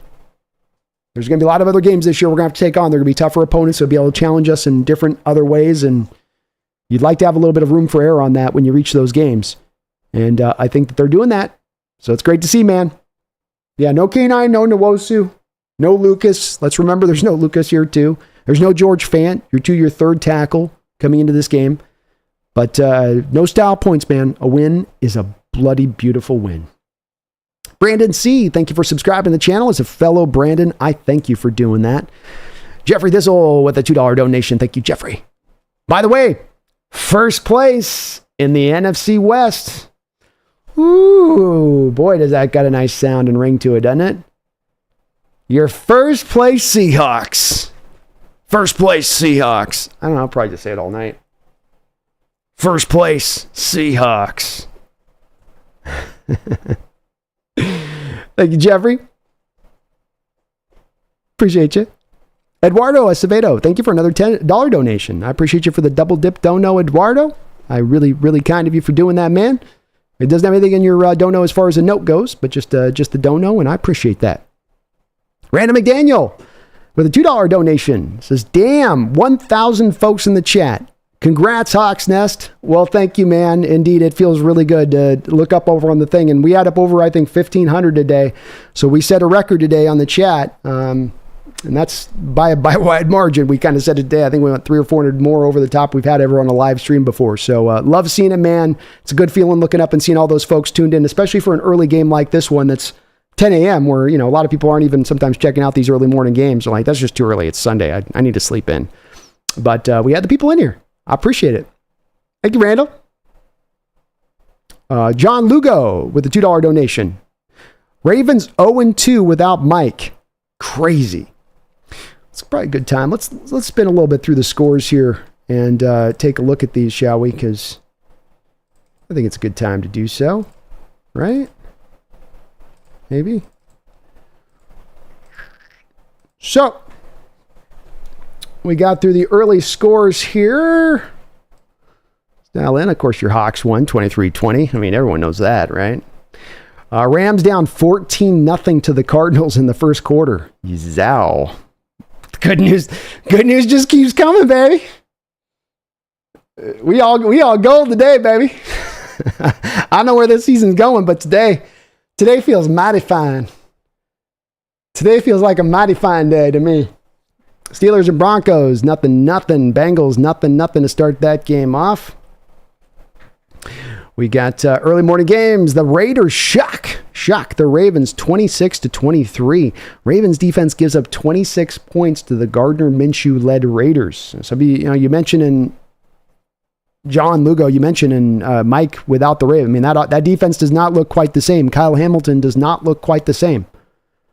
And it does speak, I think, of just the impact of coach we've not only gotten here, but what they lost, because you can tell on both the impact of what a guy does coming in and how he changes potentially what you got going on in your house, and then also what happens to his house once he left. And it isn't looking quite as good. Now, the Ravens, too, did lose some other coaches in addition to Macdonald, so they've had to kind of figure a few different things out there on the fly with it, but the Ravens might be in for a bit of a rough year as they're starting out here in this 0-2 way, especially losing the Raiders. That's probably one of the real winnable games in your schedule for them. Saints absolutely decimated the Cowboys, got out in front early and stayed out in front in that one, 44-19. Buccaneers were able to edge out the Detroit Lions 20-16. A close game there going down the line. Lions losing at home there. Interesting. Okay. Colts fall to the Packers 16-10. Nice job by Malik Willis to hold the line there for them, and the Packer defense to pick up that offense with Jordan Love out. Jets were able to survive a scare with the Tennessee Titans, who were up on them early for a while in this game. I think they had a little bit of a lead on them, but they were able to bring it back in the second half and win 24-17. Your Niners lose to the Vikings 23-17. As Purdy throws for 300 yards, but the 49ers not able to make it happen. Well, you look on the surface of that game too, and you go, boy, Purdy throws for 320. Jordan Mason runs for 100. You'd think if I knew those two things going into it from a Niners fan's perspective, I think you'd come out with the win. But as somebody said before, maybe there's just something in the water out there in Minnesota when San Francisco goes out there and they just can't deal. The Giants made it close with the Commanders. Commanders were able to beat them up, though. The Chargers got another big-time win for them as the Harbaugh era begins out right there with the Chargers, 26-3. The Browns able to bounce back off of the Cowboys loss, 18-3 on their side of it. So that's your roundup of the early morning games. We'll keep an eye on that.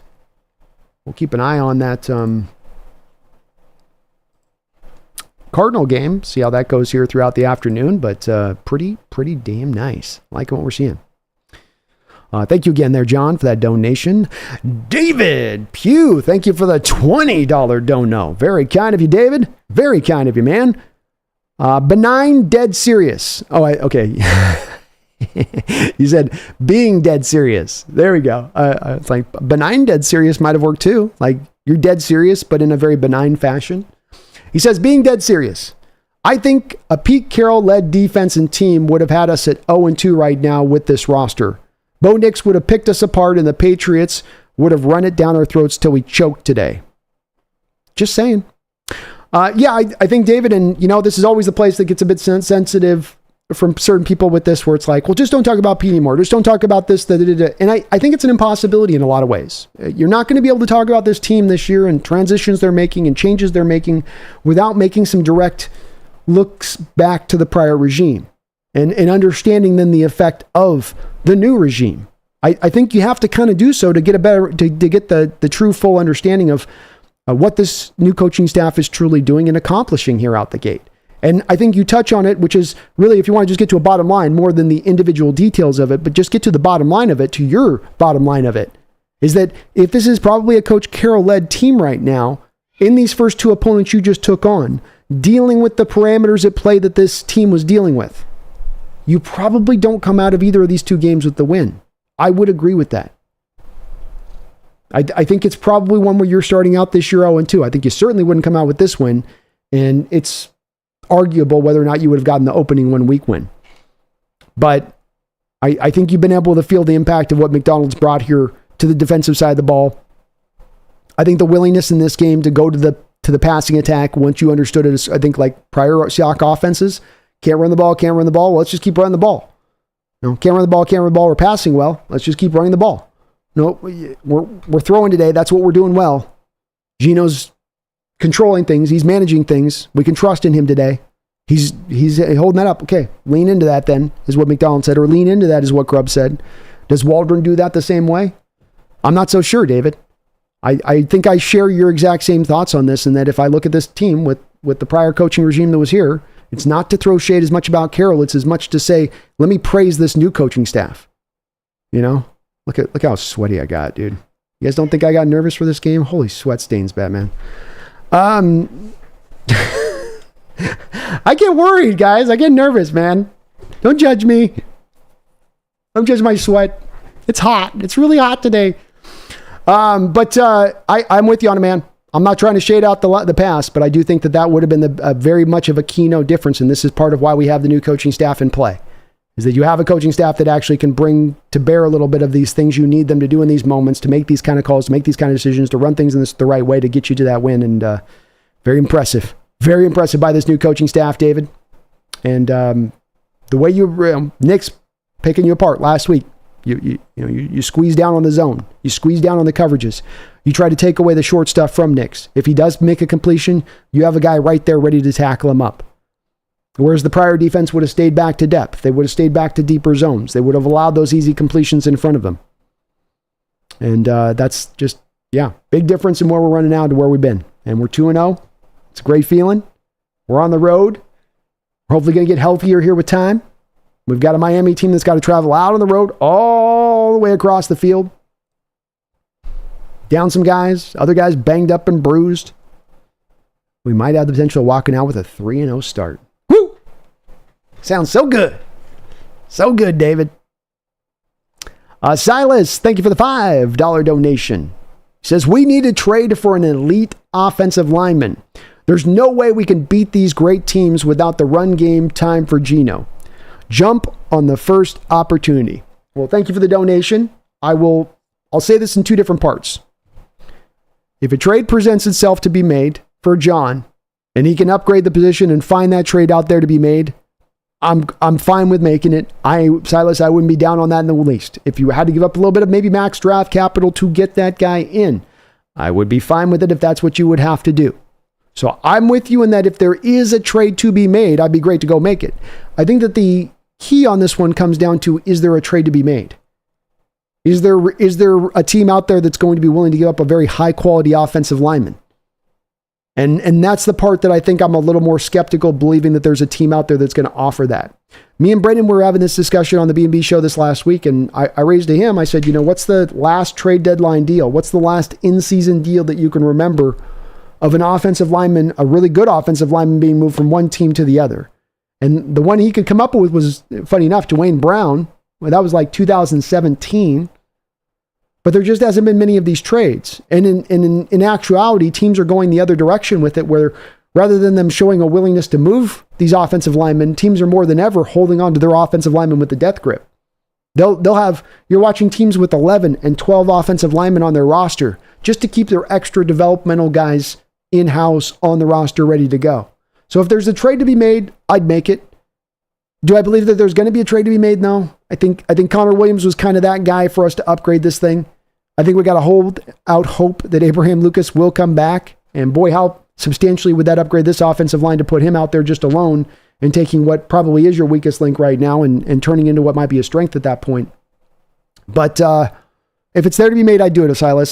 That's when I analyzed this and studied it, when I looked at the teams out there who might be potentially in a sell mode this year because they're not contenders, I kept coming back around to the fact that it's very lean, that there's just not a lot of teams out there that's going to, offer you this. And so you're just kind of stuck with what you got a little bit as it stands right now. But if it presents itself, I'm with you. Richard Stewartson, thank you for the $2 donation. Richard, it didn't have anything in there with your dono as far as a note goes, but I do thank you for that support to the channel. DTG Lant, or D Gallant, I say that right. Thank you for subscribing to the channel. DT Gallant, welcome aboard. Appreciate you joining on in. Folks, please do hit that like button if you could for me. Maybe sub on up if you get the chance. I would really appreciate it. Empower Code coming in with a $20 donation. Thank you, Empower, for that $20 dono drop. I really appreciate you for that, my man. Very kind of you, and a long-time supporter of this channel, member of this channel. As of you, David Pugh below, man, I really appreciate you guys and all of your support to this channel. It allows me to do this full-time like I'm able to do, and I really, really do appreciate it. Empower says, B, I can't even begin to describe to you my emotions right now. The adjustments Macdonald continues to make, Geno's pinpoint accuracy, our unfettered resolve in the face of adversity. The team is special. Also, F the Niners. Well, in regards to that last part, yes, indeed. F the Niners. Now, in regards to this new coaching staff, Geno's pinpoint accuracy, an unfettered resolve, as you put it, which I love that. Unfettered resolve in the face of adversity. Yeah, I like that. I like that quite a bit. And that's certainly something this team has showed you so far. These have not been easy games, these first two games. They've been challenges. It's not been, everything's just working right for us. It's just so smooth and easy. And it's just like we're gliding downhill on a slip and slide. Instead it's you trouging up the hill against the wind hitting you in the face and sleet. And you're just trying to inch your way up that mountain. But overall, you end up getting to the top. You end up getting it scaled. It wasn't easy, but you got up there. And you did it in back-to-back weeks. And there are those teams that are those front runners that if it's going well and everything's great, they look super smooth and together, and it's like a machine. And then there's those teams that, things can get upended and broken down, and this ain't working and that ain't working, but this is working and this is working, and we can lean into what is working, lean away from what isn't working, and find our footing and find the win. And that's what this team has done so far. And Geno Smith, I'm happy to see it on lots of different levels with him. He is a guy I root for. He is the type of player I maintain over and over again that we as fans should be rooting for in this sport. The guys that had to earn everything they got. The guys that have had to work their way up to get the opportunity that they've gotten. Now they've got that opportunity. They're doing everything they can with it. And he has continued to do that. And I continue to say with that Empower code that what you've seen from Geno Smith through 2 years and 2 games has been really great play. But once you get Geno with some of these things that are gaping wounds on this offense, shoring up the pass protection, an ability to run block somewhat consistently, you're going to get an even better version of Geno Smith. You're going to get a sub-dominant version of Geno Smith. And I think that he showed you that flash of that today. Take some of those drops, which were just blatant drops to me, at least 3 of them, which would change his day from 33 of 44 to 36 of 41. Or 36 of 44. 36 of 44 at that point for like 375. If his guys didn't just drop those throws down the field in this game. That alone. But the third part you brought up about the unfettered resolve in the face of adversity, that may be the biggest part to take away from this team. Because that's the part you don't know if you have in the team or not. That's the part that you can't learn until you're in those moments. And the fact that you've seen it on back-to-back weeks, that the fact that we even saw signs of that in the team last year and the troubles and the problems that they had, that there's a bit of that identity within the collection of this team maybe. But I love it, man. The emotions throw you all over the place in these games. It's why I say I love this sport, because there's no TV or movie or anything that's like it that can take you through so many different swings and have you on so many different ends of the scale and have you on the edge of your seat, have me sweating my pits out underneath me here. I mean, there's nothing like that. And it's why I love this sport more than any other. That's what makes this so special as much as anything else. Thank you, though, man. I really appreciate that donation, and well said on your part, Empower. Unfettered resolve in the face of adversity. Let's go. Thomas Cox, thank you for the $5 donation. Says, I'm super critical of Geno and the Hawks, but if it wasn't for Geno, Seattle would be 0-2. But JSN and DK with Geno was awesome. Those guys had a couple bad drops, but they had overall good games, I would say on that. With DK, there'll be a little bit more. You got the holding penalty, a couple drops. There'll be people picking and razzing him throughout this week. I know it. But look, they both went over 100 yards. They both made plays there at the end after some bad drops. So, they didn't let the drops get in their head. Keep it moving. And to your point, yes, Thomas, it's if you're 0-2 through these first 2 weeks without Geno Smith. And I've made the case to people, and I've tried. I don't know if I've gotten a lot of traction with it, Thomas, to people, not yourself on this, but to people on the outside that were more anti-Geno, where I go, you look at the past couple of years and what he's done.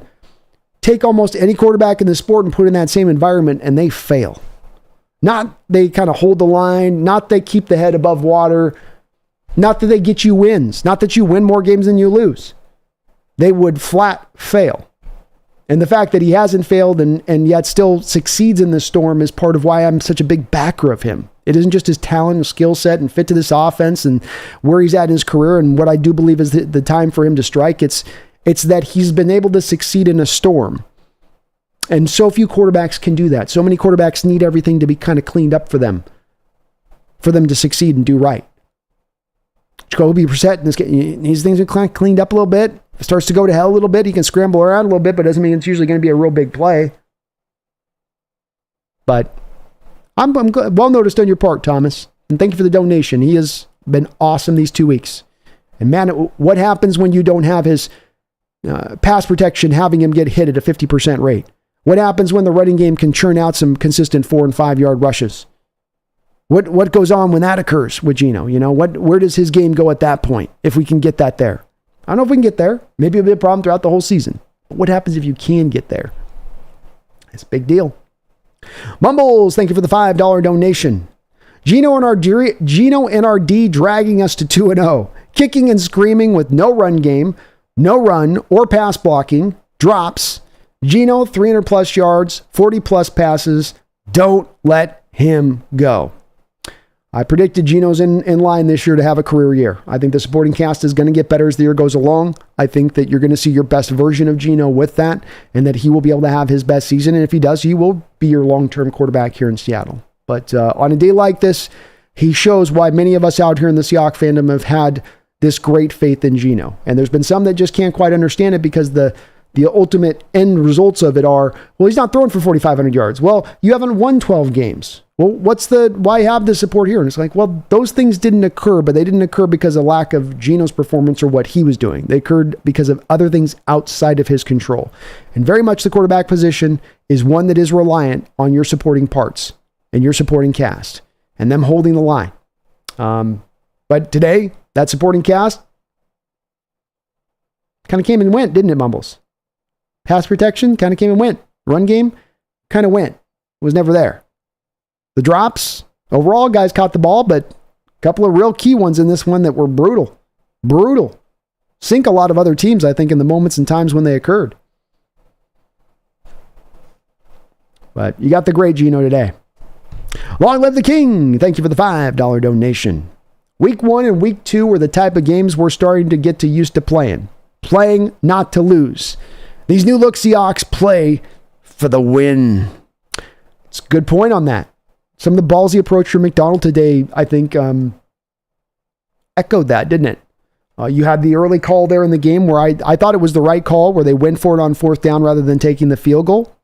And I think that's a play you could go back in retrospect and say, oh, well, the game came down to a field goal, and if you had that field goal there, then you would have won the game.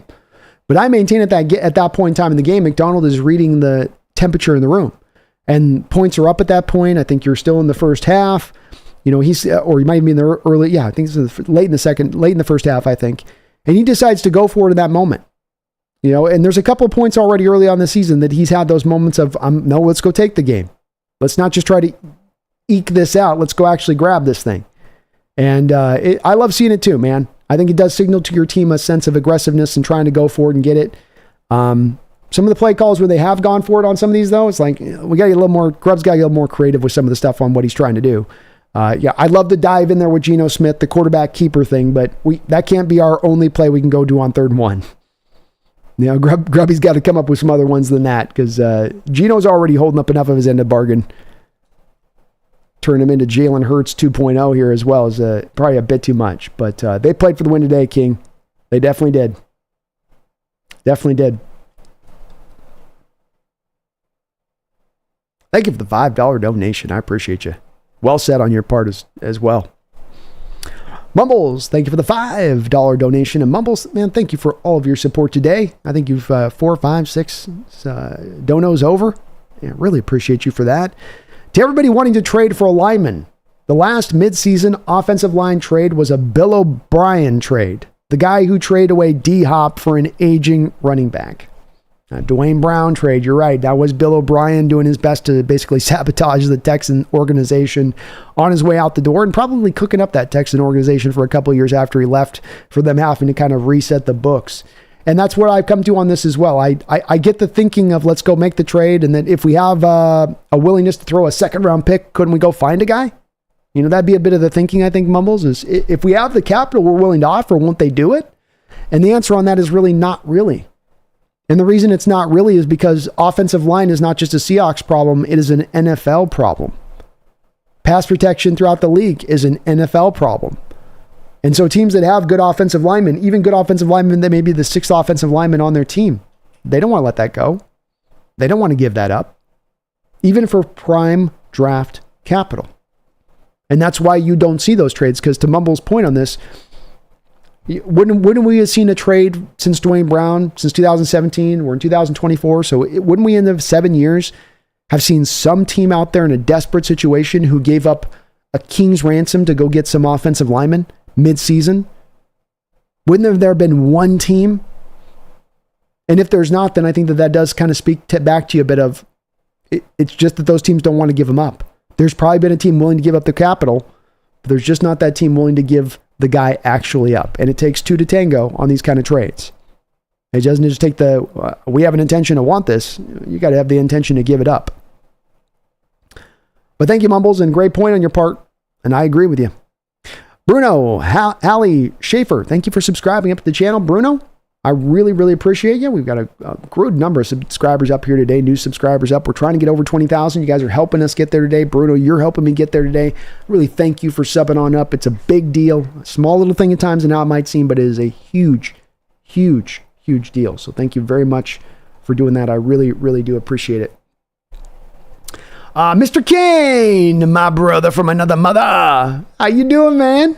I know you got a smile ear to ear today, and you're feeling good. And I'm feeling the same way. A hell of a win, was it not? Hell of a win. He gives out 5 Hawks Nest memberships. So Trent Cybots, Trent Cybots, Sea Lord of Bravos, Young Guns, Flag Sabbath, and Derek, the Seahawks Lightning fan. You were gifted a membership by Mr. Kane. And we are in the midst of membership benefits are pretty nice right now. We'll be doing Thursday night member-only stream for Thursday Night Football. As I'm about to sneeze. Excuse me, one second.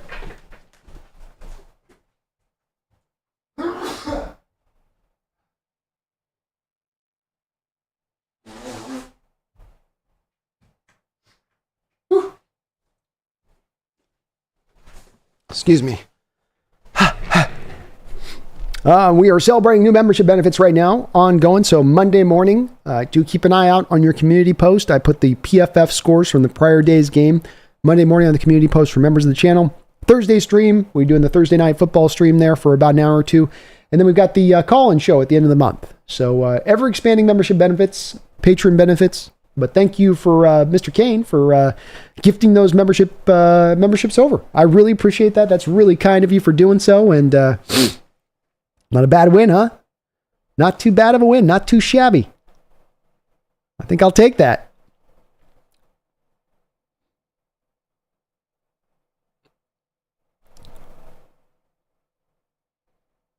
Mute says DK was cash money late. He was. You got to figure it out. Why don't you eventually get it figured out, I guess? Appreciate you guys. Got caught up on the donos. Thank you guys all for the donations, too. I really, really appreciate you guys for that. And Mr. Kane, you're awesome, bro. You are awesome as ever, man. What a beautiful day.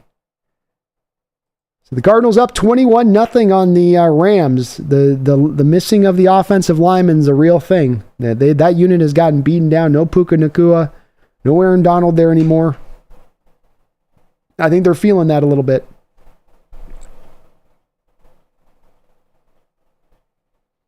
Kyler with a crazy touchdown. I gotta watch. I think I can actually watch this game, so I might as well just watch it, huh? You know what I mean?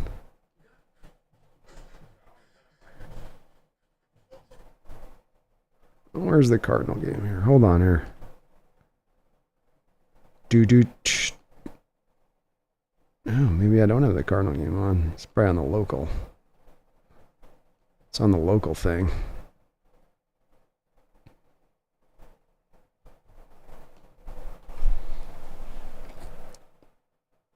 Cards are scary. Yeah, maybe they're going to be legit. We'll see on that. I'm still a little reticent on that one to believe it myself. But maybe. Not a lot of 1 o'clock games here. Not a wide amount of games at one. Let's just go to the... Let's just red zone it. Hawkaholic Geno was awesome today. Boy, was he ever. Vintage Geno.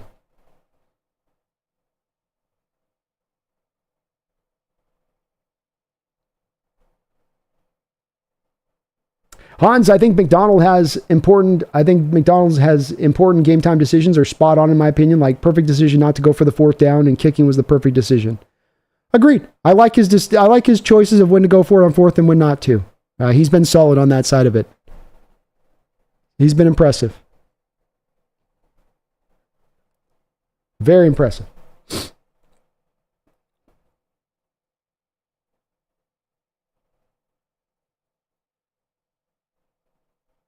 Lori Go Hawks says, hope Walker's back next week. Sharp was a workhorse today. With both of them, look out.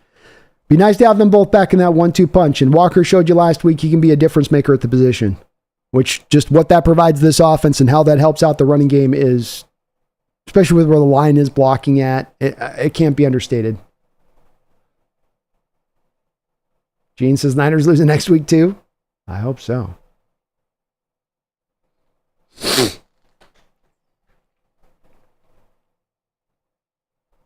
Flag says, Cards starting Collier at defensive end. They had a 3% pass rush win rate week 1. That's not great. That's not great. He's got some backups he's going against today. He might have a little bit more help.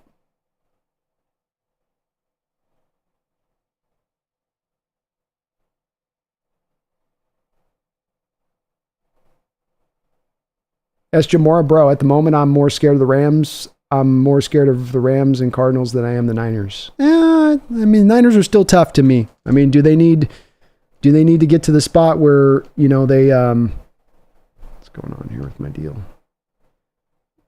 Do they need to get to the place where, what is going on here? Come on, play, stupid. Play, dummy.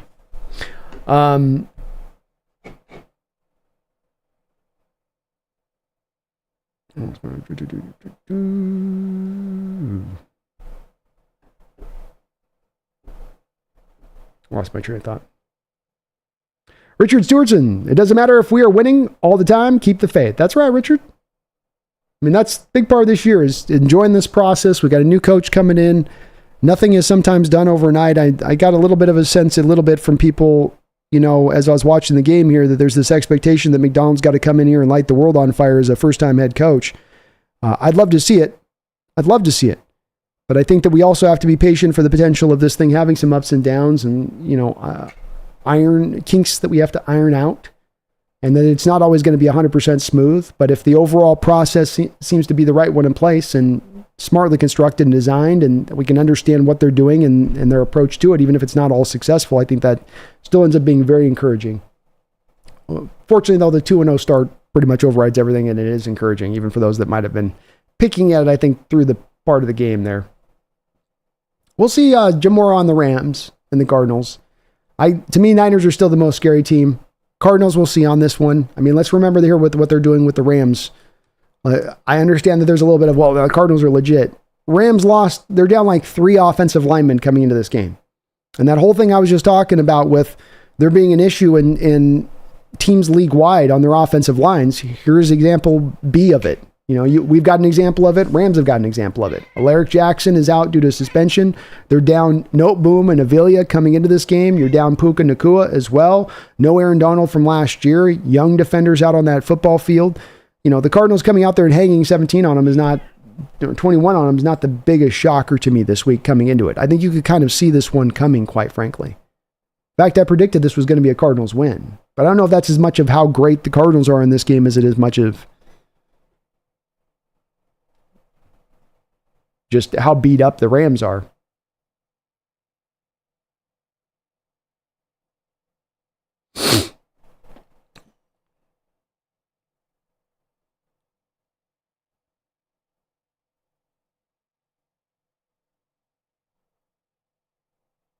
Thomas Cox says Julian Love should get some love. If the Pats make that field goal, Seattle probably loses, but they showed a lot of heart. They did. No give up in that defense today, man.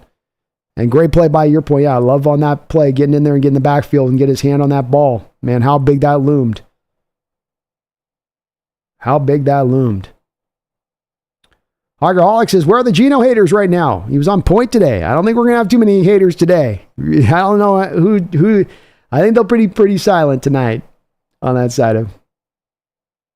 Brandon Janis says, Geno hater free zone here. About time. Amen. Sealord Bravo says, I thought Tyrese Knight looked extremely solid in his first game. Bodes well for the future. Yeah, Tyrese Knight, 7 tackles. Good in coverage as well. I think he'll come out of this game pretty fairly graded. Probably had a few points that he missed here and there, but overall, you didn't notice him making blatant errors across the board. Nagasa, there were some questionable calls from Grubb today. I would say there's some questionable calls to Nagasa. I agree with you on that. And I'd say there was some questionable approaches to certain drives. Some drives he was kind of on it, and you could see what he was trying to attack and get across and go after with the Patriots defense. There were other drives where it just seemed like they were sort of in that, the lights are out and we're in the dark and we're trying to find our keys on the table somewhere. You know? Not as much purposefulness there. Wretched Wastelanders. So is Collier being successful at 3% pass rate? Doesn't seem like it. No, it's not. He was being sarcastic in his post there, Wretched. It's bad. 3% is very bad. The best pass rushers in the league will be up around 20+%. Solids around 10 to 15. You're in single digits and low single digits. You're probably not very good.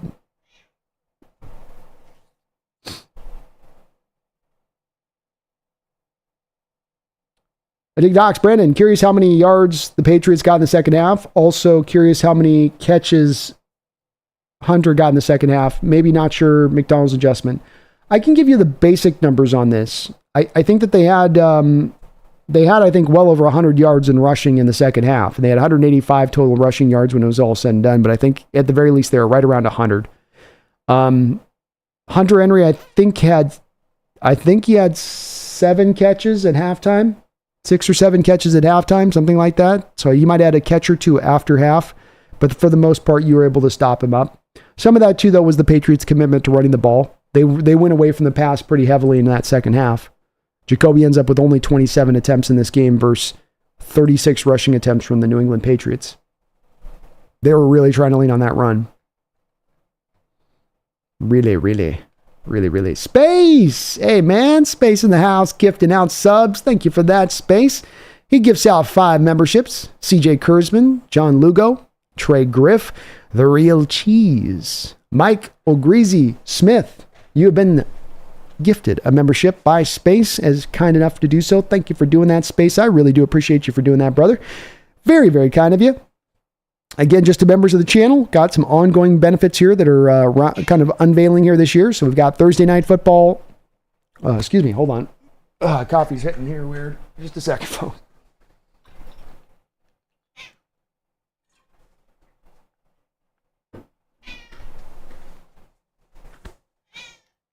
Coffee like stuck in my chest. I hear you, kitty. Shh, chill. Take your pill. Relax. It's okay. Goodness. Thank you for gifting the memberships out, Space. I lost my breath there for a second, but thank you for that. I appreciate you for gifting those memberships out. And again, on membership benefits, Thursday Night Football, 5 o'clock Pacific Standard Time. We'll be live on that. I'll be posting the PFF scores to members of the channel tomorrow at Monday. And then we've also got the call-in show at the end of the month. So a lot of extra membership benefits. If you want to join up as a member today, I really appreciate Space and Mr. Kane. Thank you for gifting those memberships out. Kitty, shh. Just relax for a second, okay? Can you chill?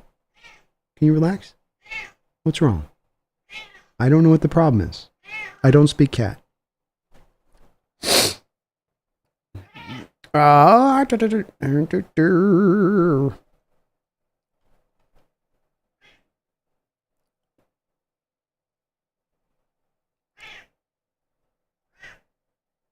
Wretched Weistlander, we need to change the pace back in the game, but just kept feeding Sharps. He couldn't find gaps. Yeah, the running game was weird today.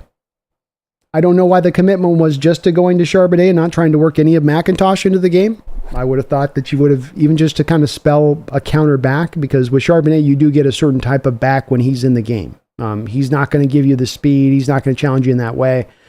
And, you didn't really have that second back you went to. I don't know why. Don't have a real good explanation for why they didn't try some other stuff. I thought Wretched Wastelander, I thought it would have been smart at some points in this game to maybe go out there and try to see if you could work the fly sweep game. Let's get Laviska Shenault in. If you've got a running game that's not working by you running the traditional stuff, then do the non-traditional stuff to get it to work. There wasn't a lot of that. And they used a little bit of Charbonnet out of the backfield, but it wasn't even a lot of let's just manufacture touches to Charbonnet in the backfield and then get him in space and let him work from that.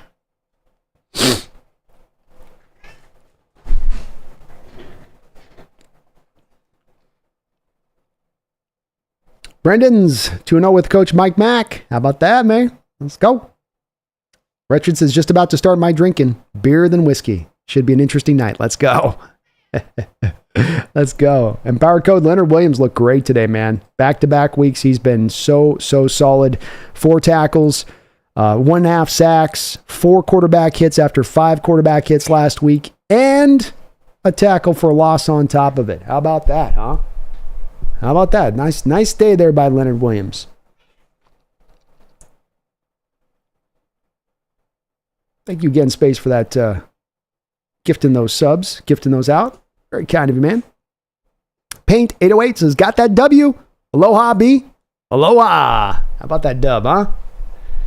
Stressful one. Brandon Jana, BA, beautiful day, sir. First in the West has me feeling euphoric. Go Hawks. Yay, first place. NFC West does have a nice ring to it, doesn't it? Doesn't it? Brian Myers' adjustments made to slow down Henry were impressive. Indeed, you weren't able to allow him to go off like he did in that first half where he was basically all of the passing offense from the Patriots. I mean, when it all broke down at the end of the day, he was basically all of the passing offense from the Patriots. 8 catches, 109 yards to him on 12 targets. Jalen Polk had 2 catches for 12 yards. KJ Osborne had 1 catch for 7 yards. That's it. That's all the damage their wide receivers did in this game. Think about that, folks. 19 yards. 19 yards given up receiving to wide receivers of the Patriots in this game. Pretty crazy. But yeah, you did lock it down with Henry. You weren't able to allowing him to run out and free as much as he was in that first half, which was good to see. Going to be interesting as well, Brian, to see how they defend against tight ends as we move into the future here on this one.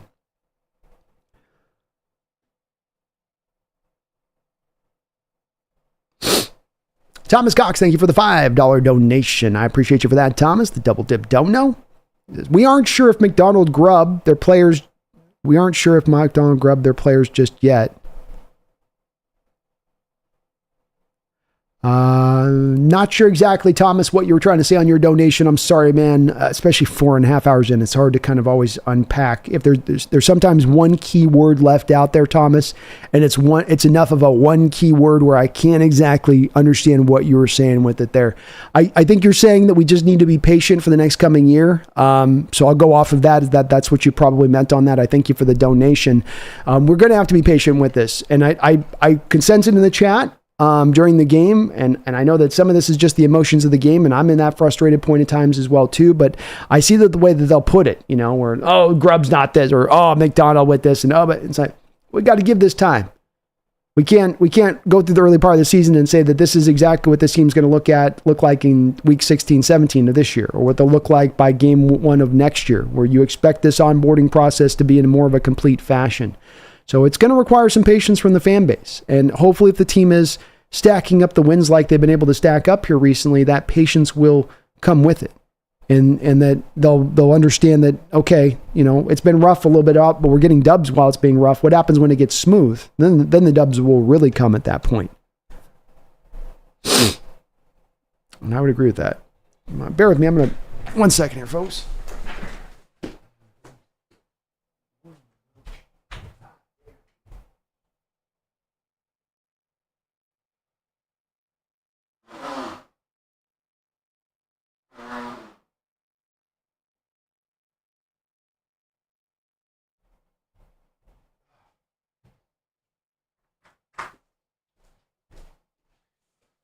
Allergies the last few days has just been knocking my butt out. This change of season crap is just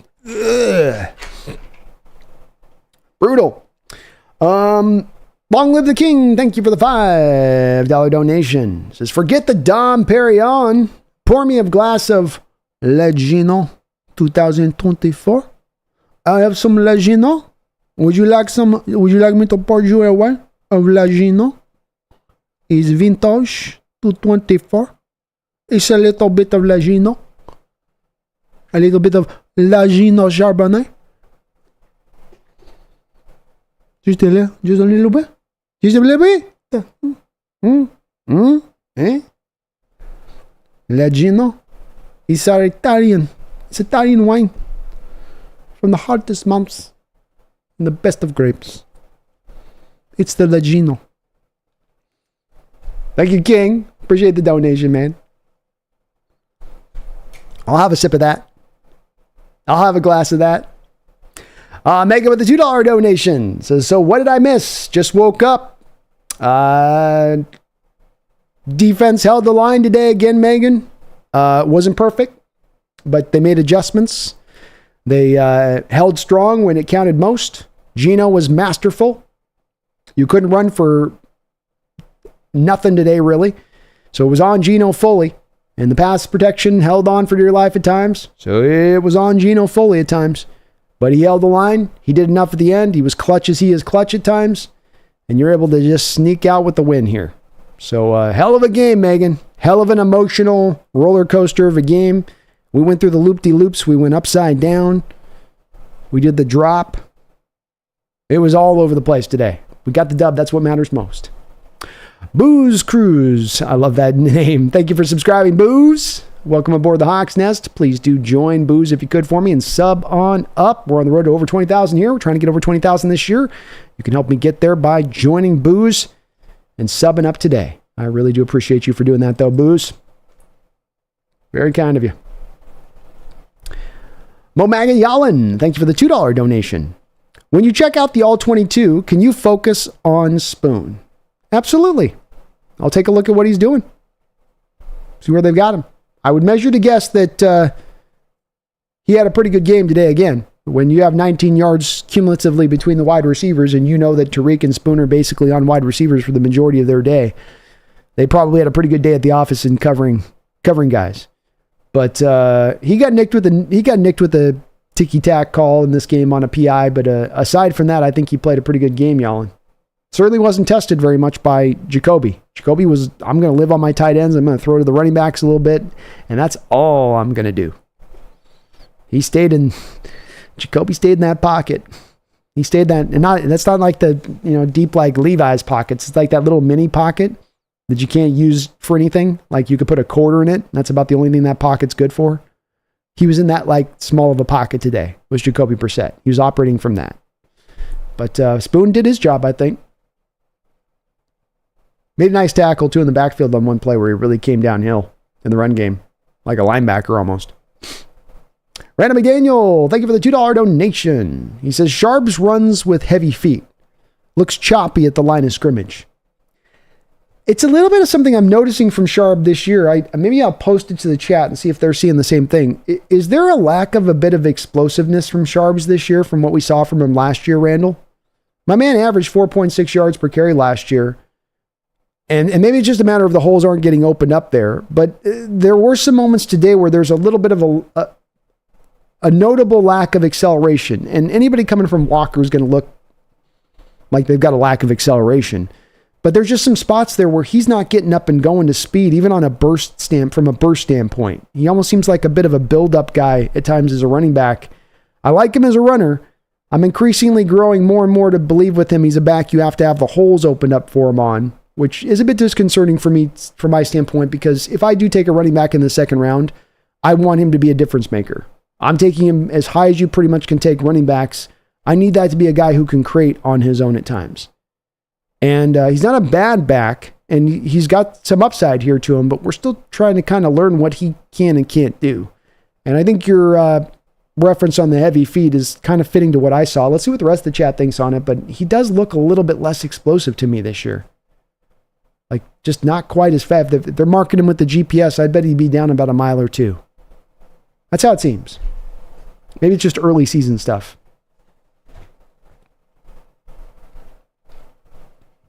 Hard to say.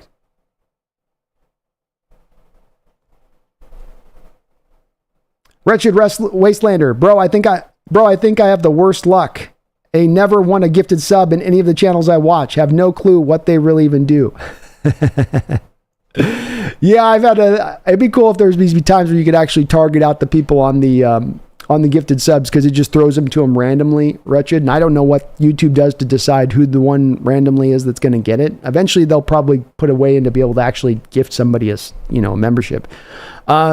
With my memberships, it's a little bit specialized. I try to expand it more and more. It is just it's Thursday night streams where it's just for members of the channel to chop it up. We got call-in shows I do at the end of the month for members of the channel. And then I do the PFF scores, which, you pay $8 a month for a PFF membership. It sort of gets you that almost a bit like included, because I get you those scores. So I try to get a little bit with it, but yeah, it's definitely random in the way that the gifting of it works out on that.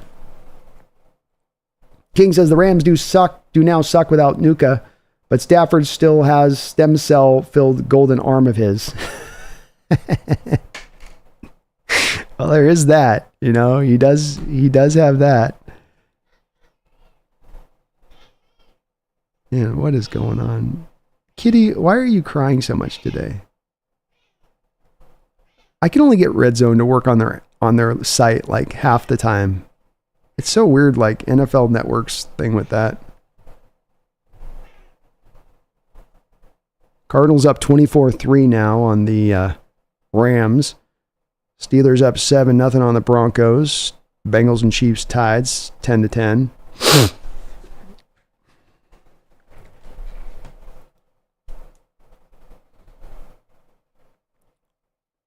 Herbicide not impressed by Noah? Yeah, he's been pretty quiet start this year off, and guy that we wondered a little bit about with the contract they gave him as to some of the reasoning on that. We're still kind of waiting for it a bit there. Freedom Joe, that Malcolm Butler voodoo. I ain't gonna lie, Freedom. I was a little worried when he's out there ringing the bell, their equivalency of raising the 12 man. I was like, oh, they're trying to shift this one, the Patriots, those dirty Patriot dogs. They're trying to shift this sucker. I can just tell. I can just tell.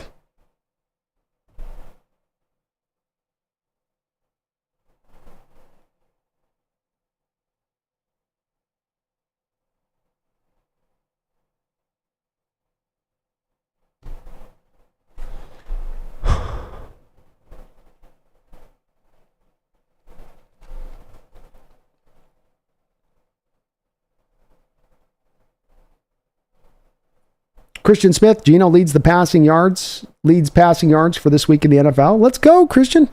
It sounds like passing yards still down the NFL. Defense is coming on strong this year. Mr. Kane, I'd be more active in the chat, but I'm pretty sure I've been fighting through a small heart attack with this game. Speaking of heart, what about the Seahawks team? Go Hawks. Hey, I'm with you on that, man. They're getting me every week. My palpitations are rising. I'll tell you that. And it was again this week the same way. I got pit stains underneath me, man. Probably going to smell in about another hour. It's brutal. It's brutal, Mr. Kane. Sean Lee, second week in a row, the D prevented less than 150 yards passing. People get caught up on the running game a lot. And as much as anything with the running game, you just want to make sure that you're not getting devastated in that component of that game. It's great to get stops and hold the running game down to nothing like the Patriots did to us. But really where you can still go out and win football games is stopping the pass. That's really where it begins. And Seahawks have been representative of that, I think, through the first 2 weeks of the season. And that, we keep that passing attack shut down. You might run a little bit, but you ain't passing the ball. We're going to win this game. And this backs up to what we see statistically across the league in recent history, where just because a team isn't necessarily good or efficient at stopping the run doesn't then make a bad defense. It's the passing yards given up that tends to be much more of a predictor on that one.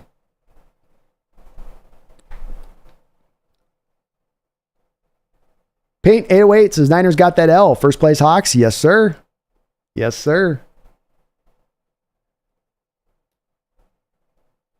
War Chief says, Brandon, is it me or could Charbonnet make an excellent tight end? Laughing out loud. He's really good at short yardage receptions. He is. He's got some hands on him at least. He can catch it. And maybe a little bit.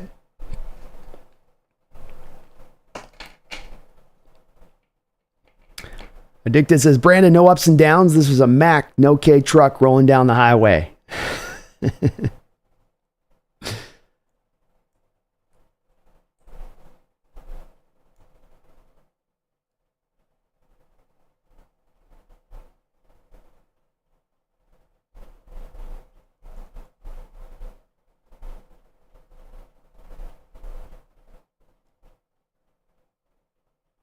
Yeah, y'all in a little bit more missed tackles this week. Agreed. Stevenson's a tough guy to get to the ground, but a few more missed tackles than last week. And Thomas, I appreciate you giving the Geno props. I know you're not the biggest benefactor ever, but I got to give you props on that because there's few people that are, not as pro Geno people that would be willing to come in and own up on that with a performance like this today on that, Good performance from him, though. Very good performance.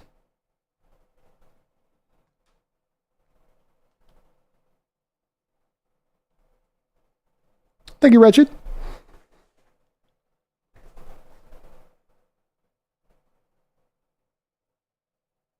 Dig to the Hawks is Pumpkin saying, I cannot wait to eat some dolphin next week. And we might have to get her some dolphin. I might have to get make some illegal Chinese, buy some illegal Chinese goods here. Might have to do it.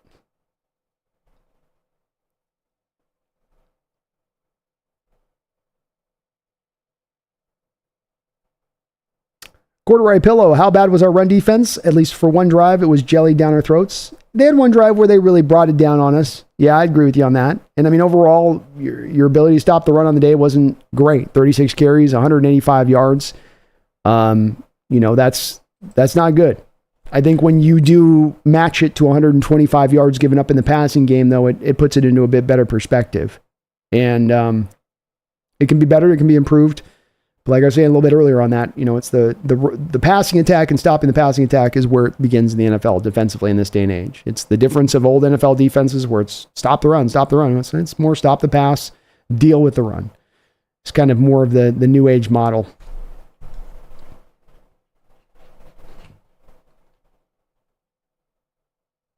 Misfit says Love was fine, but I didn't hear Jenkins or Wallace called at all. No, pretty quiet day from them. And Love looking really good. Yeah, I see Lord of Bravos. I think Love could be argued to be your best defense player in the first 2 weeks. I don't know, though. There's a couple guys that... Boye Mafe was good again today. Leonard Williams has been really good. Rayshawn Jenkins did have 9 tackles, for whatever it's worth. 4 of them solo.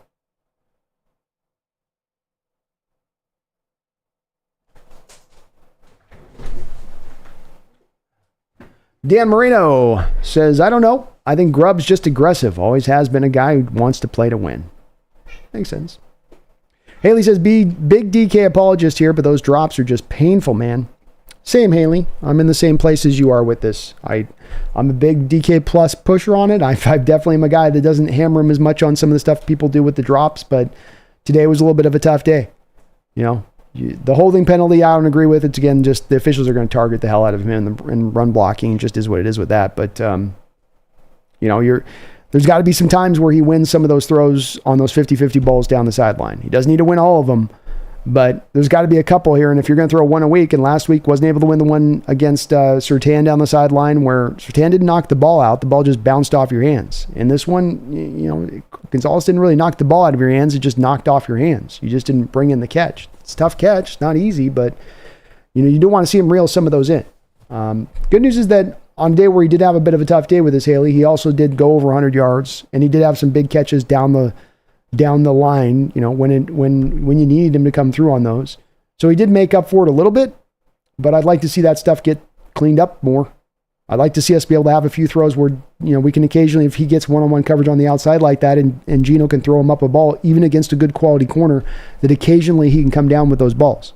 Not every time, but that you can challenge in that way when you get that kind of look.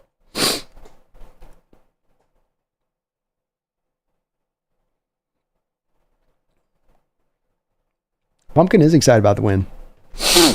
Oh, man, my nose is starting to kill me. Jermaine knows. I don't speak cat. Wretched. Bro, I just can't with some of these fans. If a player doesn't catch every pass or put up the gaudy numbers, just trash talk with me. If you're mad at someone, fans is your man.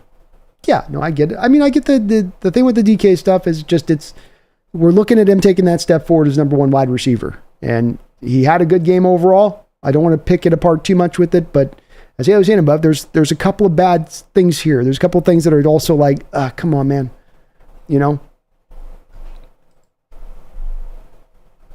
But 10 catches, 129 yards, overall 56-yarder.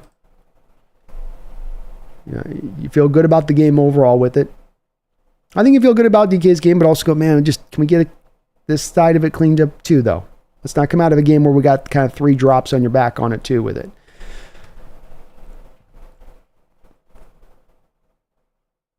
Pumpkin saying no Kenny Mack.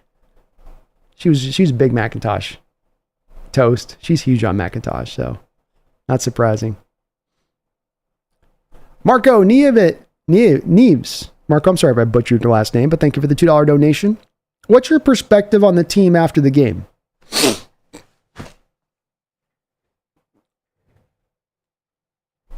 a good question.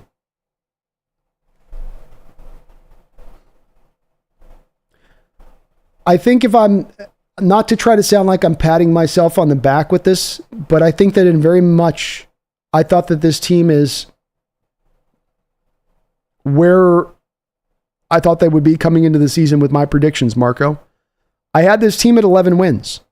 I looked at this schedule and I thought that this schedule had a lot more winnable games than last year's schedule, that it didn't have the gauntlet of last year's schedule. I thought there was going to be some early returns Mike Macdonald was going to be able to take advantage of on both offense and defensive of this team to allow him to get to that 11-win state. I thought that between the Rams and the 49ers, that one of those two teams was standing on the knife's edge too much here, trusting that luck of health to hold up too much, and that one of them would falter on the back of that, and all of these would come together to help push us into second place.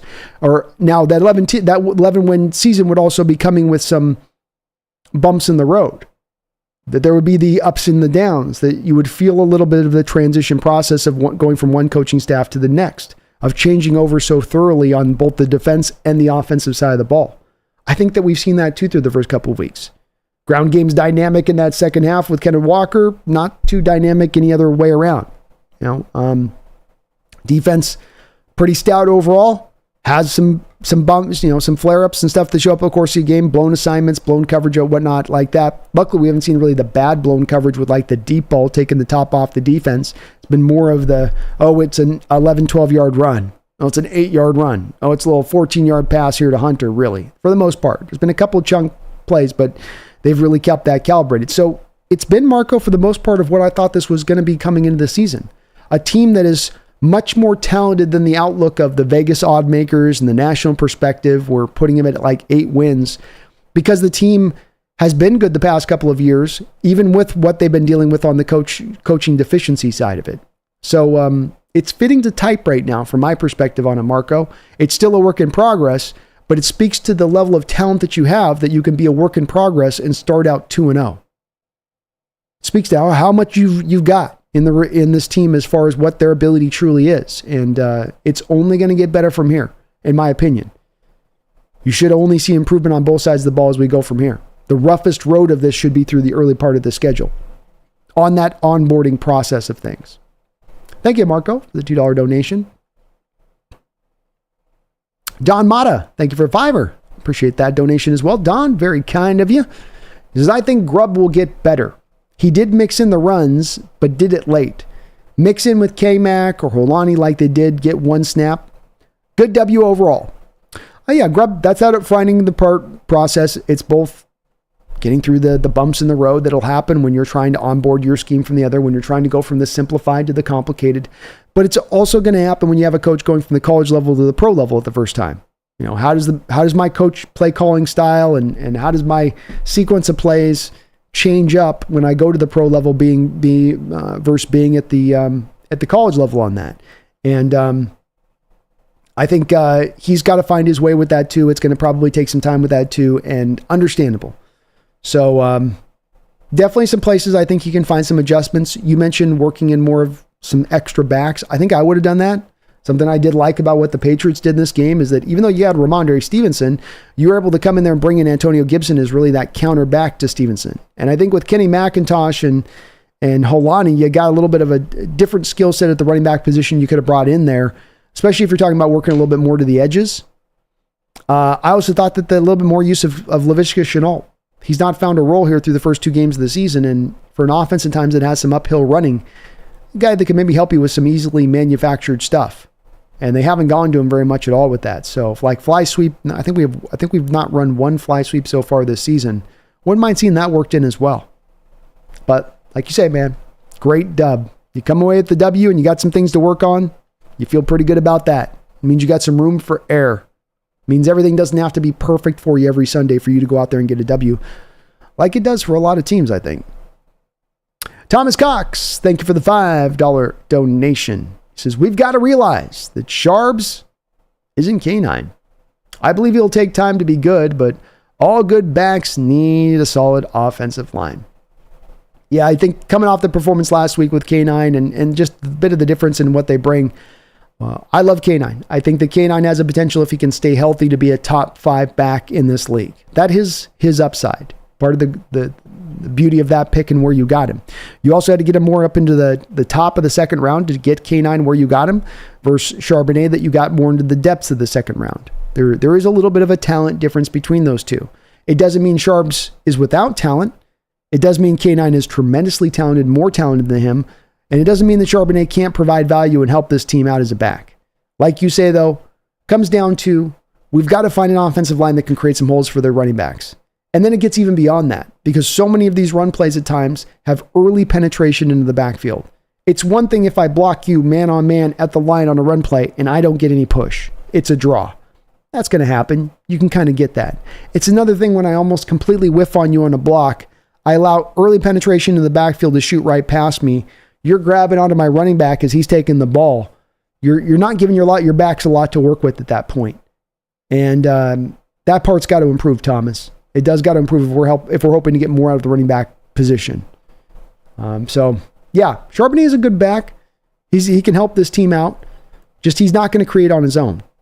And that's where we can definitely work to kind of fix that up a little bit. Randall, thank you for another $2 donation. Says, get that tuna-free dolphin. That's right. That's the Chinese brand. It actually says it on the can too. Tuna-free dolphin. You know they've got they got that wide palate out there back east. It's a very wide palate. So I think Pumpkin's gonna have dolphin for the first time this week, folks. I'll get some of that canned dolphin.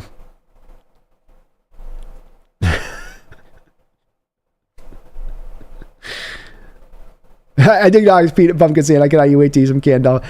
Yeah, Peter's up somewhere now. Someone's eating dolphin? We've heard we got internet waves. Somebody's going to try dolphin this week.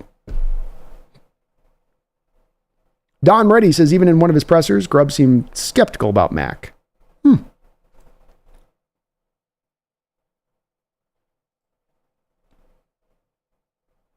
Rams down 24-3 to the Cardinals here.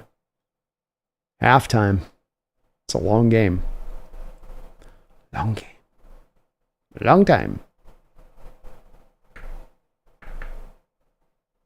Ricardo says those calls on Spoon were awful. Wouldn't be surprised if that was Kraft's handiwork.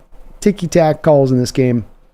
Officiating was a bit off in this one all the way around, to be honest with you. Not just us, but all the way around. And you could make an argument that we got to be on the better benefit of the calls when it was all said and done. But there was just some stuff in this one where it just didn't make sense. I thought the consistency and how they called the game fluctuated throughout.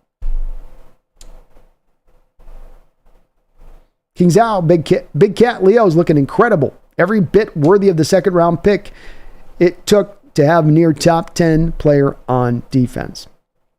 I love the trade at the time. I've maintained I still love the trade. I love the trade when we announced we were going to spend over $20 million to retain him. Because to find these kind of defensive tackles that can be this impactful is very hard. And the teams that have them are going to make you give up prime assets to get them, like the Hawks had to do with Leo.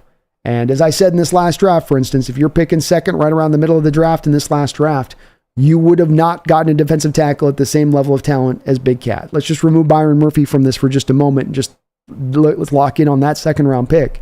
You wouldn't have found one. And he's showing you why. He's a complete player. He's 9 quarterback hits. It's going to be well graded once again coming out of this game. Been well worth it. Flags. Tomlinson is terrible. I really hope Schneider changes his stance on interior offensive linemen. Well, I think he's changed it to a degree over the last 3 years. I think that the problem is that in that change that occurred 3 years ago, you had to change everything from end to end. From your tackles to your guards to your center, it all needed to be swapped out. And that meant it was going to take some time to do so because there's not a way, in my opinion, just fast remedy this. There's not usually the trades that you'd have to make in addition to drafting to make that happen. So they've had to do it by drafting, and it's going to be a slow process getting it there. Tomlinson's there to reinforce what you couldn't draft, but it is a work in progress. And I'm not super happy with what he's bringing, especially when you look at how hard it is for you to run in this game. And you go, man, you're in there as much for what you're able to do in driving guys off the line in the run game, and you're not creating any holes in that aspect of it, allowing that early penetration. Why are we rolling with this? But the team seems to have a lot of trust for him out there.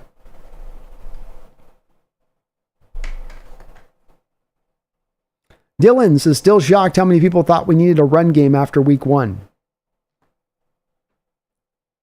Well, it sort of helps. Doesn't hurt.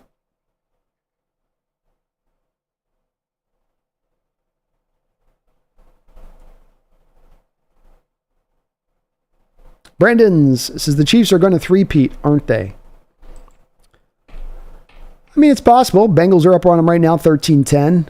It's hard. It's never been done in NFL history for a reason. It's hard to pull it off. And they got a good team right now, but it's a long year. We'll see how it goes. Let's remember two Brendans with the Chiefs. They're historically known with Reed for starting off pretty strong, no matter what happens with their season overall. So if they were to start out hot again, it'd be probably understandable. Brandon, by the way, Brandon, hear that French accent. It's that time again. Wouldn't mind seeing if Pacino impression is improved. Not that it ever was bad. Maybe a Christopher Walken. I got you, man. I got you. Seahawks fans, never perfect these games. You gotta wait through, hold on, dear life. Grab your mommy if you need. Give a hug. If it's gonna make you feel better. But it don't matter the stress you're going through day by day, game by game. Doesn't matter. I'm telling you now. Why? It's going to win. That's what we do, Seahawk fans. Listen to me. Listen now. We win. That's how it's done in this game. It ain't going to be pretty. Mike Macdonald doesn't want to be pretty. He wants to be ugly. Wants to go at you in the worst of ways. So, worry if you will, Hawk fans. Get sweaty if you need. Hold your mommy. But we're going to win this game. We're going to take this conference, this division. Look out, Chiefs. Your three-peat is about to be done by the Mahomes beater, Mike Macdonald. But let me ask my friend Al Pacino, what do you think about this win, Al? Did you like it or not? Oh, this win. I'm going to tell you about this win. You fight hard every day as a football team. You get into it. You let it rip. You hold on. And that's what they did today. They let you have it. Physicality. Boom. Strength. Boom. What do you want? You want it to be pretty. You want it to be easy. Ain't no easy in this game. You win for today. You grind out every last inch. That's how you're going to win.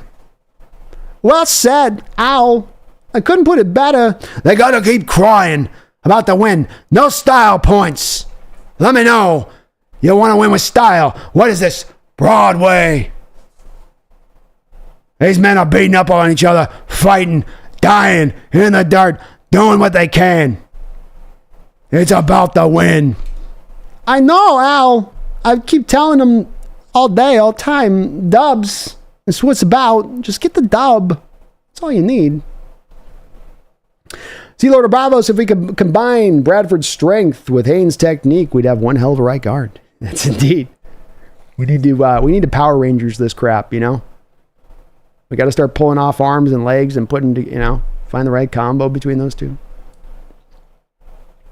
Richard says, what sucks is the guys we want in a guard to replace Tomlinson and Bradford, but they can't run block, and the guys that we have in are horrible pass pro. There's no in between. Indeed. Alan says, let's have it go. Seahawks 2-0, baby. Let's go, Alan. Let's go, Alan. C-Lord, I don't think Huff has ever spoken in the press. Would like to maybe get his thoughts as well.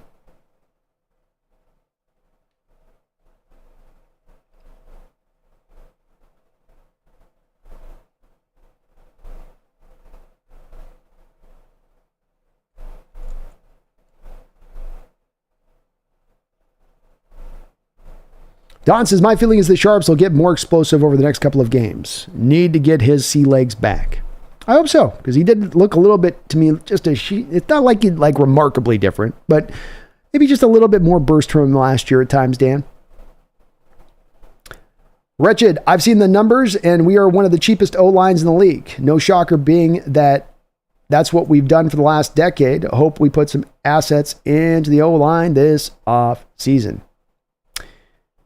Yeah, I understand completely the frustration. And Richard, there's going to be a lot of frustration in the chat on this one. I think the landscape part of the NFL and the offensive line can't kind of be overlooked here, because the way that it gets sold here on John Schneider is that there's assets out there to go out there and buy. This is essentially what's being inferred a little bit, is that there's assets out there for you to just go buy. There's fruit there just on the trees for you to pluck, but the Seahawks make a yearly decision not to pluck that fruit. The frustrations with the offensive line for a decade period from about 14 to 20 are completely valid. I'm with every person that wants to be angry about that time period. I'm with every person that speaks to the fact that the Seahawks didn't invest as much money into the line during that period, and that they should have probably. But the team has changed their ways over the last 3 years. And what has stood out over the last 3 years is there's really not been an offensive lineman in free agency that you want to go out there and put the money on. Because we can't deny the fact that Seahawks have put the investment in the offensive line as far as draft capital. When you come down to offensive line, you go, we're not doing enough for our offensive line. So you go, okay, draft capital, trades, and signings. Draft capital, trades, and signings. This is your only methodology to improve that offensive line. 2020, you draft 2 offensive linemen. 2 of the picks in your first 3 rounds go to offensive linemen. You come back the next year, you draft 2 more offensive linemen. You come back this last year's draft, you draft 3 offensive linemen. So when it comes to drafting and Seahawks' dedication to drafting linemen, when I talk about those 2 parts of the prong, they're taking the first part of the prong, they're handling the last 3 years. Again, let's remove out 14 from 20. Why do I want to remove out 2014 to 20? Because they've changed their mode at that point. They actually started to draft linemen high at 2020. Number 10 overall pick, Charles Cross. 3rd round pick, Abraham Lucas. You've got 3rd round pick, Christian Haynes.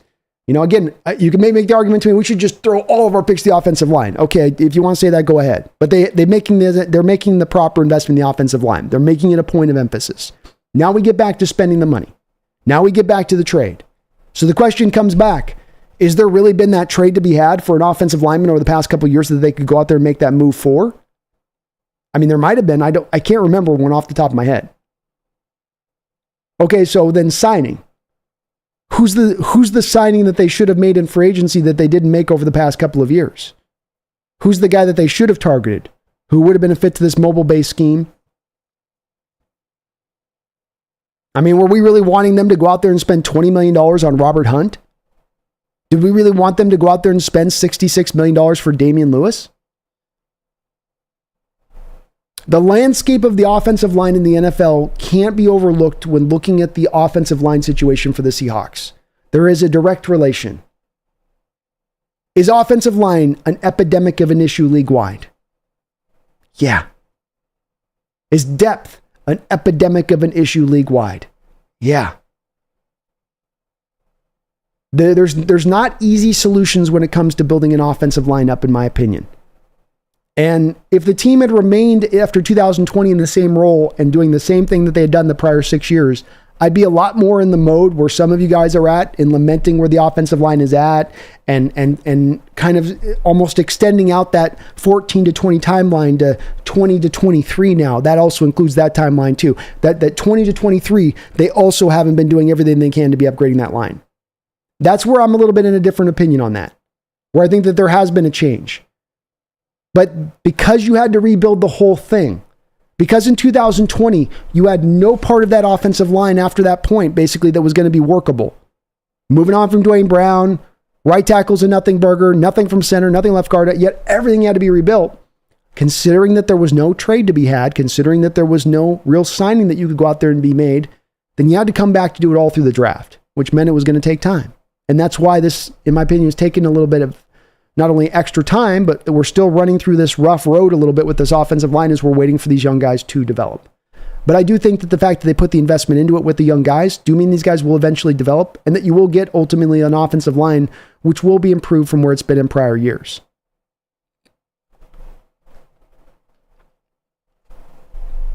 War Chief, okay, given Sharp's burst could use a little work, but at the end of the day, he put in some work, caught multiple passes, a few for some firsts, can't knock it. Is he K9? But who is? No. It's all good. I mean, he did what he could. Blocking's got to improve more than Charbonnet's got to get better. Kings out, I'm just glad Williams didn't muff the punt because Pritchett got too close. Yes, he did. Yes, he did. And hey, how about Williams today? Good return. Had a couple of, where he just caught the punts, which was great. Like you said on that one, Nehemiah Pritchett got knocked into him, still able to hold on. It's great to see. Real Cheese says, I wasn't even here and I got gifted a membership. Let's go, Real Cheese.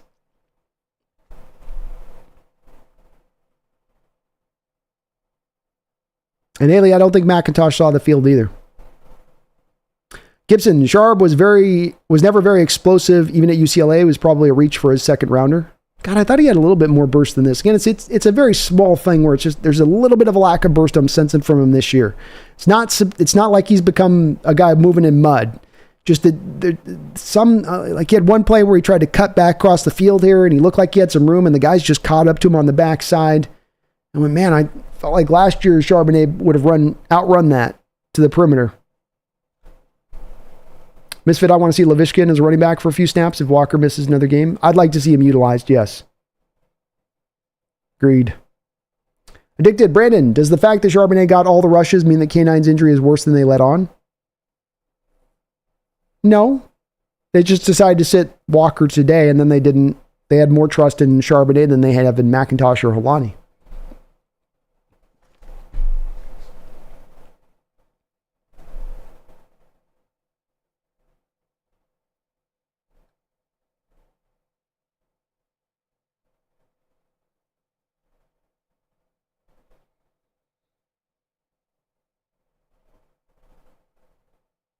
Thomas says, shoot, I thought Geno had 400 yards passing. He could have if he didn't have the drops. Y'all and AZ at best will go 1-1, and Mike will talk about them like they're the best team in the division after San Francisco losing. They're feeling themselves now up 31-3 on the Rams.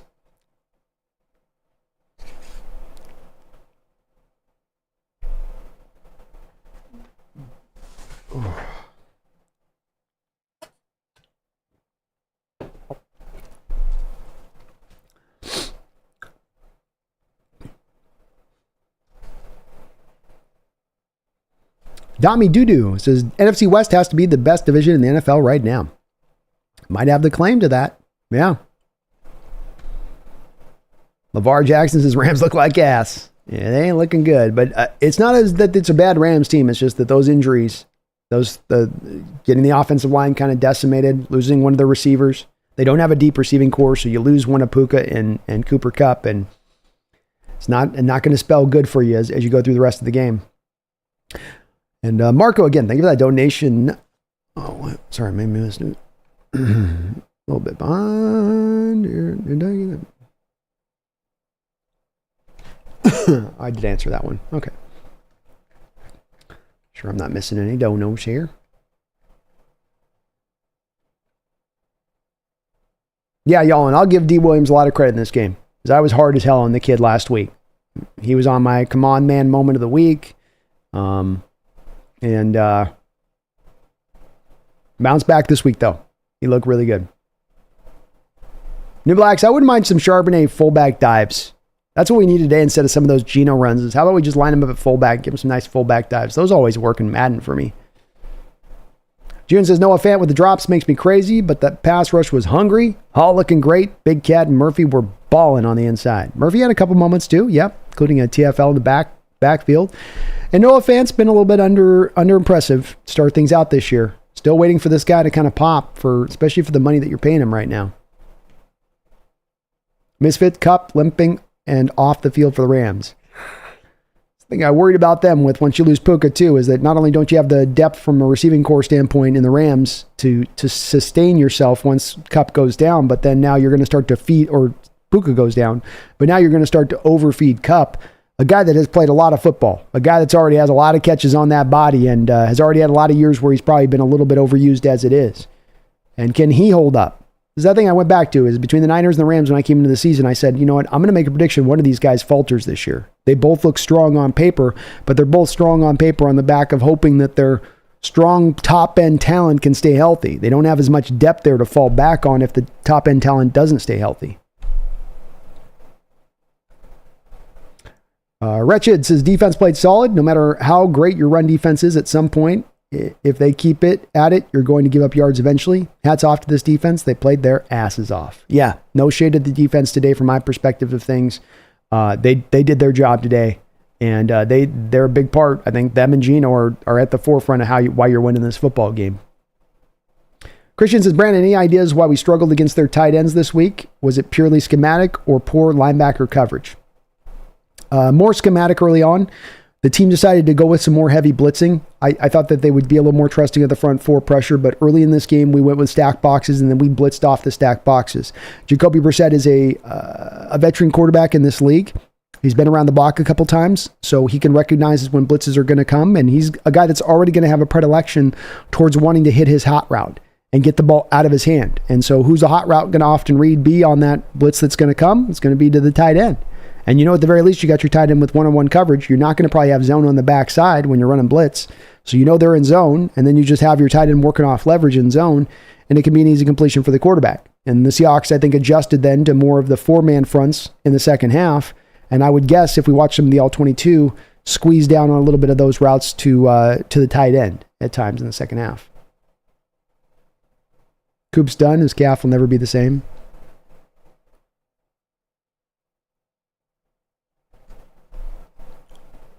Hans, missed tackles, missed sacks, drops. Could be a wake-up call. Definitely if you're a coach that wants to get out of this game, Hans, and the coaches often say we want to get out of the game with a lot of stuff that we can still teach upon and build upon, but still get the W, but still have things that we can build upon and say, hey, well, but here's some places we can clean this up. Here's something we can fix this up on. This is definitely a game where that's the case.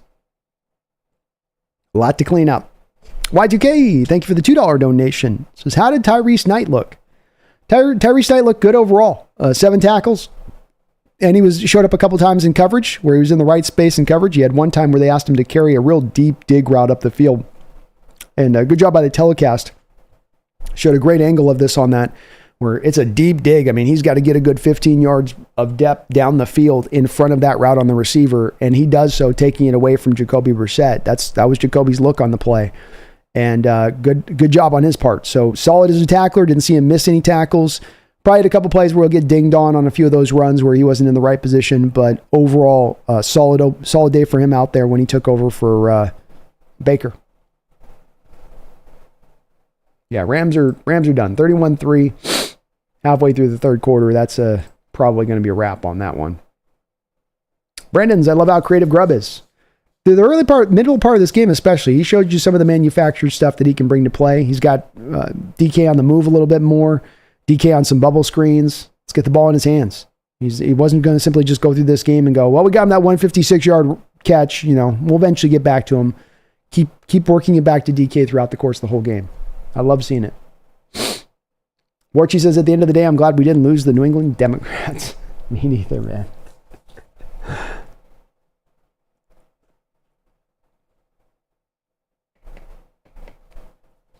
Deleted says, easy win. We're going to the conference championship. Let's go, Deleted.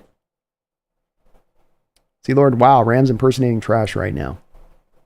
It's a little bit brutal. Hans, the run D wasn't that bad. The only thing the Patriots could do was run the ball and throw it to the tight end. Yeah. It wasn't miserable. Y'all, and I'd like to see more bootlegs for Geno to run. I noticed they put a spy on him late in the game that left the underneath open. I would too. It gives him also some early looks, especially when you do it early in the game. Get him out moving in space, quick looks to throw to space. I'd like to see a little bit more of that too at times. Impersonations are always tough 5 hours in, Nicholas, when the request comes in on that. It's always going to be a little bit dodgy on the impersonations. I try to lean away this deep into the streams because the voice starts to go a bit.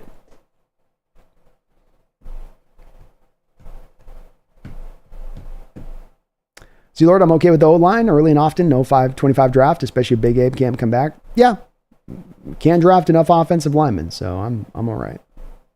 Brian, yeah, one of DK's drop balls was due to a tip at the line of scrimmage. It's true.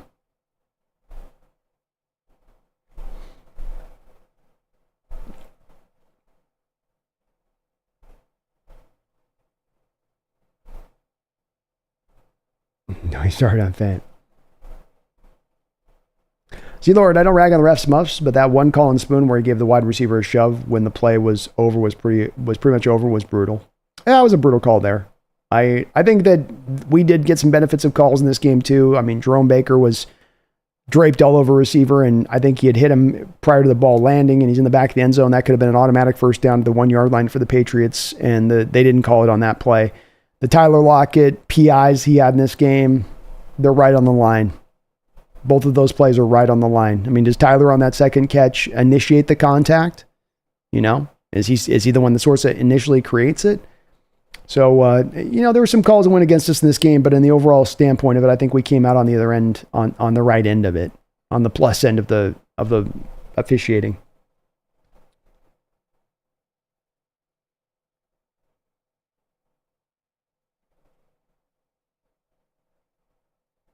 Power, how did you grade our performance against the run? Felt like it was on and off, but we need to make the tackle in the backfield. More missed tackles today helped the running game out a considerable amount, I think.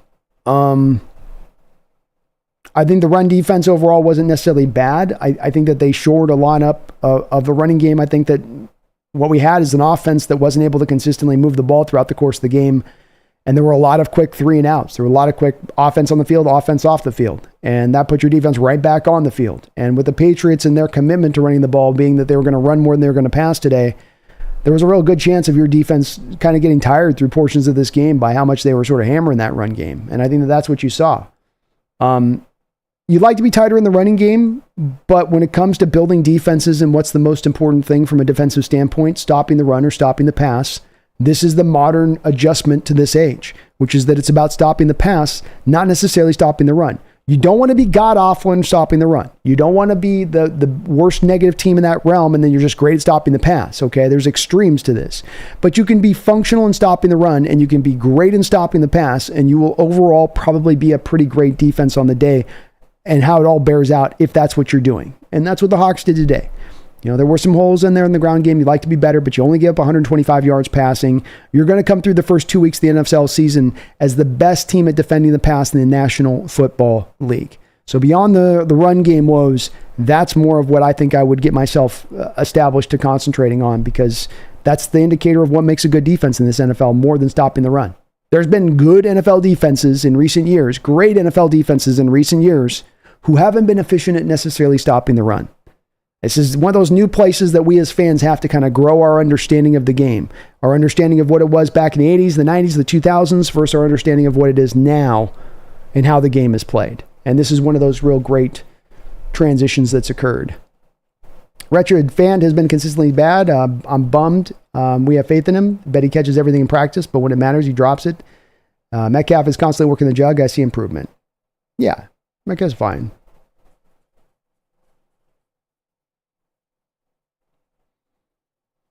Yeah, I think to your point, Haley, on the DK stuff, it's not to hammer DK on this, and you're not hammering DK on it. We're not hammering DK to say this got to be a bit better than this, and that's where I would say with it. Like, I'm happy with their performance. I'm glad that he locked it down at the end of the game, but he is a guy after this season who's going to ask to be paid over $30 million per year.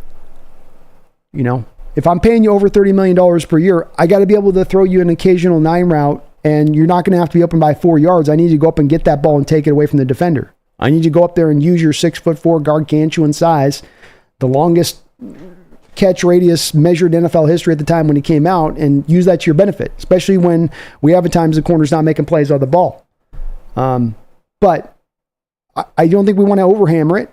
It doesn't mean he's bad, or it doesn't mean he's not still really great in what he's bringing to the table. It's just that if we're looking down the road, I'm making you that $30 million guy.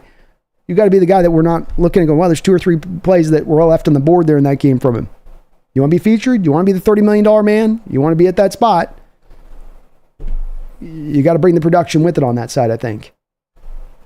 But DK's not a problem or anything. It's not an issue with it. And it was good at this, that even though those drops came into play, he still came back in this game and was clutch for you down the line, including the leap there he had where they didn't give him the first down, and he should have gotten the first down on the leap at the end there where he jumped over the guy and hurdled him, and I thought that ball should have been put with a first down, but brutal spot there.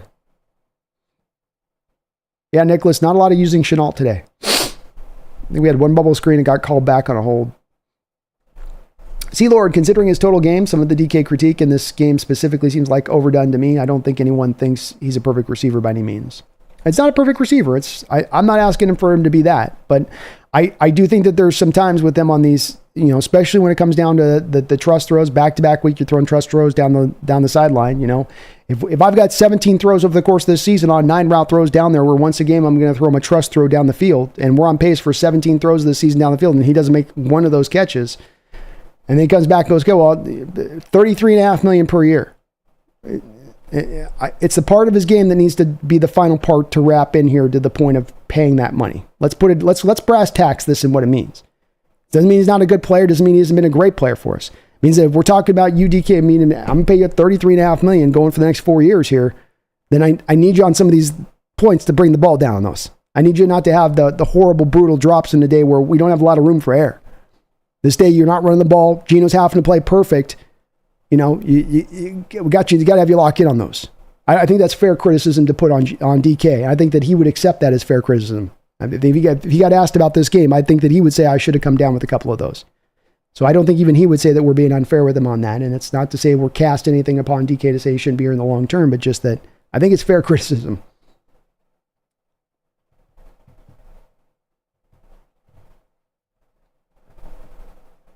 Gibson, I had 9 wins coming in, but right now I have 10 as my expectation. Let's go. Dick to Brandon, sorry I made the Dolphins joke, but Bear Snack just didn't make sense. I like it.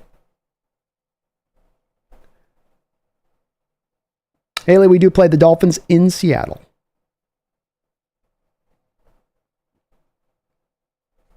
John, what wasn't crazy about Grubb continuously running sharp up the middle when we couldn't run block? No, I wasn't either. Use more to the edges. This has been a problem for offense recently in the running game, is too much of a fixation on hammering the A and B gap runs.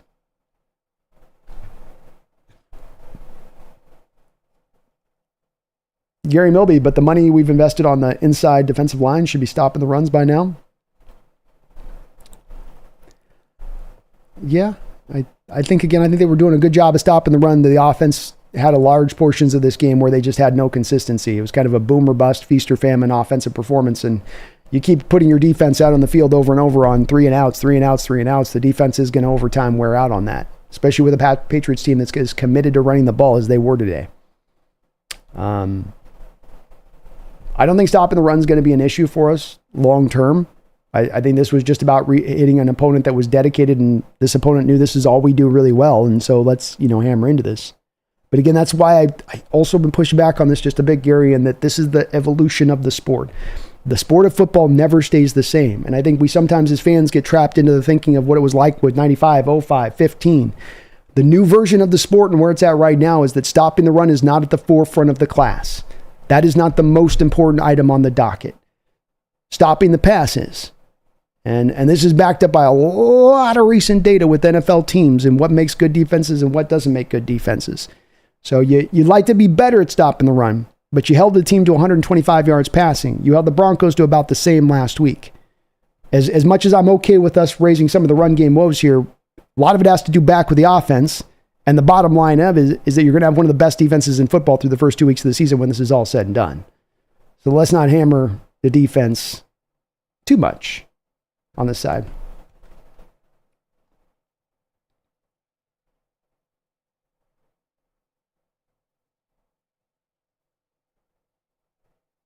Haley says, Mike Macdonald's last rookie coach that's undefeated? I think so. Kevin O'Connell, I missed the game, but caught the highlights. Were they reenacting a Carol game for his birthday? Maybe so. Maybe we'll give you a Carol special on this one. It was a tough one, man, Kevin. It was a grinder, but we got through. Thomas Yell has other weaknesses other than O-line, but in my mock, I drafted center, left guard early, and then drafted linebacker and quarterback. I like it.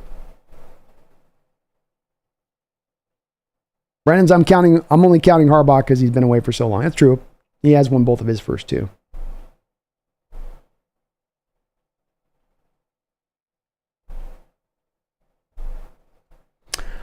Gilbert says, thank you for not putting the outcome of the game in the stream title. Just got home. Looking forward to listening to your play-by-play. And multiple other podcasters put the score in their pod titles. Oh, well, my pleasure, Eric. I try to not spoil too much for you. I do have the thing showing up over my damn head, so don't look at this.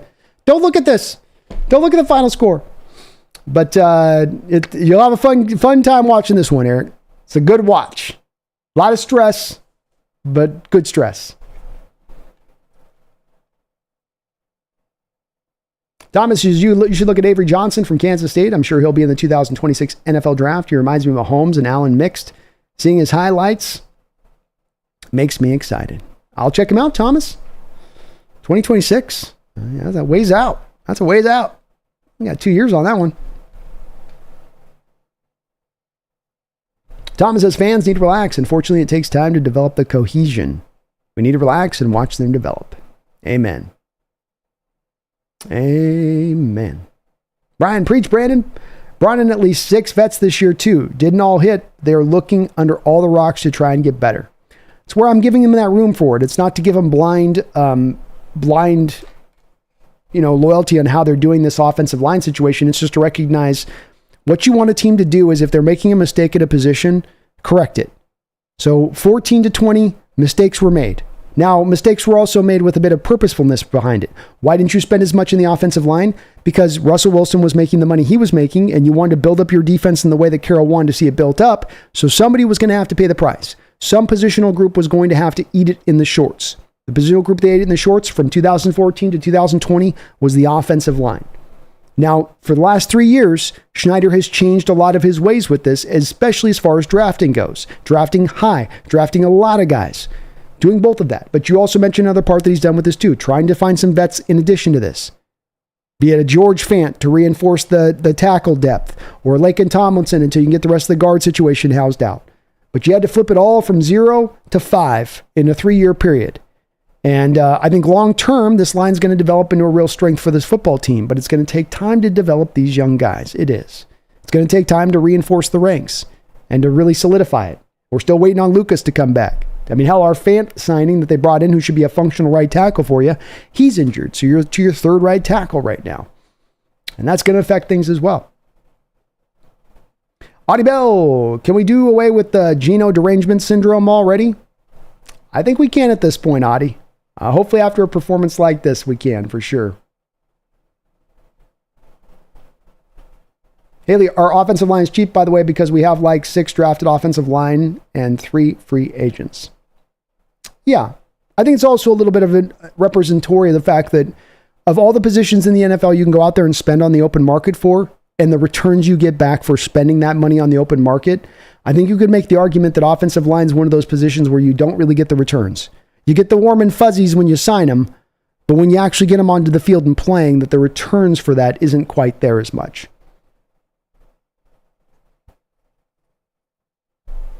Misfit, so it was not Morris, it was Love who blocked the kick, I've been told. Sweet, that's true. Yep. Mike was right there to maybe get a hand on it too as well, but Julian jumped right in front of him.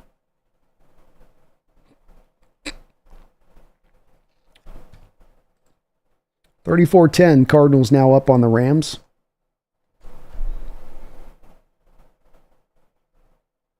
C-Lord, many experts have the Rams as the 2nd best team in the division.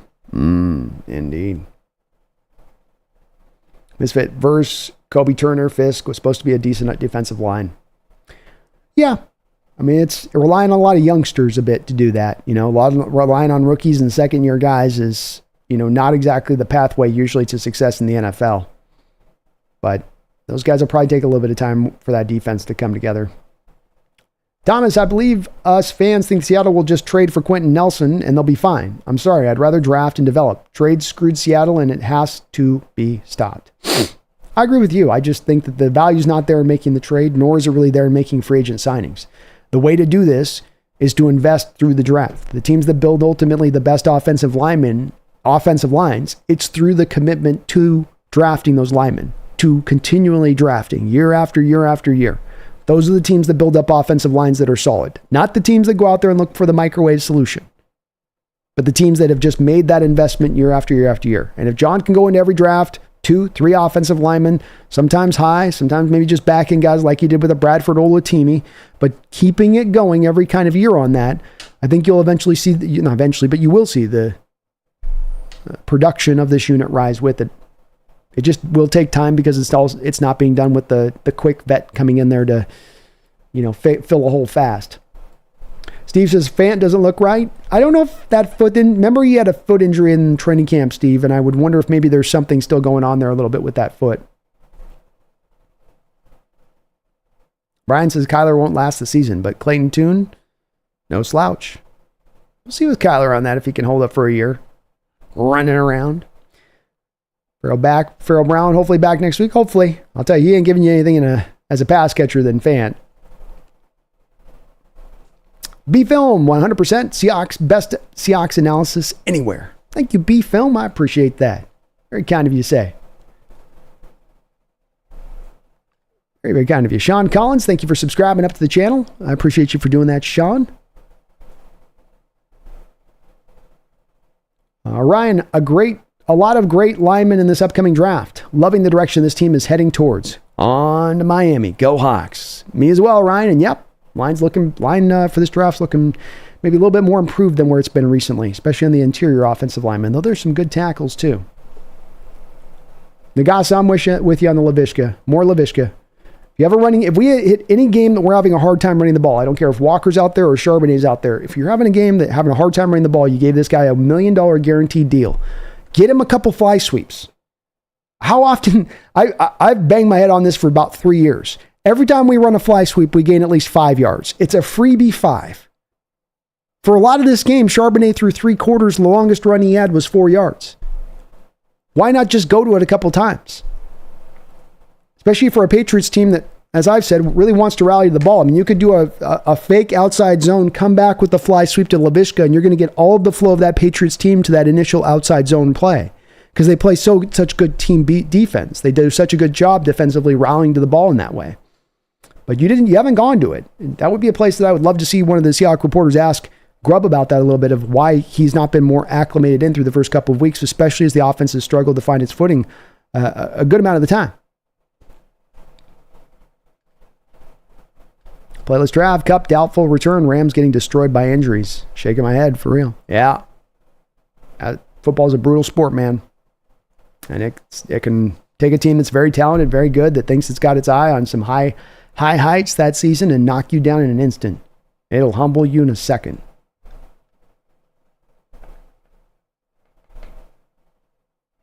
Dig Docs. Brandon, I don't know what Damian Lewis made in free agency, but right now I wish we had him instead of Tomlinson.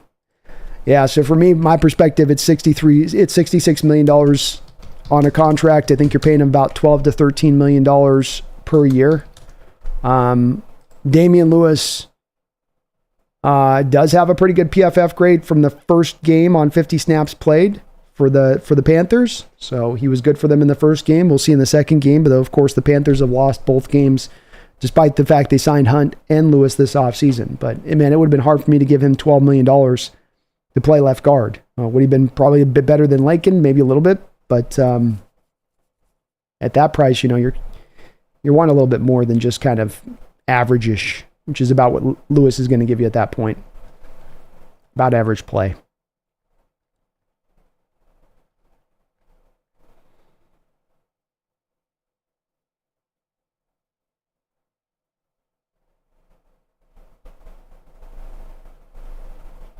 Yeah, Thomas, I feel like with you, I'm not sure. It gets harder and harder to make the argument that Tomlinson's better than Bradford at this point. Because Tomlinson's whole thing is to be as a good run blocker, but you're not seeing a lot of him really getting a lot done as a run blocker. So you go a little bit of office space, So what do you do here? And he's over there like, I'm a GD veteran. I'm a stabilizing presence. And then there was a lot of young men around me. I'm stable. But are you? I'm a freaking people person. Wretched says that's the problem. We developed him and he was a solid starting guard. I mean, I don't agree with paying him $66 million, but could we have tried to keep him on a team-friendlier deal? Lewis over Tomlinson. I don't know the team-friendly deal part of it there, Wretched. The man's just getting off of his rookie contract or whatever. I think maybe he did sign into a contract. I forget. I think he was on the rookie. Maybe he wasn't. No, he's on his. He had an extension before. But there's up and down play to his game. I mean, he's had 1 year where he was okay at left guard. He had last year at left guard where he wasn't particularly good. There's the ups and downs in his game throughout his time, and I don't see where he would have been willing to take anything less than $66 million. If the Panthers are offering him that, why wouldn't he take it? And I mean, if we're going to offer him $50 million on a 4-year contract, which would be $16 million less, and which would be significant, right? I don't want to pay Damian Lewis $50 million for below average play, or an average season and then a below average season. That seems like this is to me a little bit of the bottom line point, a little bit as to why going out into free agency and going out there and trying to find a trade is just not a real reasonable way of doing this, because you're going to end up overspending for what you're trying to get. And that's not when you start spending as a team, to Wretched, when you're taking an average player and you're overspending on that average player just because you're so worried you can't fill the other position in at a little bit of a lower cost. I don't know. That to me is the road to ruin kind of on roster building. And I don't see any universe where Damian Lewis is worth $66 million. I don't think that there was a lot of NFL teams that were lining up to do that deal. But it just takes one. And it just takes one that's desperate enough to throw all the money at him. Kevin O'Connell, yo, B, you think we got Miami beat? I do. I think I already had this game as a win prior to the year coming into it because it was at home. I wasn't a guy that had a lot of faith in Tua. He ain't playing this game, no doubt. Skylar Thompson coming into our house. They've got other guys that are nicked up all across the board, defensively and offensively. I mean, they're in worse injury shape than we are, including Tua. Yeah, I think we got the win on that one.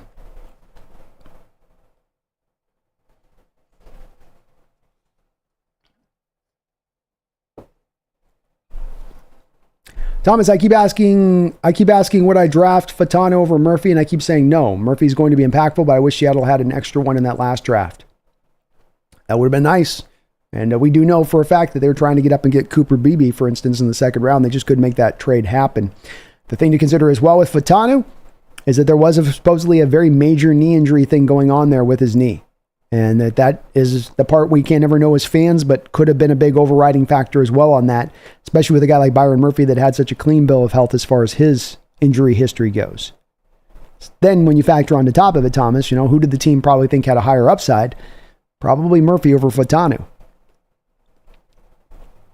Nagasa says Haynes played in Bradford's place, not for Tomlinson. That's correct. He was in there for Bradford. Haley says Tomlinson single-handedly made the entire room hate Sharps today.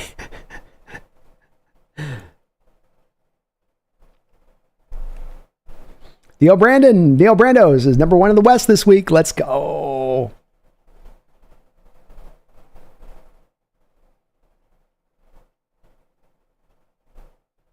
Dig Docs, I'm looking at the sports track. Damian Lewis cap hits his total $53 million. Rest must be bonus. His cap hits average about $60 million per year. I just want to know how 2024 playoff teams paid their O-line.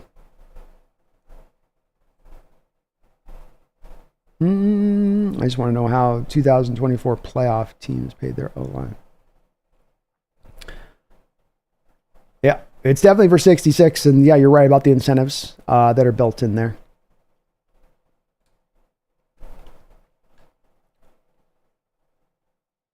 I actually think the issue is they want to roll vets and want Haynes at right guard, not left guard. The problem being that Bradford has played so poorly, they keep having to sub him out for Haynes there. Yeah, I think that's probably a bit of that indicator going on here too, which kind of fits to a little bit of maybe what I was seeing at the last look that I kind of had at Haynes when I was watching this offseason prepping for the year, which is there might be more to be said about him being more of a right guard, and really that's how he's felt. We thought he could maybe transition to left guard, but not all guys that play right guard can play left guard, not all guys can play left guard can play right guard. So it may be that right guard is his best position when it's really all said and done.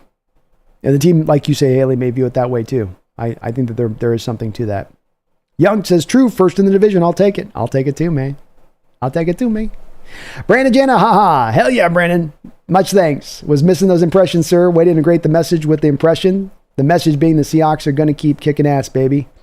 All day long. 3, 4, 5, 6, 7-0. Start the year right now. Right now. Oh, I'm saying 8-0. All day now. 8-0. We're going to win. Take it home.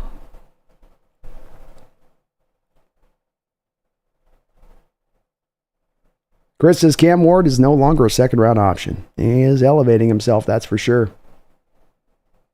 Jackie AB, I'll be on my honeymoon in Tokyo for the Lions game. I think the game will be at 9 a.m. on Tuesday over there. I'll be sneaking the earbuds in and listening to you while acting asleep. Let's go, Jackie. Let's go. And congratulations, man, on the honeymoon and marriage. Let's go, brother. Chris says time of possession is still a concern for me. Yeah, we've got quick strike ability with this offense. We can get the ball up the field pretty quickly, but consistent possessions, consistent moving of the chains, allowing your defense to catch a blow from time to time. Like to see a little bit of that start to shift a little bit back in the direction of the offense, being able to hold the water a little bit longer. Brandon Jana, the Chiefs 3-peat defeated in Mike Macdonald. Let's effing go Ox. Much love, 12s. Woo, baby. Let's go. Brian B, gotta go. Great stream and win. And I'm glad to see you got my package. Go Hawks. Well, thank you for sending the package too, Brian. Hooked me up with this stuff here over my right shoulder. I hope it looks good there, Brian. I tried to set it up on the lights there, but thank you for sending my way. I really appreciate it. The backdrop just keeps getting expanded more and more, bit by bit. Johnson's not too happy with DK outside of that 6-yard catch. He's getting paid millions of dollars to make those catches he dropped. We were lamenting it a little bit too. And, you know, he did do more outside that 56-yard catch, of course. The guy ended up with over 10 catches on the game, 130 yards. But, yeah, you'd like to see those drops get cleaned up. See, Lord, Bradford has serious potential, though. I think that's why the coaches are sticking with him. At some point, he has to cut down on the penalties, though. True. I think a big part of the push with him is that they like the development and upside that he brings to the table. And to get to that upside, you're going to have to allow him to play. And that's going to be hard at times because you're going to get some brutal moments in there. The hope is that long-term you develop a damn fine player down the line. Wretched says, I thought Bradford looked better today. Tomlinson looked terrible. I don't think it's going to be better either. Cross on your left and Williams to your right should be a winning right side. Agreed. Going to kind of have to hold on for dear life until this thing can settle out a bit, hopefully. I don't think it'll be this bad all year. And please, Abraham, come back. Thomas, you have yourself a great night, man. Thank you for that. Yeah, this is Bo Nix, 7-11 for 39 yards. Yowza.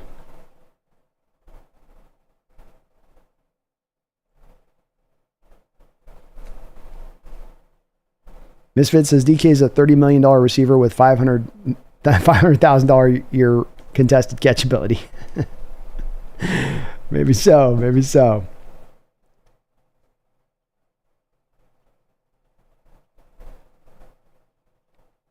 Greg Kemp, Brandon, did you see that DK's 56-yard TD wasn't counted against Gonzalez for some reason? So now Pats fans are trying to say DK only had 25 yards against Gonzalez on X. Well, it technically wasn't him because he was operating out of the slot on the play, Greg. So I don't think that they had Gonzalez in the slot there. They had Gonzalez still to the outside. But I don't know if you can say DK got locked up today. A couple of bad drops. Gonzalez played pretty well overall, but I don't think Gonzalez, they can do this. He's just daddy. You know, fans goaded that so quickly, though, Greg. You know, and look, they're just coming off a loss, so they're looking for any kind of encouragement that they can clutch on to. Greg says, saying DK isn't a $30 million receiver when Waddle got $30 million is hilarious. He's definitely going to get paid that money. I don't doubt that. And I think he's overall worth it. I just... yeah.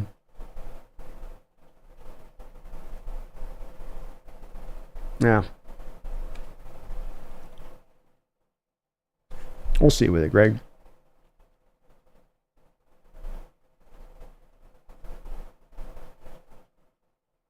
P-Money, you got to be effing kidding me. Depleted Rams were supposed to get owned by us last year. Doesn't happen. Depleted Rams get owned by the Cardinals? Well, I think it's a different depletion, just a little bit, I would say. I mean, they're halfway into this game out without Puka and Nuka. They're without Puka Nuka, and then they're out without Cooper Kupp. They're missing, if I'm not mistaken, they're missing at least 3/5 of their starting offensive line. No Aaron Donald, who was there last year. I think the depletion is just a different depletion from the previous season's depletion, in my opinion. And It's not to say the Cardinals win this game isn't impressive, but I think the Rams were beaten to hell after that Detroit game. And they kind of came into the season already dealing with their share of injuries. So, is it impressive win? Yeah, it's impressive, but on the other side of it, you know.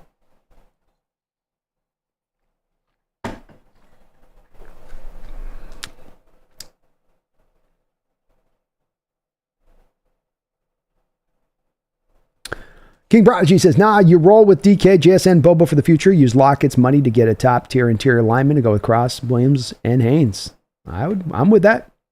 And I'm not looking to move on DK by any respect. They're just lamenting a little bit on some of these catches. He could make the decision so much of a no-brainer at times if he can remove some of these kind of games from the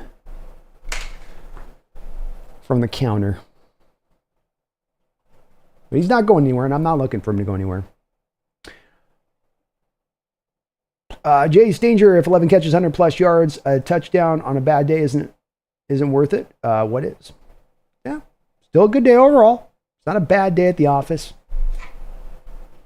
But part of some of the day and some of the reasoning you have and not being able to consistently move the chains is some of the lack of you being able to convert on some of this targeting of DK. You know, you're a number one wide receiver. I'm going to throw the ball on a trust throw down to you. I can't make the catch there. Come back over the middle. Now the ball's tipped.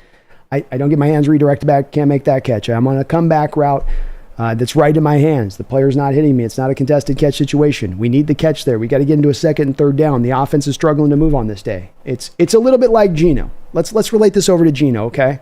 So for the folks that are on the DK thing, kind of not understanding this because you're going, well, he had this catches and he had this yards, so then it's just nothing but sensational day. It's not a bad day. But when you have a day like this, what you saw from a guy like Geno Smith was, nothing's really working in my favor. My line's not pass protecting particularly well. My run blocking is not holding up. My running back's getting nothing done off the penetration. Okay, well then my star receivers need to hold the line with me here.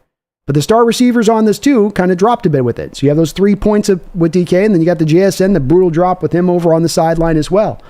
And that's where you come back to go, man, that's the day where we need you to pick it up on that. That's where we need you to be that guy on that. That's where the rest of these things aren't working. They're failing. They're not coming together. You got to come up on that and over the top on this kind of game. We need you to have one of those kind of games for us here. And Geno was that guy. He didn't have the equivalent of 3 drops on his side of it from the quarterback position today. He didn't. So it's a bit of the keynote difference between those two to me. And it's not to knock. I'm the biggest supporter you find to DK. I'm a guy who's had his back as much as anybody on it. But these trust throws down the sideline, eventually you got to make a couple of those catches. The bad drops, got to get some of the bad drops taken out of the game. I'd like to see that too. I don't think that's asking for too much, especially on a guy that's going to be wanting to be paid at that amount of money. Ain't that he can't get paid anywhere that. Ain't that there are going to be tons of teams lining up willing to pay him for that. But does it make sense for the Seahawks to be paying him $33.5 million if that's a part of his game that doesn't come forward? We come through the season and there's 17 potential trust throws you've thrown down on 9 routes and he's made 1 catch on those 17 throws. That's not part of his game. He's got a myriad of other drops in a year where you're going to feature him on the target front more than any other in his career, meaning that those potential drops have a chance to go up much more exponentially with it. That's a factor. And I think that we can be both fair in saying he's a great receiver, a game-changing receiver, a guy I want here for the long term. And then we can also say on the other side of it, would like to see some of the drops limited. Like to see you occasionally come down with a contested 50-50 ball. Especially against guys that you're 3 inches taller than and out jump by a mile and longer, but that's just my take on it.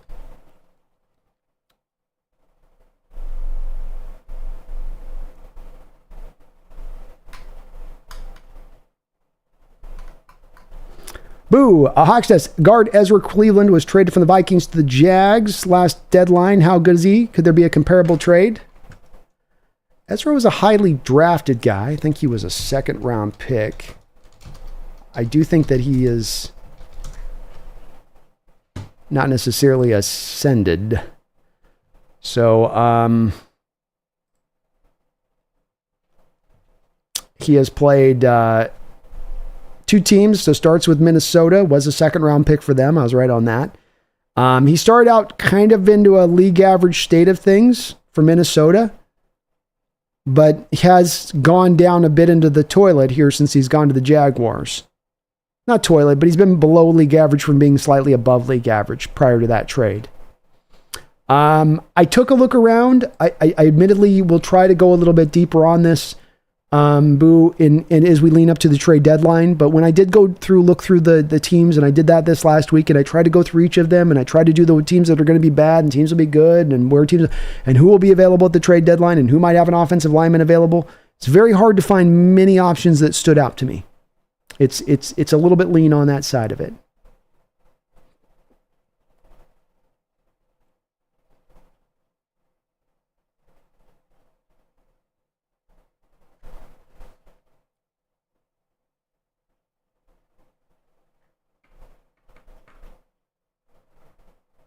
Cameron says a lot of Raven fans are turning on their head coach and wishing they promoted Macdonald. You were hearing a little bit of that time, even when we hired Macdonald, which it spoke to a bit of the value of him, didn't it, Cameron? Like, ooh, when their fan base is saying that for a guy that's as long as embedded as Harbaugh, a guy that's won a championship there like Harbaugh has, it speaks a bit to the quality of the coach you're bringing in-house, doesn't it? Ricardo Cross as a lead blocker for Charbonnet was awesome. Out there moving in space, man. It was good to see.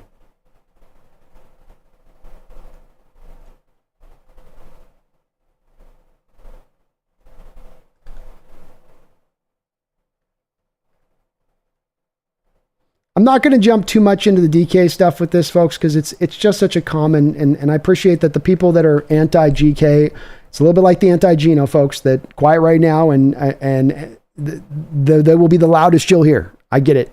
You know, I hear it. I don't agree with it myself.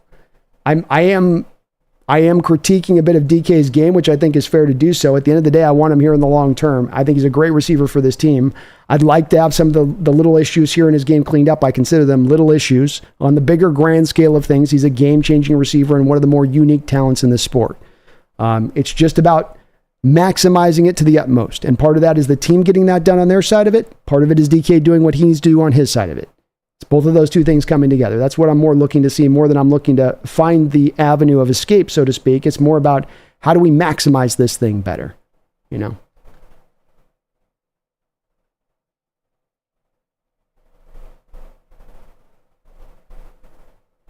Yeah, I'm good on the DK stuff. Let's move in a different direction. I don't think the DK's talk is... There's a lot better stuff to talk about in this game than DK. The guy that had 130 yards receiving, and that's the thing with the Nagasa on it. I see Nagasa, I can see a post. DK not, DK bad, DK off, DK that, da-da-da, DK no, DK.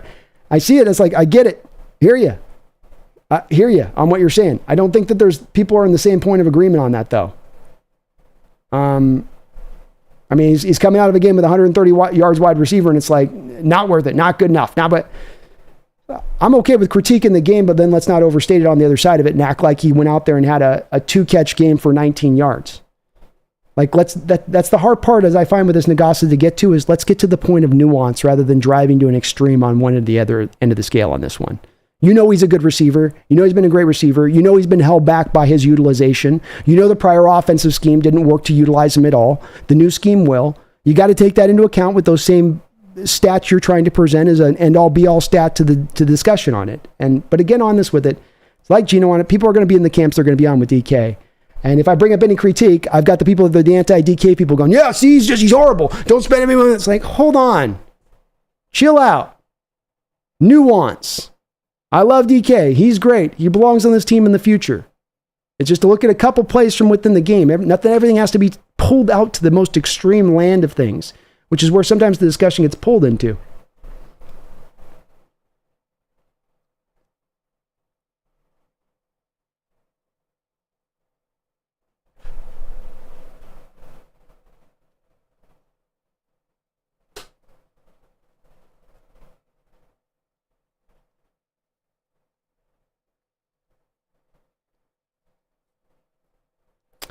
Retchard says no receivers, lost their D-line, hoping their aging quarterback can sling it, but it's all coming to an end for the Lambs. Let's go.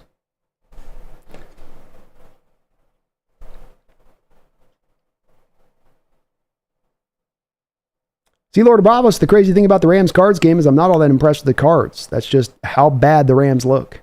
I haven't seen the game yet, so I'll lean into when I take a look back at it again, but that would be my initial instinct on this one too, considering where the Rams were coming into the game.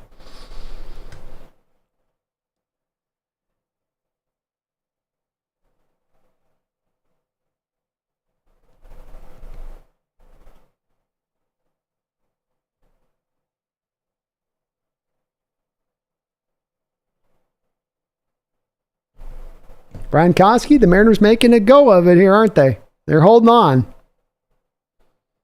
Flag says Rams O-line must be absolutely cooked. It is. It is. See, Lord, Brandon's LJ Collier draft reaction was YouTube gold back in the day. That's one of my more brutal reactions. Orgy says, laughing out, Patriot fans always trying to bring up excuses. Okay, fine. Don't put DK's numbers on Gonzalez. Just put on the whole defense. At the end of the day, DK had 10 catches, 100 yards, laughing out loud. Yeah. Good day. 130 yards almost receiving.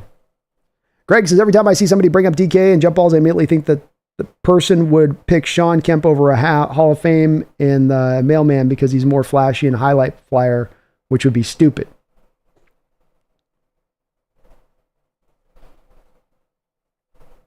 Mailman certainly had the longer career, more impactful career. Some of, with Kemp, of course, was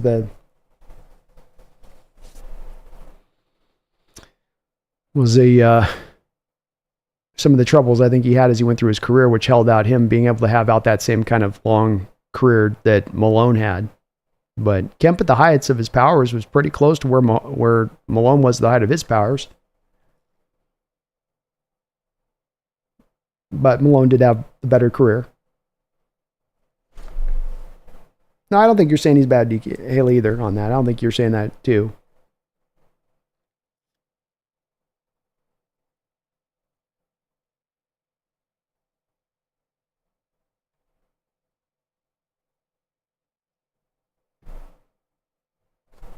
Gerald Chapman says, being at the game was electric. Pats fans are very annoying, though. Not surprised to hear that. Not surprised to hear that. Jay says, I agree with your take on DK. My comment was directed to someone in the chat. That's why it sounded that way. No, yeah, no worries. I wasn't taking anything with it. I was seeing some of the chat going in a certain way. It wasn't really as much of people referencing to me on it. I could just see some things sort of shifting and molding a little bit. And I'm going, okay, let's not go down this road because we're getting out of nuance and we're getting more into people digging in a bit. So it's DK is a very good receiver in this career and has had a great start to his career. There's no two ways about it. And I would I like to see this part of his game grow a little bit more to sort of top him out to the final version of the player he could really be, hitting that true prime. And it's not to say he needs to go up there and turn into Calvin Johnson on the 20-20-50 balls. But it's just that if you go over a course of a game like this, and you go, okay, there's drop there. Okay, there's a 50-50 ball doesn't get. Go back to last week, got a 50-50 ball, bounces right off your hands. Those are the ones where you weren't even close to reeling those balls in at times. And you just like to see a little bit of that mixed in. With a Justin Jefferson type, guy used completely different, guy that gets a lot more other targets in a lot of other variety of ways, but he also does different things than DK does on the other side of it too. So it's you can't really bring the comp between the outside and the slot receivers and the outside receivers, but DK is great. He'll be fine. Boo, Hawks Nest, I lost this week in fantasy because Alvin Kamara had 44 points. This always seems to happen to me. One year I lost my league championship because Todd Gurley got 55 points against the Seahawks. It's tough, man. Fantasy's a brutal sport, Boo. And it doesn't always have a lot of rhyme or reason to it. And you can make the right choice and do the right thing. And, out she goes on the other end of it. See, Laura, not impressed with Fisk on the Rams from what I've been watching. It's a big drop off from Byron Murphy to Fisk. And the Rams were hoping that he could be a little bit of a close facsimile of what you get with Murphy, but I don't think that that's the case. I think that you have a guy that's a kind of a try-hard defensive tackle in there. He'll give you everything he's got, but he's got short arms. He's not the biggest guy. He's not super twitched out necessarily. And I think kind of limited on his upside. Might have a little bit of a higher floor that you can get into early for them, but I don't know about the upside there with Fisk. OFC, YK, I have 2 for the Hawks. Let's go. Henry, how bad is running back 3 because Charbonnet is a goal line back? Well, I mean, he's probably more than a goal line back. You didn't draft him in the second round to just be a short yardage guy. And he's supposed to be a multi-dimensional back that can kind of do a bit of everything. Team doesn't have a lot of confidence in the other 2 backs behind him. I think you can definitely say that. On a day where Charbonnet had no real productivity from the running back position, you didn't try to call upon any of your number 2 or 3. So not a lot of confidence there. Little Drip, what's your prediction for the Texans-Bears game? Caleb had a tough game 1. Texans will handle the Bears easily. Waldron looks like what we thought he was here in that opening week with Caleb. Not a very imaginative attack. It'll be a lot of trying to roll out with Caleb all the time, and you can only do that for so long. Greg says, if you can't be elite and drop passes, then Tyreek Hill isn't elite because he led the NFL in drops last year, and Terrell Owens should be removed from the Hall of Fame immediately. I definitely think that he's elite. I know, Greg, you're probably referencing Morton Nagasa on this. I think that DK is elite. I don't think you get double teamed at the rate that he gets double teamed without being an elite receiver in this league. I think it's fair to ask at times on this, some of the stuff that's come up with them with these drops like today on this, where it's just that you can clean a little bit of up that with time. And again, I'm not asking him to be Calvin Johnson. I think to ask him to also be a nothing burger on contested catches is okay too. I don't get a lot of them on fade balls down by the end zone. I don't get him on the trust balls, 50-50 throws down here through the first couple weeks. I think that's fair too on the other side of it. But that's again where I'm trying to drive to on a point of nuance with this discussion. I think that's not as much fun as fans liking to turn over the sort of I win all on my point or I win all on my point. It's like he's amazing and the best, or he's nothing and he's trash. And no, he's actually elite, but there's a couple things in with being elite though that he could get better at, that could improve. Again, we go back to the relation on the players on it. Number of targets that go to Tyreek Hill, that goes to DK, and the way that he's used them. It's hard to do the comp game on that one necessarily. It's more just to look at, to me, the individual player of DK on this one and just say it could be a little more cleaned up. I'm not asking him to play perfect, but a day, again, where you needed some players to pick you up on, we needed to not have some brutal drops on, this would have been the day. A day we couldn't run block, you couldn't pass protect too well, the defense is kind of fighting it out, grinding their butts off. Some bad drops on that day. It'd be nice to have your star receiver avoid that on those kind of days, especially as you're looking for him to ascend to that final point of his career. It's much about not the limitations of DK, about that final ascension to the final point, his final form that he can kind of take as a player in this league. And rounding out those last little parts of his game that need to get cleaned up to get to that final form point. That's more of what it's about for me on this than it being concentrating on the negative. Yeah, it's exhausting. It goes round and round. Tommy, are we seeing JSN take over as the number 2? I know Tyler was phenomenal, but what I saw this game is what I expected. Just be clutch, but when we need a catch, that's all I need from you, Tyler. Yeah, I think that transition is probably starting to take place. And JSN had a pretty good game overall, too, as well. Went over 100 yards in addition to that. But I think you are going to start to see a little bit of that go up as far as this season goes. And part of what we expected. Yeah, Henry, there is a 9-day difference between him, Walker, and Charbonnet. I agree with you there. Jose says this is a whooping by the Cardinals. They're giving it to him, man. They're giving it to him. Joe says 41-10 in Stafford is still in the game. What is McVay doing? Get him out. Get him out of that thing.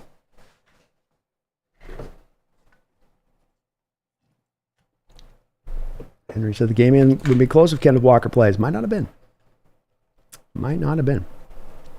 Randall McDaniel, thank you for the $2 donation. I appreciate you for that, Randall. He says, I'm hoping Maffe's okay. He was real ginger on that foot. Doing a little bit of limping there late in the game was Mafe. I saw the same thing. And a little bit disconcerting on that because he was so good in this game that hopefully that foot's okay. Feet can be dodgy. It can be really dodgy sometimes.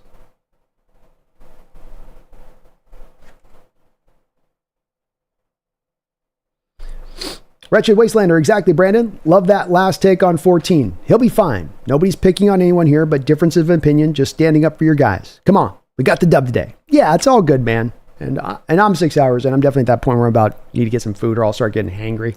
But I get where the discussion's at on it with it a little bit, and it is one of those tiny bits of divisive topics at times here in the Seahawks fandom, Nagasa says Maffe's EG will be fine, nothing serious. They already said it. There we go.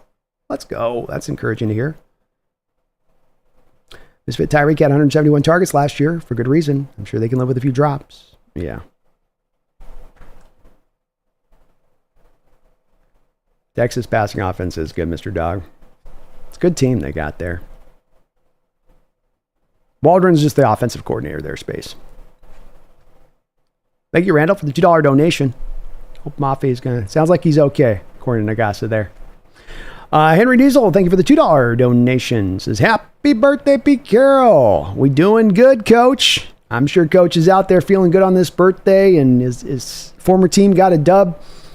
I think you've got to give a little bit of props on a birthday here day of Coach Carroll. You know, something that doesn't get talked a lot about, I think, that is a truth of this team, is that there is residualness. Every new coach that comes into house has some residualness from the prior coach. And sometimes that's bad residual energy. Sometimes there's good residual energy off of a prior coach. And where I know that we were far short in the schematics with Coach Carroll, I think the environment he fostered here to get players at their best, to be themselves, to play up to what their capabilities are, that there's a bit of his fingerprints in the development of this team into this year. I don't think he was the right guy to take this team into this future for us as a head coach right now for where he was at. But certainly when it comes to be that this team does have success, if they do have success this year, there does have to be a bit of a tip of the cap, I think, back to Carroll, to some of his, even just, you know, the effect that occurred on the development side of it with these young guys over the last couple of years to prepare the groundwork for this to set and take off in the way that it has. Happy birthday, Coach Carroll. Mo Yallen, Byron Murphy in a game 2 got his first sack. Let's go, Yallen. Byron also with the TFL in this game. Yeah. Misfit, Leonard Williams is amazing. Murphy coming on. Hankins, a beast in rundowns. A lot to like. Absolutely. Don't forget Love out there rolling. Reek and Witherspoon keeping the receivers locked up. There's some tip of the caps to give out to this defense here today. Franklin Urban says, I'm unsubscribing. You may not realize it, but that's some racist S. I said something racist? Did I say something bad, folks? I didn't think I said something racist, but, you know, Franklin, we're in that time now where even the most mundane of comments can be taken in righter ways. Maybe somebody in the chat can let me know.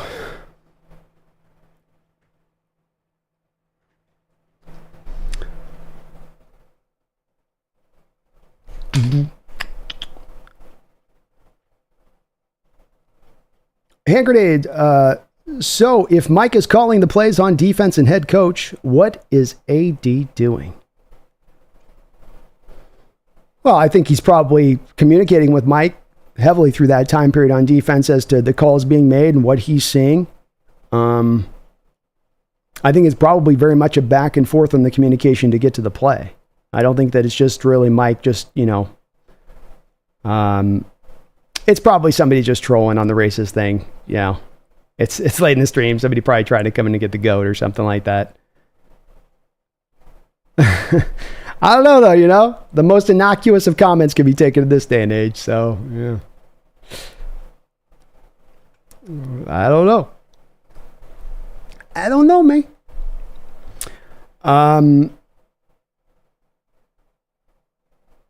So I think hand grenade, there's a bit of a give and take there. I mean, Mike's the guy making the call, but I think him and AD are right there in lockstep throughout the course of the game and making sure AD's got him thinking about all things. I think Leslie Frazier's a part of this process too. Steelers says, thank the football gods that Mafe seemed to be okay. That's big. That's big for the way that he's ascending. Second straight game, start out of sack here. With as thin as we are right now with Boye still on the mend. Yeah.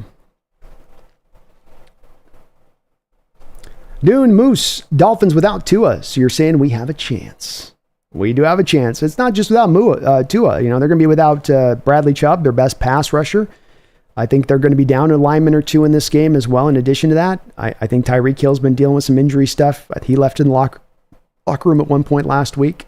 We'll see where their health is at coming into that game. Not to mention it's on the road. Steelers scored a touchdown. Henry Diesel, Tyreek Hill versus Reek 1. Need for Speed 4. Yeah, too fast. Too fast. People just saying stuff. Sea Lord of Bravos, go Hawks, and thanks for all the work you put in, Brandon. It's simply unmatched in the Seahawks creator space. Well, thank you, Sea Lord. I love what I do, man. I really do. Days like this make it so much fun to be able to I never knew a couple years ago when doing the play-by-play would be as much fun as it is to be able to experience the game with you guys as much as it is. It really is a lot of fun. And the fact you guys get to go through all these twists and turns with me emotionally on the ups and the downs, it's wonderful. I love it. I love it. Franklin smoking that Space Needle gas. I don't know, man. At one point I said, I remember back in the day, I thought I wasn't people. I said Nick Chubb, and somebody got me on that. They said, "Oh, you said something." I'm like, and then they went back. "Oh, I guess you said Nick. I thought you said something else." What did you think I said? Brando 2345. Unsung hero of the game was Tyrese Knight. He wrapped up on tackles, and that's some defensive linemen were missing, especially in the middle of the field in the second half. I think he's going to be pretty well graded this game, Brando, and a complete game, to your point as well on this one. Yeah, he was really good as a wrap-up defender in the ground game, run game, and he was where he needed to be on that part of it. But also there as a zone defender, as a drop into the right spots, being there tight in coverage. Really complete game from Tyrese Knight for the kid, just coming off the bench first game, starting it out. And he just builds upon that impressive play from the preseason period. Mr. Dog, you got your attention at the dub in his mind? I guess so.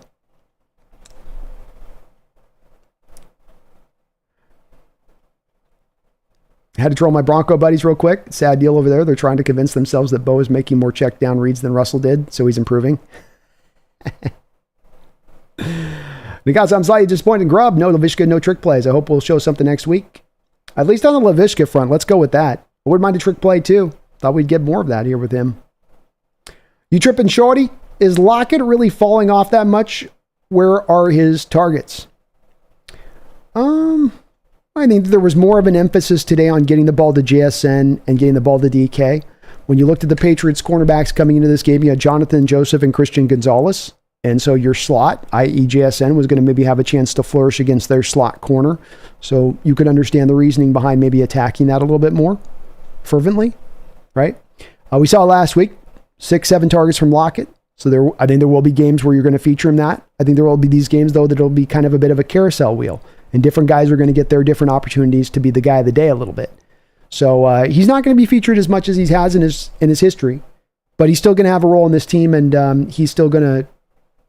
I mean, even today, only getting the catches he got, though. Look at how he affected the game in other ways, because he got 2 big pass interference penalties that were basically worth what, 60 yards.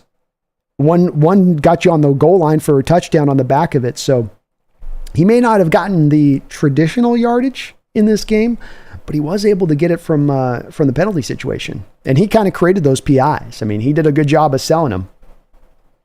Warcheat, I think they're trying to not throw the Lockett too much because he's still kind of injured and he's always out there if we need him. That could be a bit of it. I think he'll find his moments.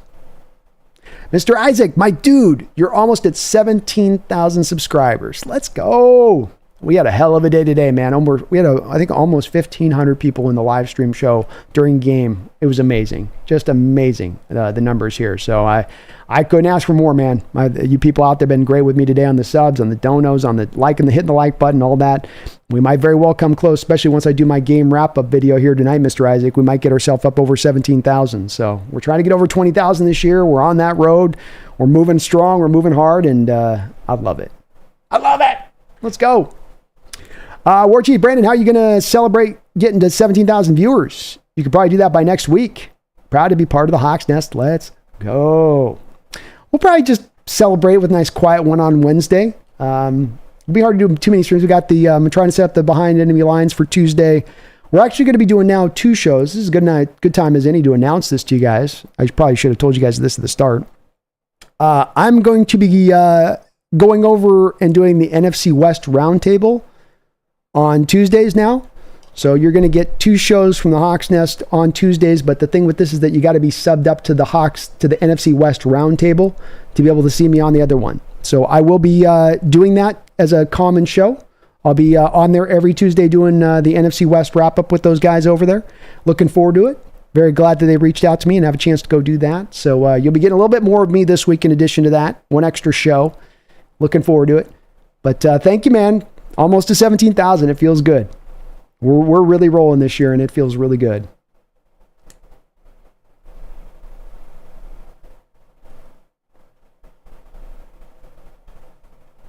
What's Jamar doing, y'allin? He's trying to get the Bengals to pay him, probably. This is the part I worry about with players when you mess with players. You mess with players, you ain't going to be surprised when you're starting feeling some blowback. And the Bengals are playing this little tricky game. We don't have any money to spend. We're broke billionaire owners. We don't have any money. No one's going to pay our money. So they paid Burrow, and now they're like, we don't have any money for Higgins. We don't have any money for Burrow. We weren't going to pay Jesse Bates back a couple years ago. Right? They're one of the true NFL cheap organizations, and they mess with Jamar, and he says, man, you lied to me in the offseason of what you said you were going to do versus what you actually end up doing in the negotiations. I'm done with negotiations.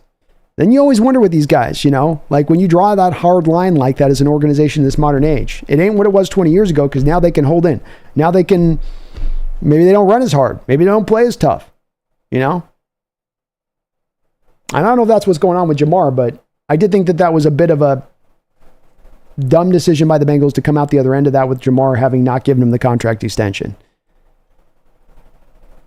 And Cincinnati still plays it the same kind of way with it at times with how they do what they do.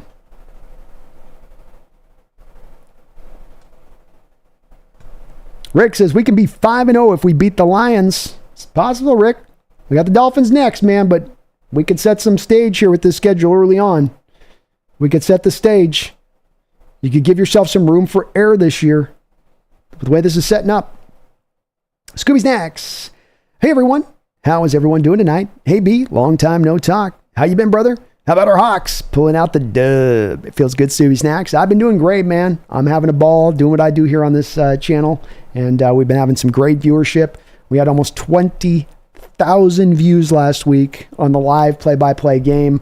I think we're going to be right back, if not over that mark again today on it. So we've had a great start to the year here. I'm loving covering this team. We're moving in the right direction. We've got so much encouraging signs here for this team moving into the future, and it is a wonderful thing to see. Nicholas Newton, can you please send the link for the roundtable, B? Absolutely, I can. Let's get that up. It's a great suggestion, by the way.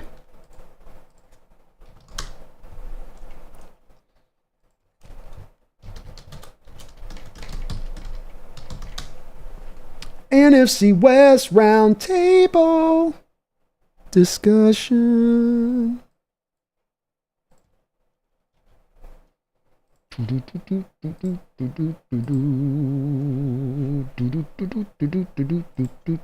yeah, we're 45 away from 17,000. Let's go. Let's go. Okay, I'm going to put it in the chat here for you folks. This is a link to the NFC West roundtable. So just click on there, sub on up. I will be there on every Tuesday at 6 p.m. Pacific Standard Time, going on there to chop it up with the rest of our NFC West brethren, content creators. But really excited about this opportunity, and you guys probably do want to sub on up to that channel, as I'll be up there doing that on a weekly basis. So that little like thing, get that over there on that side of it.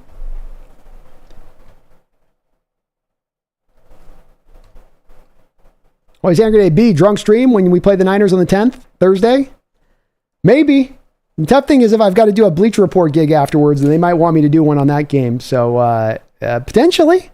I'm probably due for a drunk stream here at some point.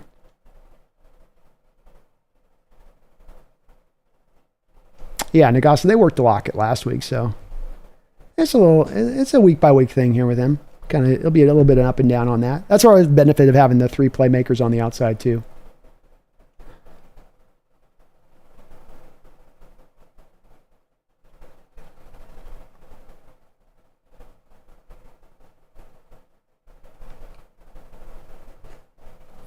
CS says, hey, from Australia. What's up, man? I was up at 3 a.m. Australian time to watch the Seahawks, and now I'm at work and pumped. Geno proved today he's elite. Love the show, man, and go Seahawks. Hey, absolutely agree with you on that. It's hard to know where to give sort of the main bouquet of flowers to. Do you give it to Geno? Do you give it to the defense? But I think you very much can make the argument Geno's the guy you should have given it to, because he had not a lot working for him offensively. Offensive line and pass protection, run blocking, Pass catchers, there's going to be some drops sprinkled in throughout the day. And I think a lot of quarterbacks in that moment falter, fail, collapse into themselves, implode. But with Geno, he remained calm in the storm, overcame all of that. It was on his arm day to get it. It was on his decision-making today. It was on his control at the line of scrimmage today to go get this win.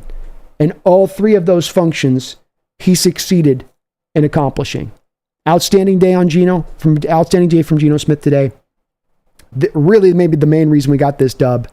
And I'm glad to hear you're working stoked, man. You should be hyped for it. Glad you got up at that time. It's tough on you Australians out there and the Eastern Europeans out there at the times. You guys got to get to see these games, but the team made it worth it for you. And they gave you a hell of a game to go see. And I love that part of it. You know, no more of those getting up to watch bad football. You got to see good football today. Nitro Hawk, are you permanently doing the NFC West roundtable thing, or are you filling in for Norb when he can't make it? I will be permanently filling in. So they have asked me to do it as a permanent gig there, and I said, sure. I'm looking forward to it too. There are good content creators on there. Jesse's on there as one of the guys. I've worked with him now for years. So really looking forward to that part, and we're going to have fun chopping up. We're going to have some fun in there. It might get a little spicy though. I might be going in there 2-0 style, guys, you know. I might be going in with my, my fur coat, you know. I might have to put on my jewels, you know, pinky ring. I might have to get the necklace bling going. You know what I mean? All right, what's up, NFC West? Losers! Yeah, coming in wearing shades and shit. You know, just coming in a little bit toxic and a little full of myself. I probably shouldn't on the first appearance, but I don't know. It'd also be a nice way to announce my presence.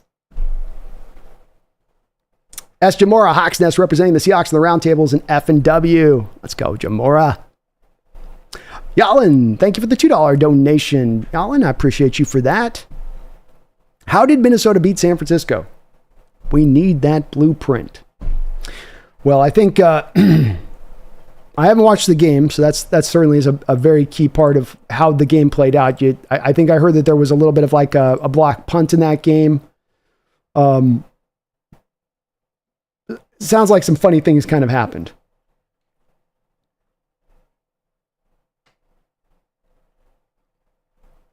Yeah, it'll be interesting to kind of go and take a look at it.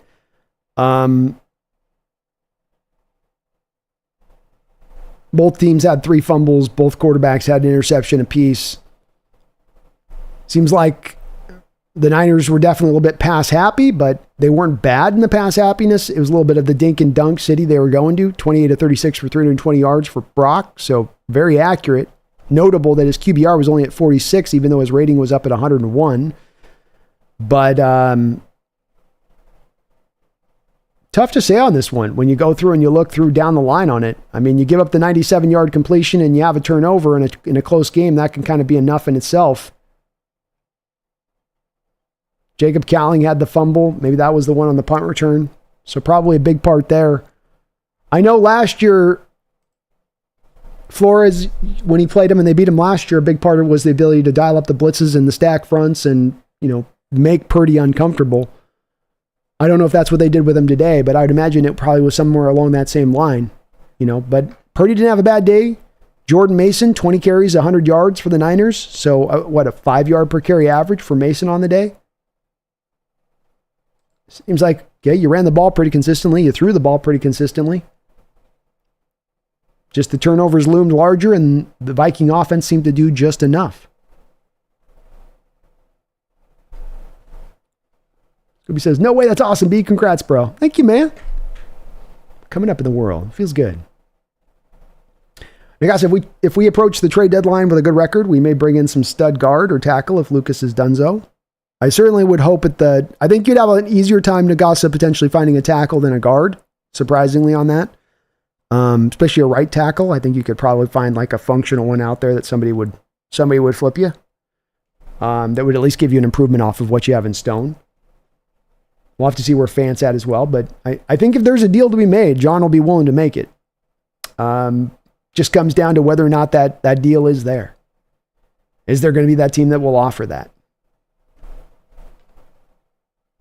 Nitro says, I'm hyped for you to be on the roundtable. I enjoy it, but we need someone to defend Geno on it. Oh, I'm going to sword and shield, man. First episode, I'll be there.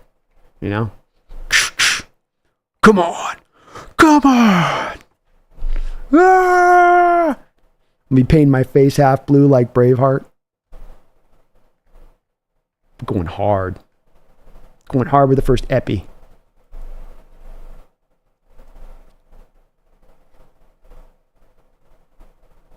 Nicholas, I got a B, thank you. Oh yeah, my pleasure, man.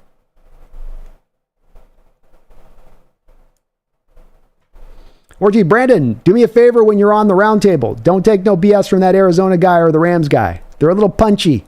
Jesse's cool. Yeah, Jesse's good. He's even keel. I know. I've seen the Rams guy out there doing a little talking. I've seen the Cardinal guy out there doing a little talking and feeling himself. You know me. I won't be holding people to account. I ain't letting no one off the hook in that room. Especially coming off this week. Especially coming off this week. I'm gonna check the Cardinal fan and be like, don't you start feeling yourself because you beat up on a beaten down crew, and your beaten down crew's old as hell. So that's why you shouldn't have been thinking you're gonna be as good as you thought you were gonna be at the start of the year.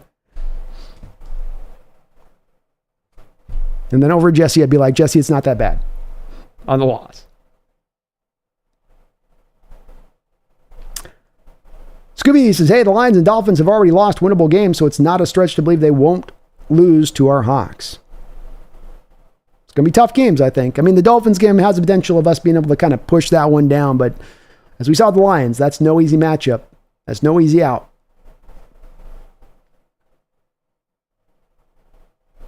Tommy says, Saints have to be the most shocking team this year. I didn't see them having the best offense in the league. No, I did not either. That one's a whoa. Congrats to the Saints, though, man. They gave it to the Cowboys today. That's after giving the Panthers last week. Orchie Brandon, please, when you go on the round table, don't take any. Take any BS from the Rams guy or the Cards, but call them out on that. Putting the Seattle Seahawks last in the conference for this year. Ha ha ha. Oh, I'm going to let him know. Weren't you the guy that had us in last place this year, though? Well, no one would really know what the thing. Yeah, okay.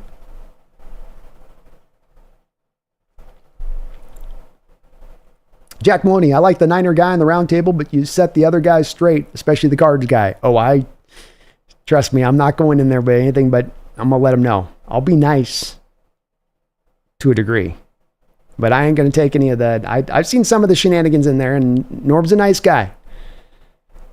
Norb's got the nice guy Pacific Northwest thing going for him. We all got that in us to a degree. But you guys know with me, I've got the little bit of the a-hole scratch thing that's got to be itched sometimes. Especially when I hear BS.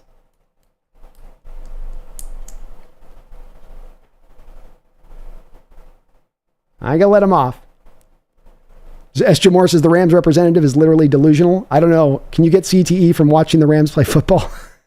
It's gonna be fun to hear his excuses this week, huh? Every team has a game like this year.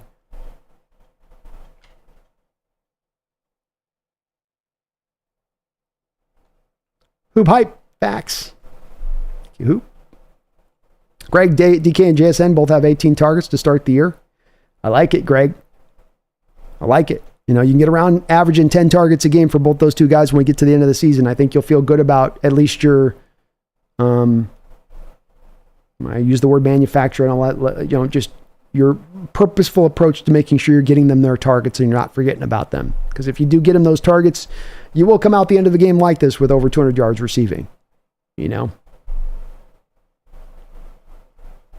Are you saying the Vikings are going to the Super Bowl this year? No, that's a tough one there. Nitro, you're not going to lie, that Cardinals guy is a bit crazy with his predictions, and the Rams guy said after the Detroit loss that they looked better than his 13-4 prediction.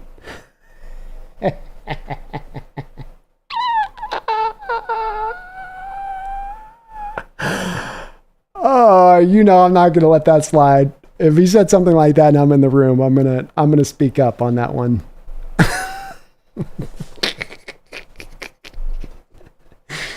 Oh, Lordy. That's funny. Warchief Ha, 2-0, 2-0. Styles, Brandon, do it. Put on your player gear. Make sure Pumpkin has Seahawks colors on with little kitty sunglasses. That'd be awesome. I'll do it. I'll do it. Jack says, yeah, the Cardinals guy said we were going 6-11. Yeah, they both had us down pretty far in the division. Part of it was so they could elevate their own teams. There's no way no Cardinal was going to talk himself into being in second place this year after 4 wins last year. They go, but we'll get to 7-8 wins, and it's got to be a fourth place team, and then, just Seattle.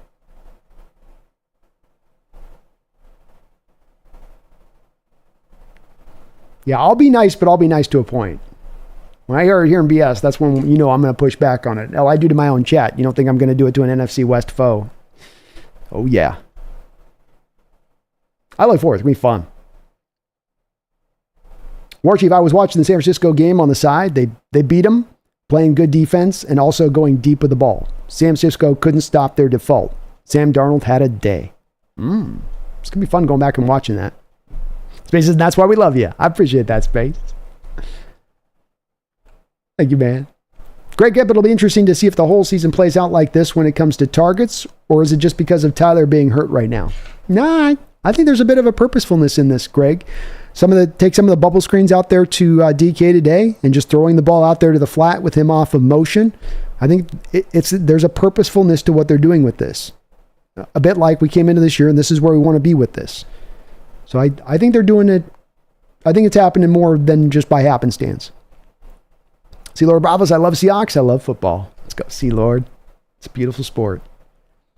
Warchie says, Brandon, here's a side note, though. In the Vikings game, their main edge rusher had 4 sacks. Whoa.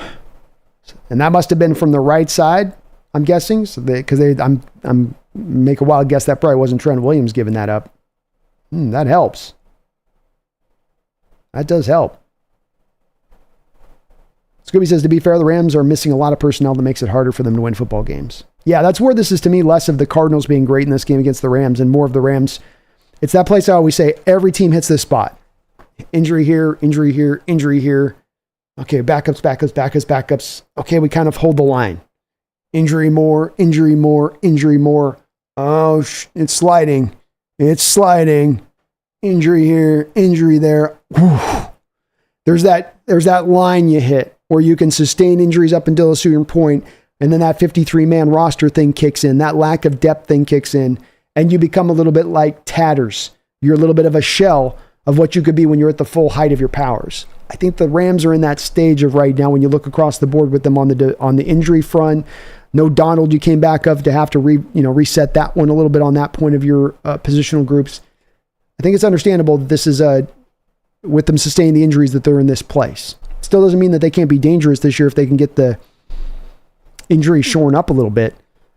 But I believe that they're in for a tough game next week as well. So, the hard part here for the Rams is that this isn't getting any easier for them. And I think that there's a real possibility here with the Rams that they start out 0-3. I mean, they're taking on the Niner team next week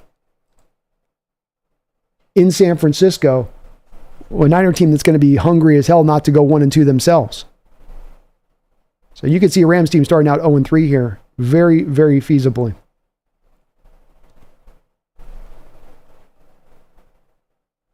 Angry Day B, who had the Cards versus Hawks for Battle of the Division on their 2024 bingo card? That'd be crazy if it played out like that. Holy moly.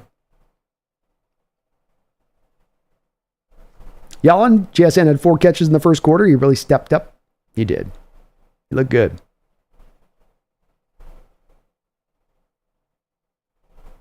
$13-4 for the Rams.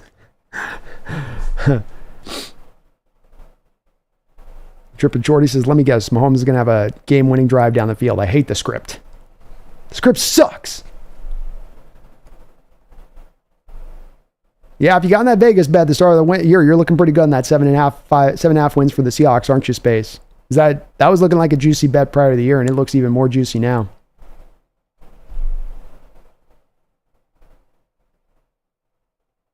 Nitro, I know Jesse had us at 10-7, and the Rams guy was probably 9-8 for us. Yeah, I think he was somewhere in that. Was he at that point? I thought he had us a little worse than that. I gotta go back and watch it to prep up for my show on Tuesday, so I can hold feet to the fire. Scooby says, if the Rams go 0-3, I won't lose any sleep over it. Nor will I. Of course, the joke will be on us. They'll go 2-15 and they'll go get the best quarterback in the draft. Greg Brandon, according to reports, DK and JSN were the best wide receivers this offseason, but Tyler was hurt and not practicing, so I took the reports with a grain of salt. Yeah, me too. I think some of it with Tyler too is that there was some injury there, and they were also kind of being very conservative with him to make sure he was ready for the year, or that he could be able to give him the what they wanted during the season. I think with a vet like that, you're not as worried about him in training camp and getting in all of the reps, because he's going to know what he needs to do and he's going to be in the right spot. But there's probably there is probably a little bit of something to it too, and that it's been hampering him a bit. I do think that there's just a bit of the forefront here this season with those two guys, and getting them both. The place the new coaching staff would come in would be, how can we better utilize these guys than how they were prior?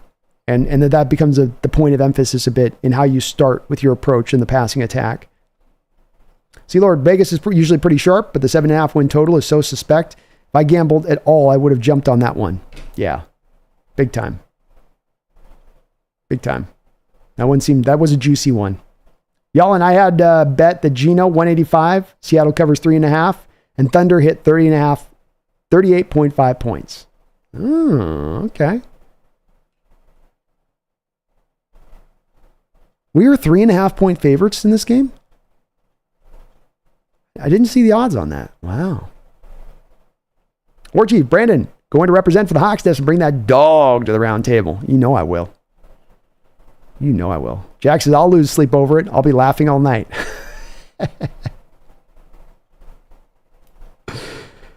Hand grenade cards is going to be the downfall for them? Probably. They're going to need to be heavily driven by their offense to have any success this year, and it's a defense that's light. But it's understandable why it's light. Steve Keim, I don't think he did a lot of the Lord's work there in Arizona on his way out the door. And that meant there was going to be a lot of resetting, a lot of missed picks that they have to clean up. And it meant that it was going to take a lot of time with Gannon.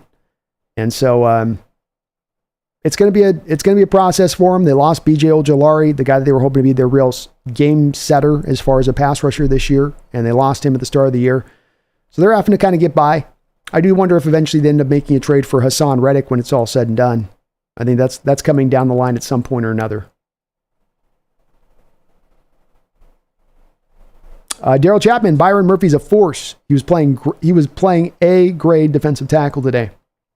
Sometimes it's harder for me, Daryl, on the play-by-play to lock in on the interior defensive lineman a lot. Seemed like he was making some presence. He was making some noise in there. Probably something you were able to concentrate a little bit more on, being that you were in the stadium to look down and lock in on kind of what he was doing from a play-to-play standpoint. But got his first sack, was getting some pressure back there, had the tackle for loss. Good step forward from him in this game. And boy, our defensive line is looking, use the word grade A. I mean, that's a grade A defensive line if I've ever seen it. Scooby says, yeah, Murphy played well today. No wonder the Rams wanted to draft him. Meanwhile, Braden Fisk.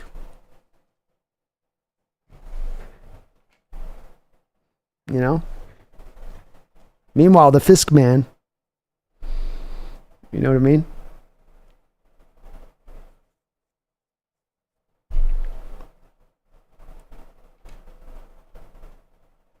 First looked really bad today, says Ashandir.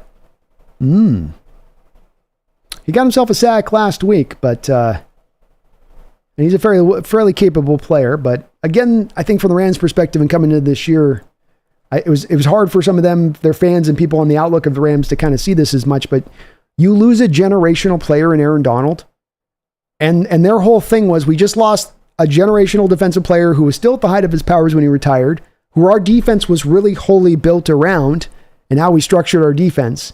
And now we're not only going to not miss a beat, we're going to be better this year than we were last year. And then not only do you move on and have Donald retire, but then you also trade your second best potential defensive player in Ernest Jones before the start of the year as well. And you still had those same fans going, no, we'll be better than we were the year before. And that's the part that has never added up to me with this Rams team this year. I like the investment in the offensive line. I like their thought process of, we're going to run the ball a little bit more, take a little bit of the volume off of Stafford's arm on his attempts. But the defense, you could kind of see where this was going to be a problem for them. And Fisk and Jared Verse were not going to be enough to fix all of that. Them and Cameron Curl were not going to be enough to overcome that. Sanchez is, why can we never stop the run? We've been a little bit better this year in stopping it than we have in years past, Sanchez. I think that there is more of a point of emphasis on stopping the pass and stopping the pass wholly, where in the past we would allow the run, and then we would allow you to also hit us in the short passing game. So we weren't stopping anything in what you did. What you have seen from the Seahawks defense over the first 2 weeks of the season is definitely an emphasis, maybe not an emphasis, but at least as far as what you've gotten done is you've stopped the passing attack for both of these teams, stopped it dead in the tracks to the point where after the first 2 weeks in the NFL, you will have the best passing defense in the NFL when this week wraps up. You have given up collectively less than 300 yards between your first 2 games in passing. So the stop in the run would be better if they could do it, Sanchez. But this is that modern change in the NFL now that we see, where when you look at teams that are even really good defenses in recent years, stopping the run and being dominant as a run-stopping team is not where it begins anymore. That used to be where it began for dominant defenses. But now it's more about how you stop the pass than it is about how you stop the run. What you want to really do in stopping the run is you just want to make sure you're not getting gouged. You're not getting destroyed in the running game.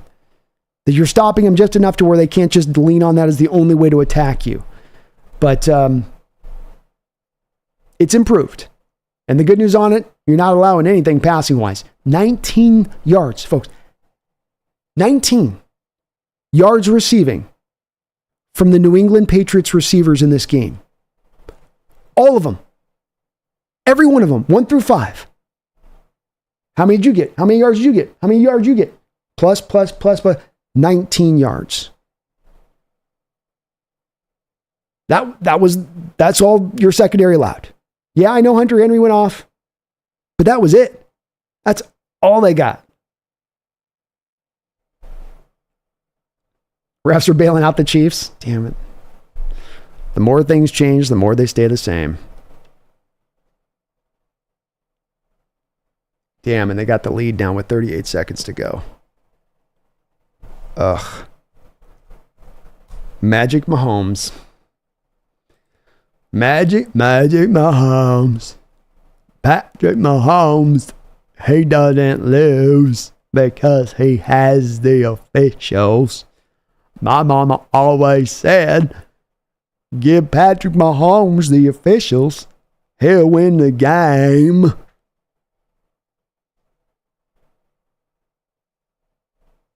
Scooby says this week was weird for who is winning and losing. Just one of those weeks in the NFL, I guess.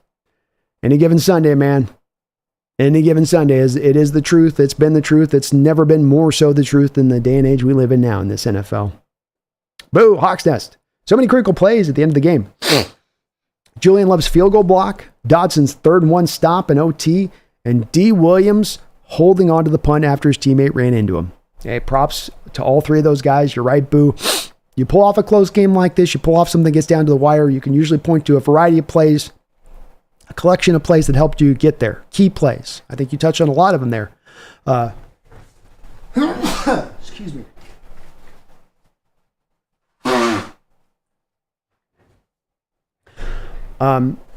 Those were as big as you get in this game. Absolutely huge plays. The field goal block by Love there to give yourself a chance. I mean, it's a different game whole. If they hit that field goal, you got to get that touchdown now. The field goal is not enough.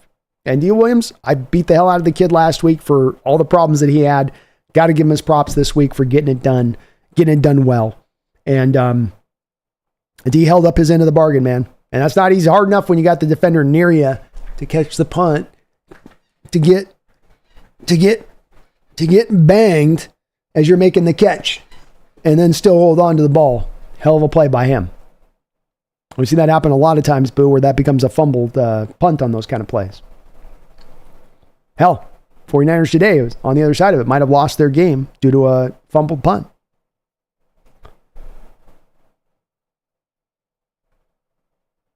Space is 19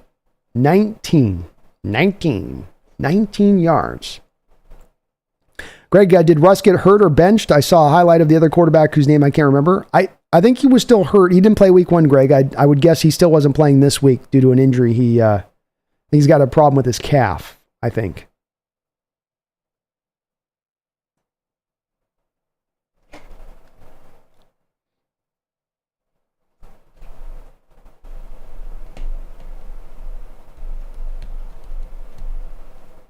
Y'all and Brandon, those few catches were through some tight windows as well. Yeah, not a lot of guys running free and open out there. To your point on that. Yeah, there was one catch Jalen Polk made where he was somehow able to pull it in and he had to like reach out and no, they call that one incomplete. But there was a couple tight ones in there. Yeah. And you were locking things down as far as pass coverage goes. Daryl Chapman, Jack Charbonnet doesn't have good vision either. I wouldn't call him a vision back, that's for sure, Daryl. I wouldn't be the first skill set I'd lean into with him. Nitro Hawk, at least we can relate to the Rams fans with the O-line injuries. We had no O-linemen last year. They're seeing the side of it, how hard it is to compete once you start losing those linemen. You lose one, oh, you can get around that. You lose two, oh, that hurts, but we'll kind of find our way. You lose three, it becomes too many. I can't double team 3 different places on that line to give those guys help on every single play. Somebody's going to have to hold up one-on-one. But it's why I say, and people lament in the Hawk fan base, the offensive line situation, it's a league-wide problem. The Rams went in this offseason. They got a little bit of cap back for the first time in years. They took that cap space. They spent it on Dotson, retaining him in-house. Joe Noteboom already in here. You drafted Steve Avila in the second round. You go out and you spend the money for Glasgow and Detroit. You're doing what Seahawks fans would love for Seattle to do, is what the Rams just did this offseason. What all the fans are telling me in my chat throughout this trip, why don't we just go buy some guys? Spend some money. Will we just spend some money? Just get some guys in here. Spend some cash. I'm like, well, there's the Rams doing it. It doesn't equate out to success going that way, though. As Glasgow's injured, their other guard, I think, is injured. Noteboom's out. Larry Jackson suspended. It's tough. It's tough building up a great offensive line this day and age, especially if you try to buy one. I didn't have a chance to see the PI call, so I don't know on that one.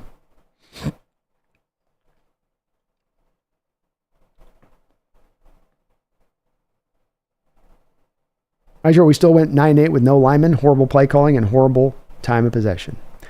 Speaks to the level of talent that was on that team, doesn't it, Nitro? And yeah, the fact that you found that kind of success, you found that many wins when, if we look at this Rams team having to deal with this same situation throughout the course of this year that they're in right now, they're in that same kind of boat throughout this year, and now they may be down multiple receivers in addition to this, which makes it even worse for them. But bottom line is that they're not going to sniff anywhere close to 9 wins. They aren't going to come in the vicinity of 9 wins on that side of it. Nagasa says, well, we have terrible O-line. What happens when we get hit with injuries?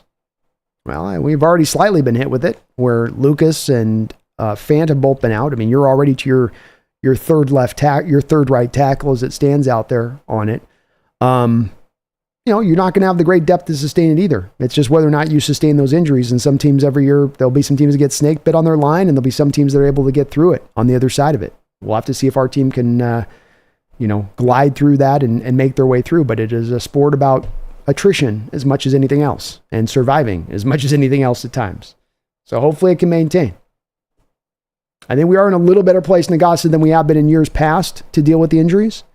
It doesn't mean that it's a strength or depth, but that we're just in a little bit of a better position than where we've been in prior years on that. All right, we're about 6 hours and 38 minutes into this stream, so I am going to go ahead and kind of start to maybe put a button on this one, as I'm going to need to get some food here. I'm getting hungry. I want to thank the sponsor of this show, and thank you guys for using this code, Underdog Fantasy, sponsoring the Hawks Nest again throughout the course of this year. It's not a 100% match right now on $100. It's a 2-for-1 match they've got going as the special right now. So if you put $200 down, they'll match you $100. You put $500 down, they'll match you $250. It's a 2-for-1 situation going on right now. All you got to do is use my code, NEST. NEST is the code, and they will match you on that promotional offer. Some great ongoing parlays you can put together this year. Go week to week, go season long, get into your weekly fantasy contest if you want to do that. There are some limitations that do apply in the state of Washington, though you are able to use it fully within any casino within the state of Washington as long as you're on their network. So use my code NEST today with Underdog Fantasy. Thank you to them for sponsoring the show. A couple other just quick notes I want to put out to you guys on this. I've got this week, I've got it linked up here in the chat. I'm going to be going on now every Tuesday at 6 o'clock on the NFC West Roundtable show. So you can catch me there now on Tuesdays. So Tuesdays now, we're going to have the Behind Enemy Lines show. We're going to have the NFC West Roundtable. We've got the Seahawks Weekly Roundup on Wednesday. Got the B&B Show on Thursday, along with the members-only stream for the play-by-play of the Thursday game. Not play-by-play, we kind of just casually watch it on Thursday. First hour or two of the game there before I head over and do the B&B. So a lot jam-packed here for you guys during the week here as far as content goes. Please do sub up to that NFC West channel. I will be over there. I'll put a little bit of a note on the community post as well before we go live on Tuesday for you guys on that side of it. We'll go and get the last couple questions on in here as we kind of fit this up. But if you guys could for me, if you haven't already, could you hit that like button? Just a little thing, just hit that. We're also really close to 17,000 subscribers. We're about 40 away. 40 away from 17,000 subscribers. So if you haven't subscribed already up, please do. You can help me get over that mark.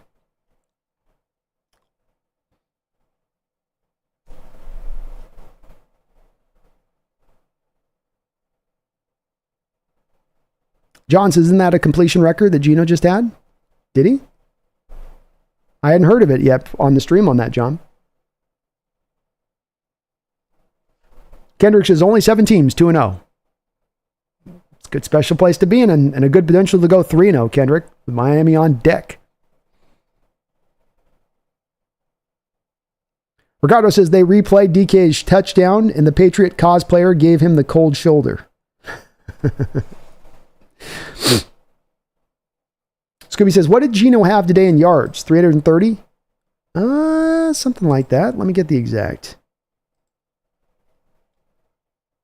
Let's get the exact breakdown on that one. So he had 327. 33 of 44 for 327 yards today was Geno. Sublime. Sublime. Scooby says, I don't hear any of the Geno haters now complaining what happened to him. I haven't heard of one today. I haven't heard of one. I got to give props to a couple who came in and said, I'm normally a little bit of an anti-Geno guy. And I got to give him props today. He was magnificent. So they recognize good play today, I think. It's undeniable on that side of it today. Power says, thanks for the stream, Brando. Love chatting up with you in the 12s. Awesome win today. Well, thank you and Power Code. Appreciate the dono drop earlier and all your support to the channel. Great day with you guys hanging out. We set a record today, almost 1,500 in the chat. Just awesome to see. Nothing but good here going on the channel, folks. Nothing but awesome cooking along. Nothing but great with our team. It's a beautiful, wonderful world. It's a beautiful, wonderful world today. Everything is great. Everything is happy and joyful.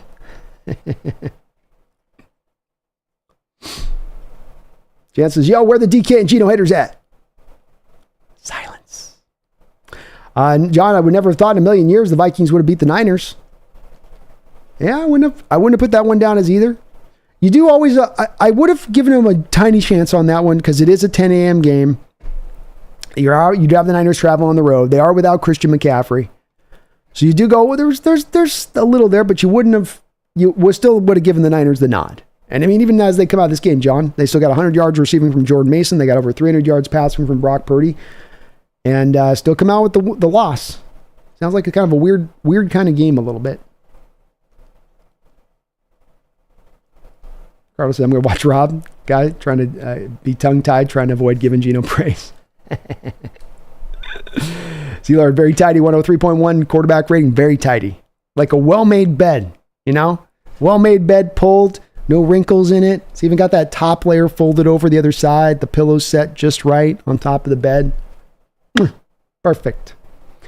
Daryl says, but next time we lose, whether or not it was Geno, haters will come out and blame him. They will. Now, the anti-Geno folks are going to be there. I've said, Daryl, the only way you're going to really win these people over, the only way Geno can win these people over is hoisting the Super Bowl trophy. Anything short of that, they're locked into their belief of him, you know, and you can't, I've learned with time, you can't move him off the spot. And it gets that way a little bit with DK guys too. The anti-DK folks can be a little bit in that same lane. Hell, I've even joked, Daryl, you know, you could have them raising the Super Bowl trophy and you'll have the people afterwards that have been the haters that'll go, okay, he finally won it. I mean, okay, he won us the trophy. Okay, he was good enough to win us the trophy. Okay, I acknowledge that. Okay, I acknowledge it. Geno Smith was able to help us get a Super Bowl win. Okay, I was wrong. Now can we move on to our quarterback of the future? I mean, he won it, but I mean, he's not going to win it twice. You know what I mean? Where you get to even that point, you're like, really? Even at this point? Even after all, this isn't enough now. So it is what it is on that one. But yeah, you're right. John says, I'd rather see Geno on a quarterback sweep with a couple of pulling guards. I wouldn't be against it. He had a couple moments he got out in front there to the edges where he got a little space to work with. It's nice to see Geno lean into using his legs a little bit in this game at times too. I'd like to see him do more of that in the future where it's like, look, there's times you have to lean on your legs, especially if we're getting the running game not working and you get some openings to take it.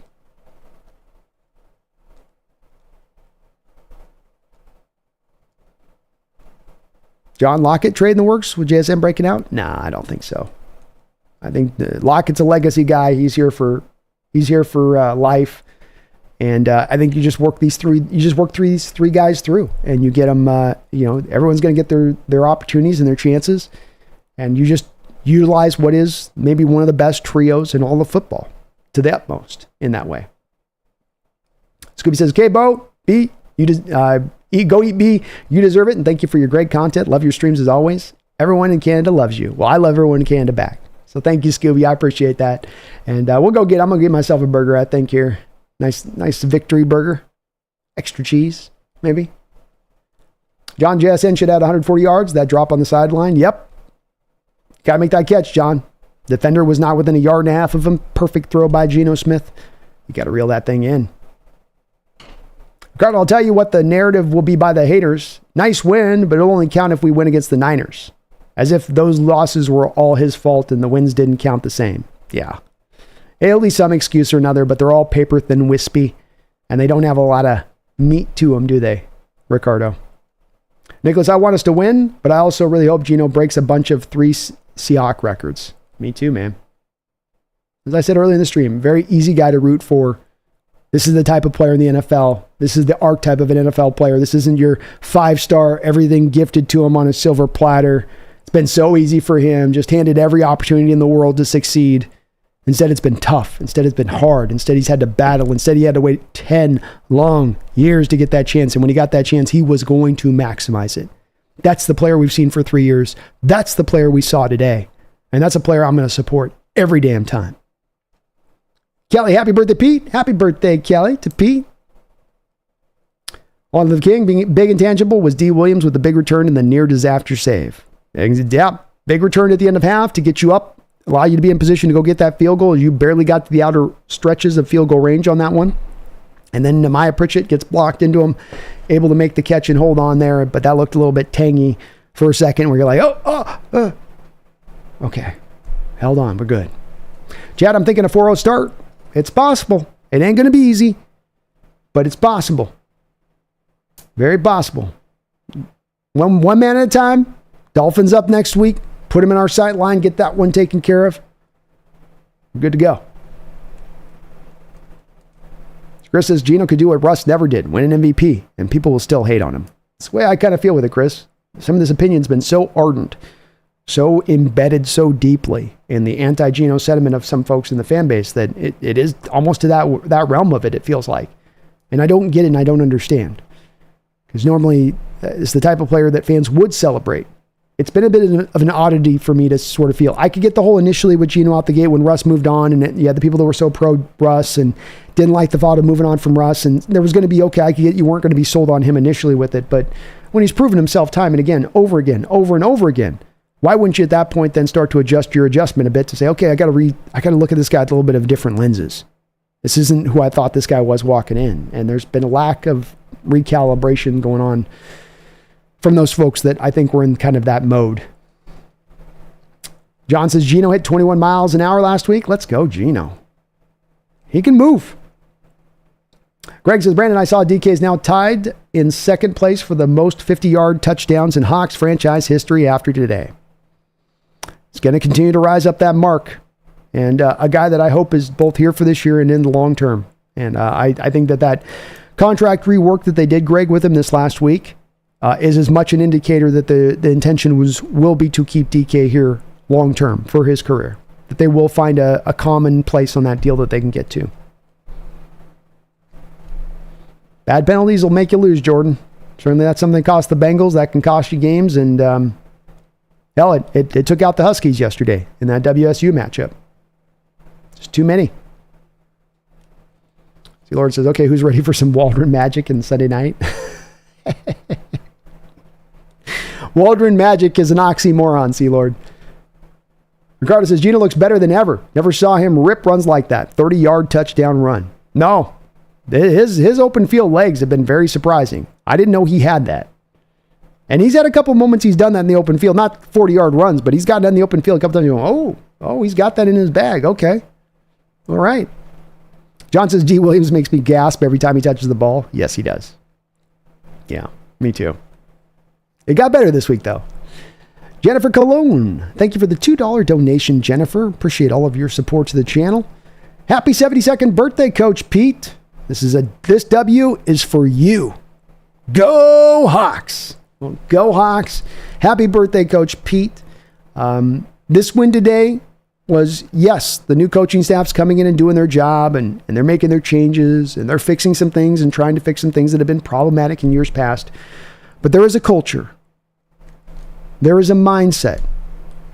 There is a comfortableness within the players in this organization, in the atmosphere that Carroll fostered here through his years.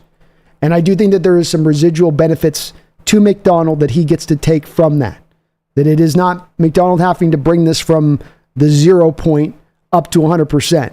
That Carroll's taken this along down the line for him in a lot of ways. And that's why you're able to start out in this 2-0 manner.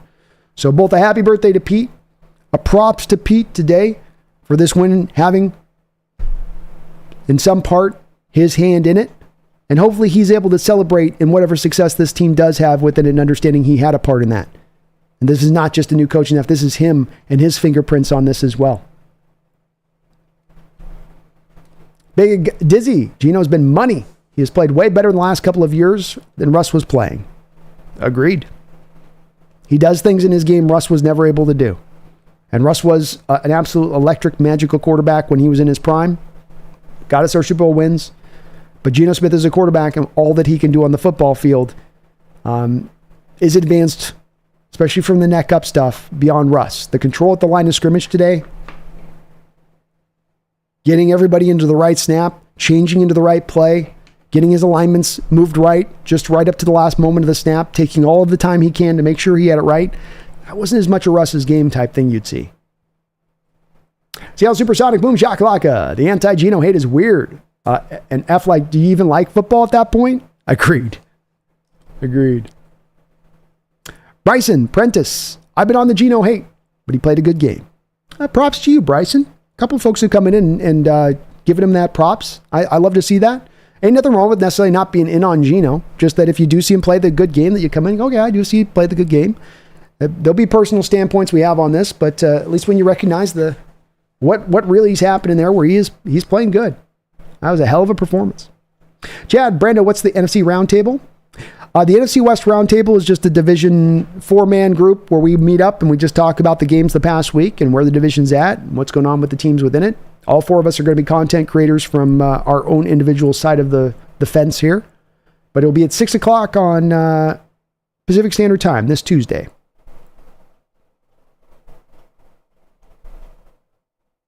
Jordan says, I still think Wilson's better than Fields. You can tell Fields is being limited. Yeah, I think Wilson's still the better quarterback for that team. Fields just has a lot of lack of development in his game. And with him starting, you're looking at going about all in the upside angle of it. I don't know if Fields' upside is going to be reached. And having more of the vet in there and Wilson's a better steadying hand at that point. Nigel, I guess the Michael Butler halftime thing didn't help. Nope, they tried. They tried damn hard. Real damn hard. John says, New England deserved to lose for that Malcolm Butler replay crap.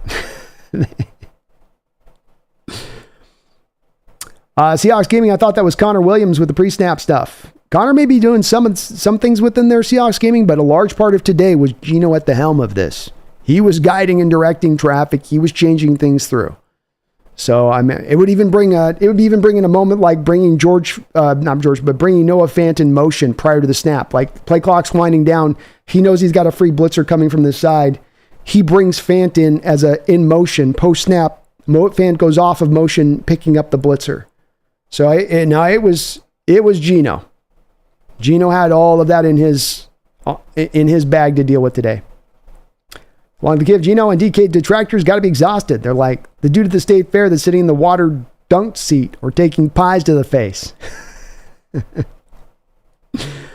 Greg Brandon, with this start to the season and with how the team has looked outside of O-line, where do you feel the Hawks go in the draft this year?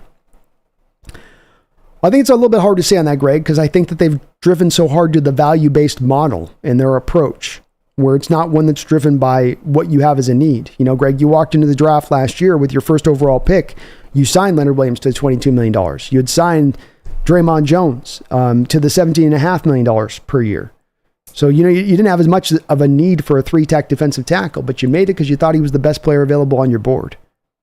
So I'll give you an answer, but in general terms, I think it's pretty opened up all the way around for what they look at. I think that I certainly think offensive line has been a place they've hit multiple times over the past 3 drafts. I don't see why there's any reason he doesn't do that again. 1 or 2 picks to the offensive line, tackle, guard, however you want to poke it out on that one a little bit. Inside linebacker would obviously be one you'd probably be taking a look at. You're going to lose Trey Brown in free agency. Getting another cornerback in here is probably something that you would take a look at. Safety is a possibility on that priority list too. I think they'll be pretty comfortable at wide receiver. Tight end, you know.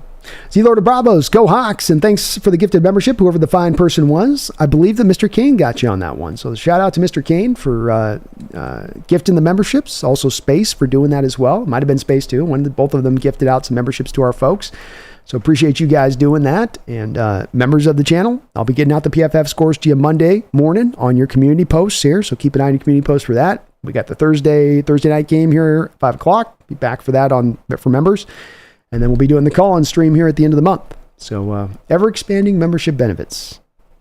Y'all, and since 2015, Seattle has won 75% of their far-traveling East Side games. Hey, there we go.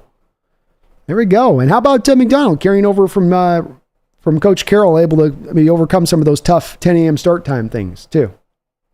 Chad Hart, are you still doing the Tuesday shows with Brendan Nelson?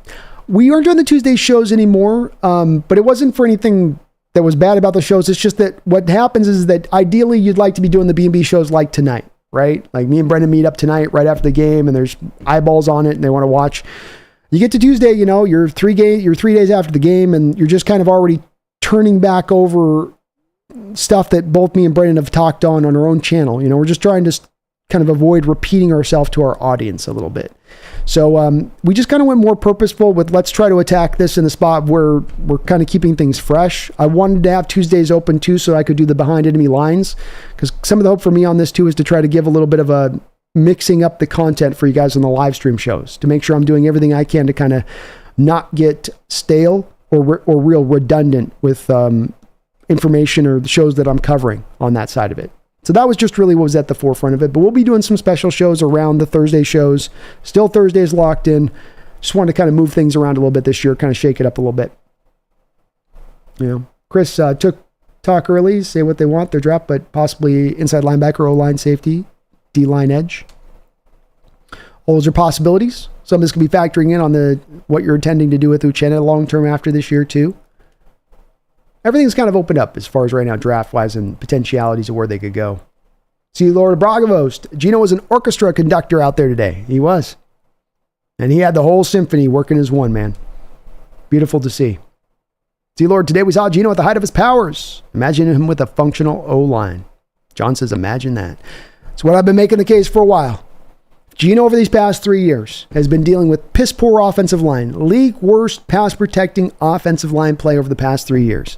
If he's been dealing with a running game that has not been consistent week by week, that you cannot rely upon, yet he has still found a way to excel in that environment.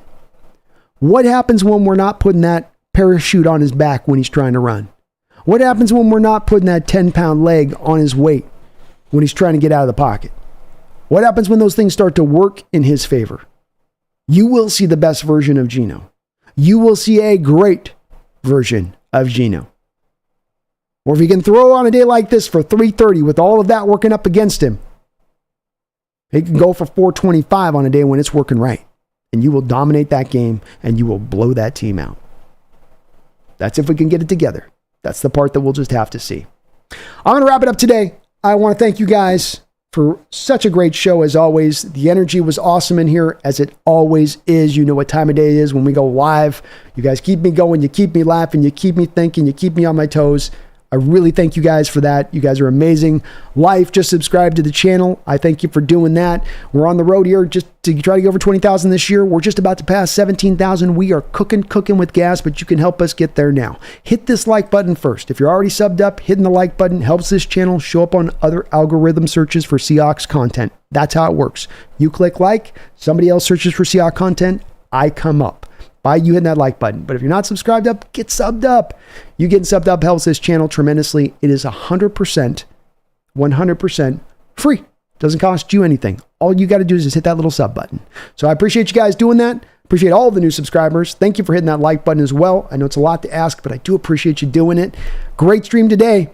We got a battered, bruised, beaten Miami team coming on into our house next week. We've got this stage set here for potential 3-0 start. We got the Rams looking down the barrel of maybe an 0-3 start. Life's looking pretty good to start this season out. Your Seattle Seahawks are rolling here, by all accounts, and there's a lot to still fix and get right.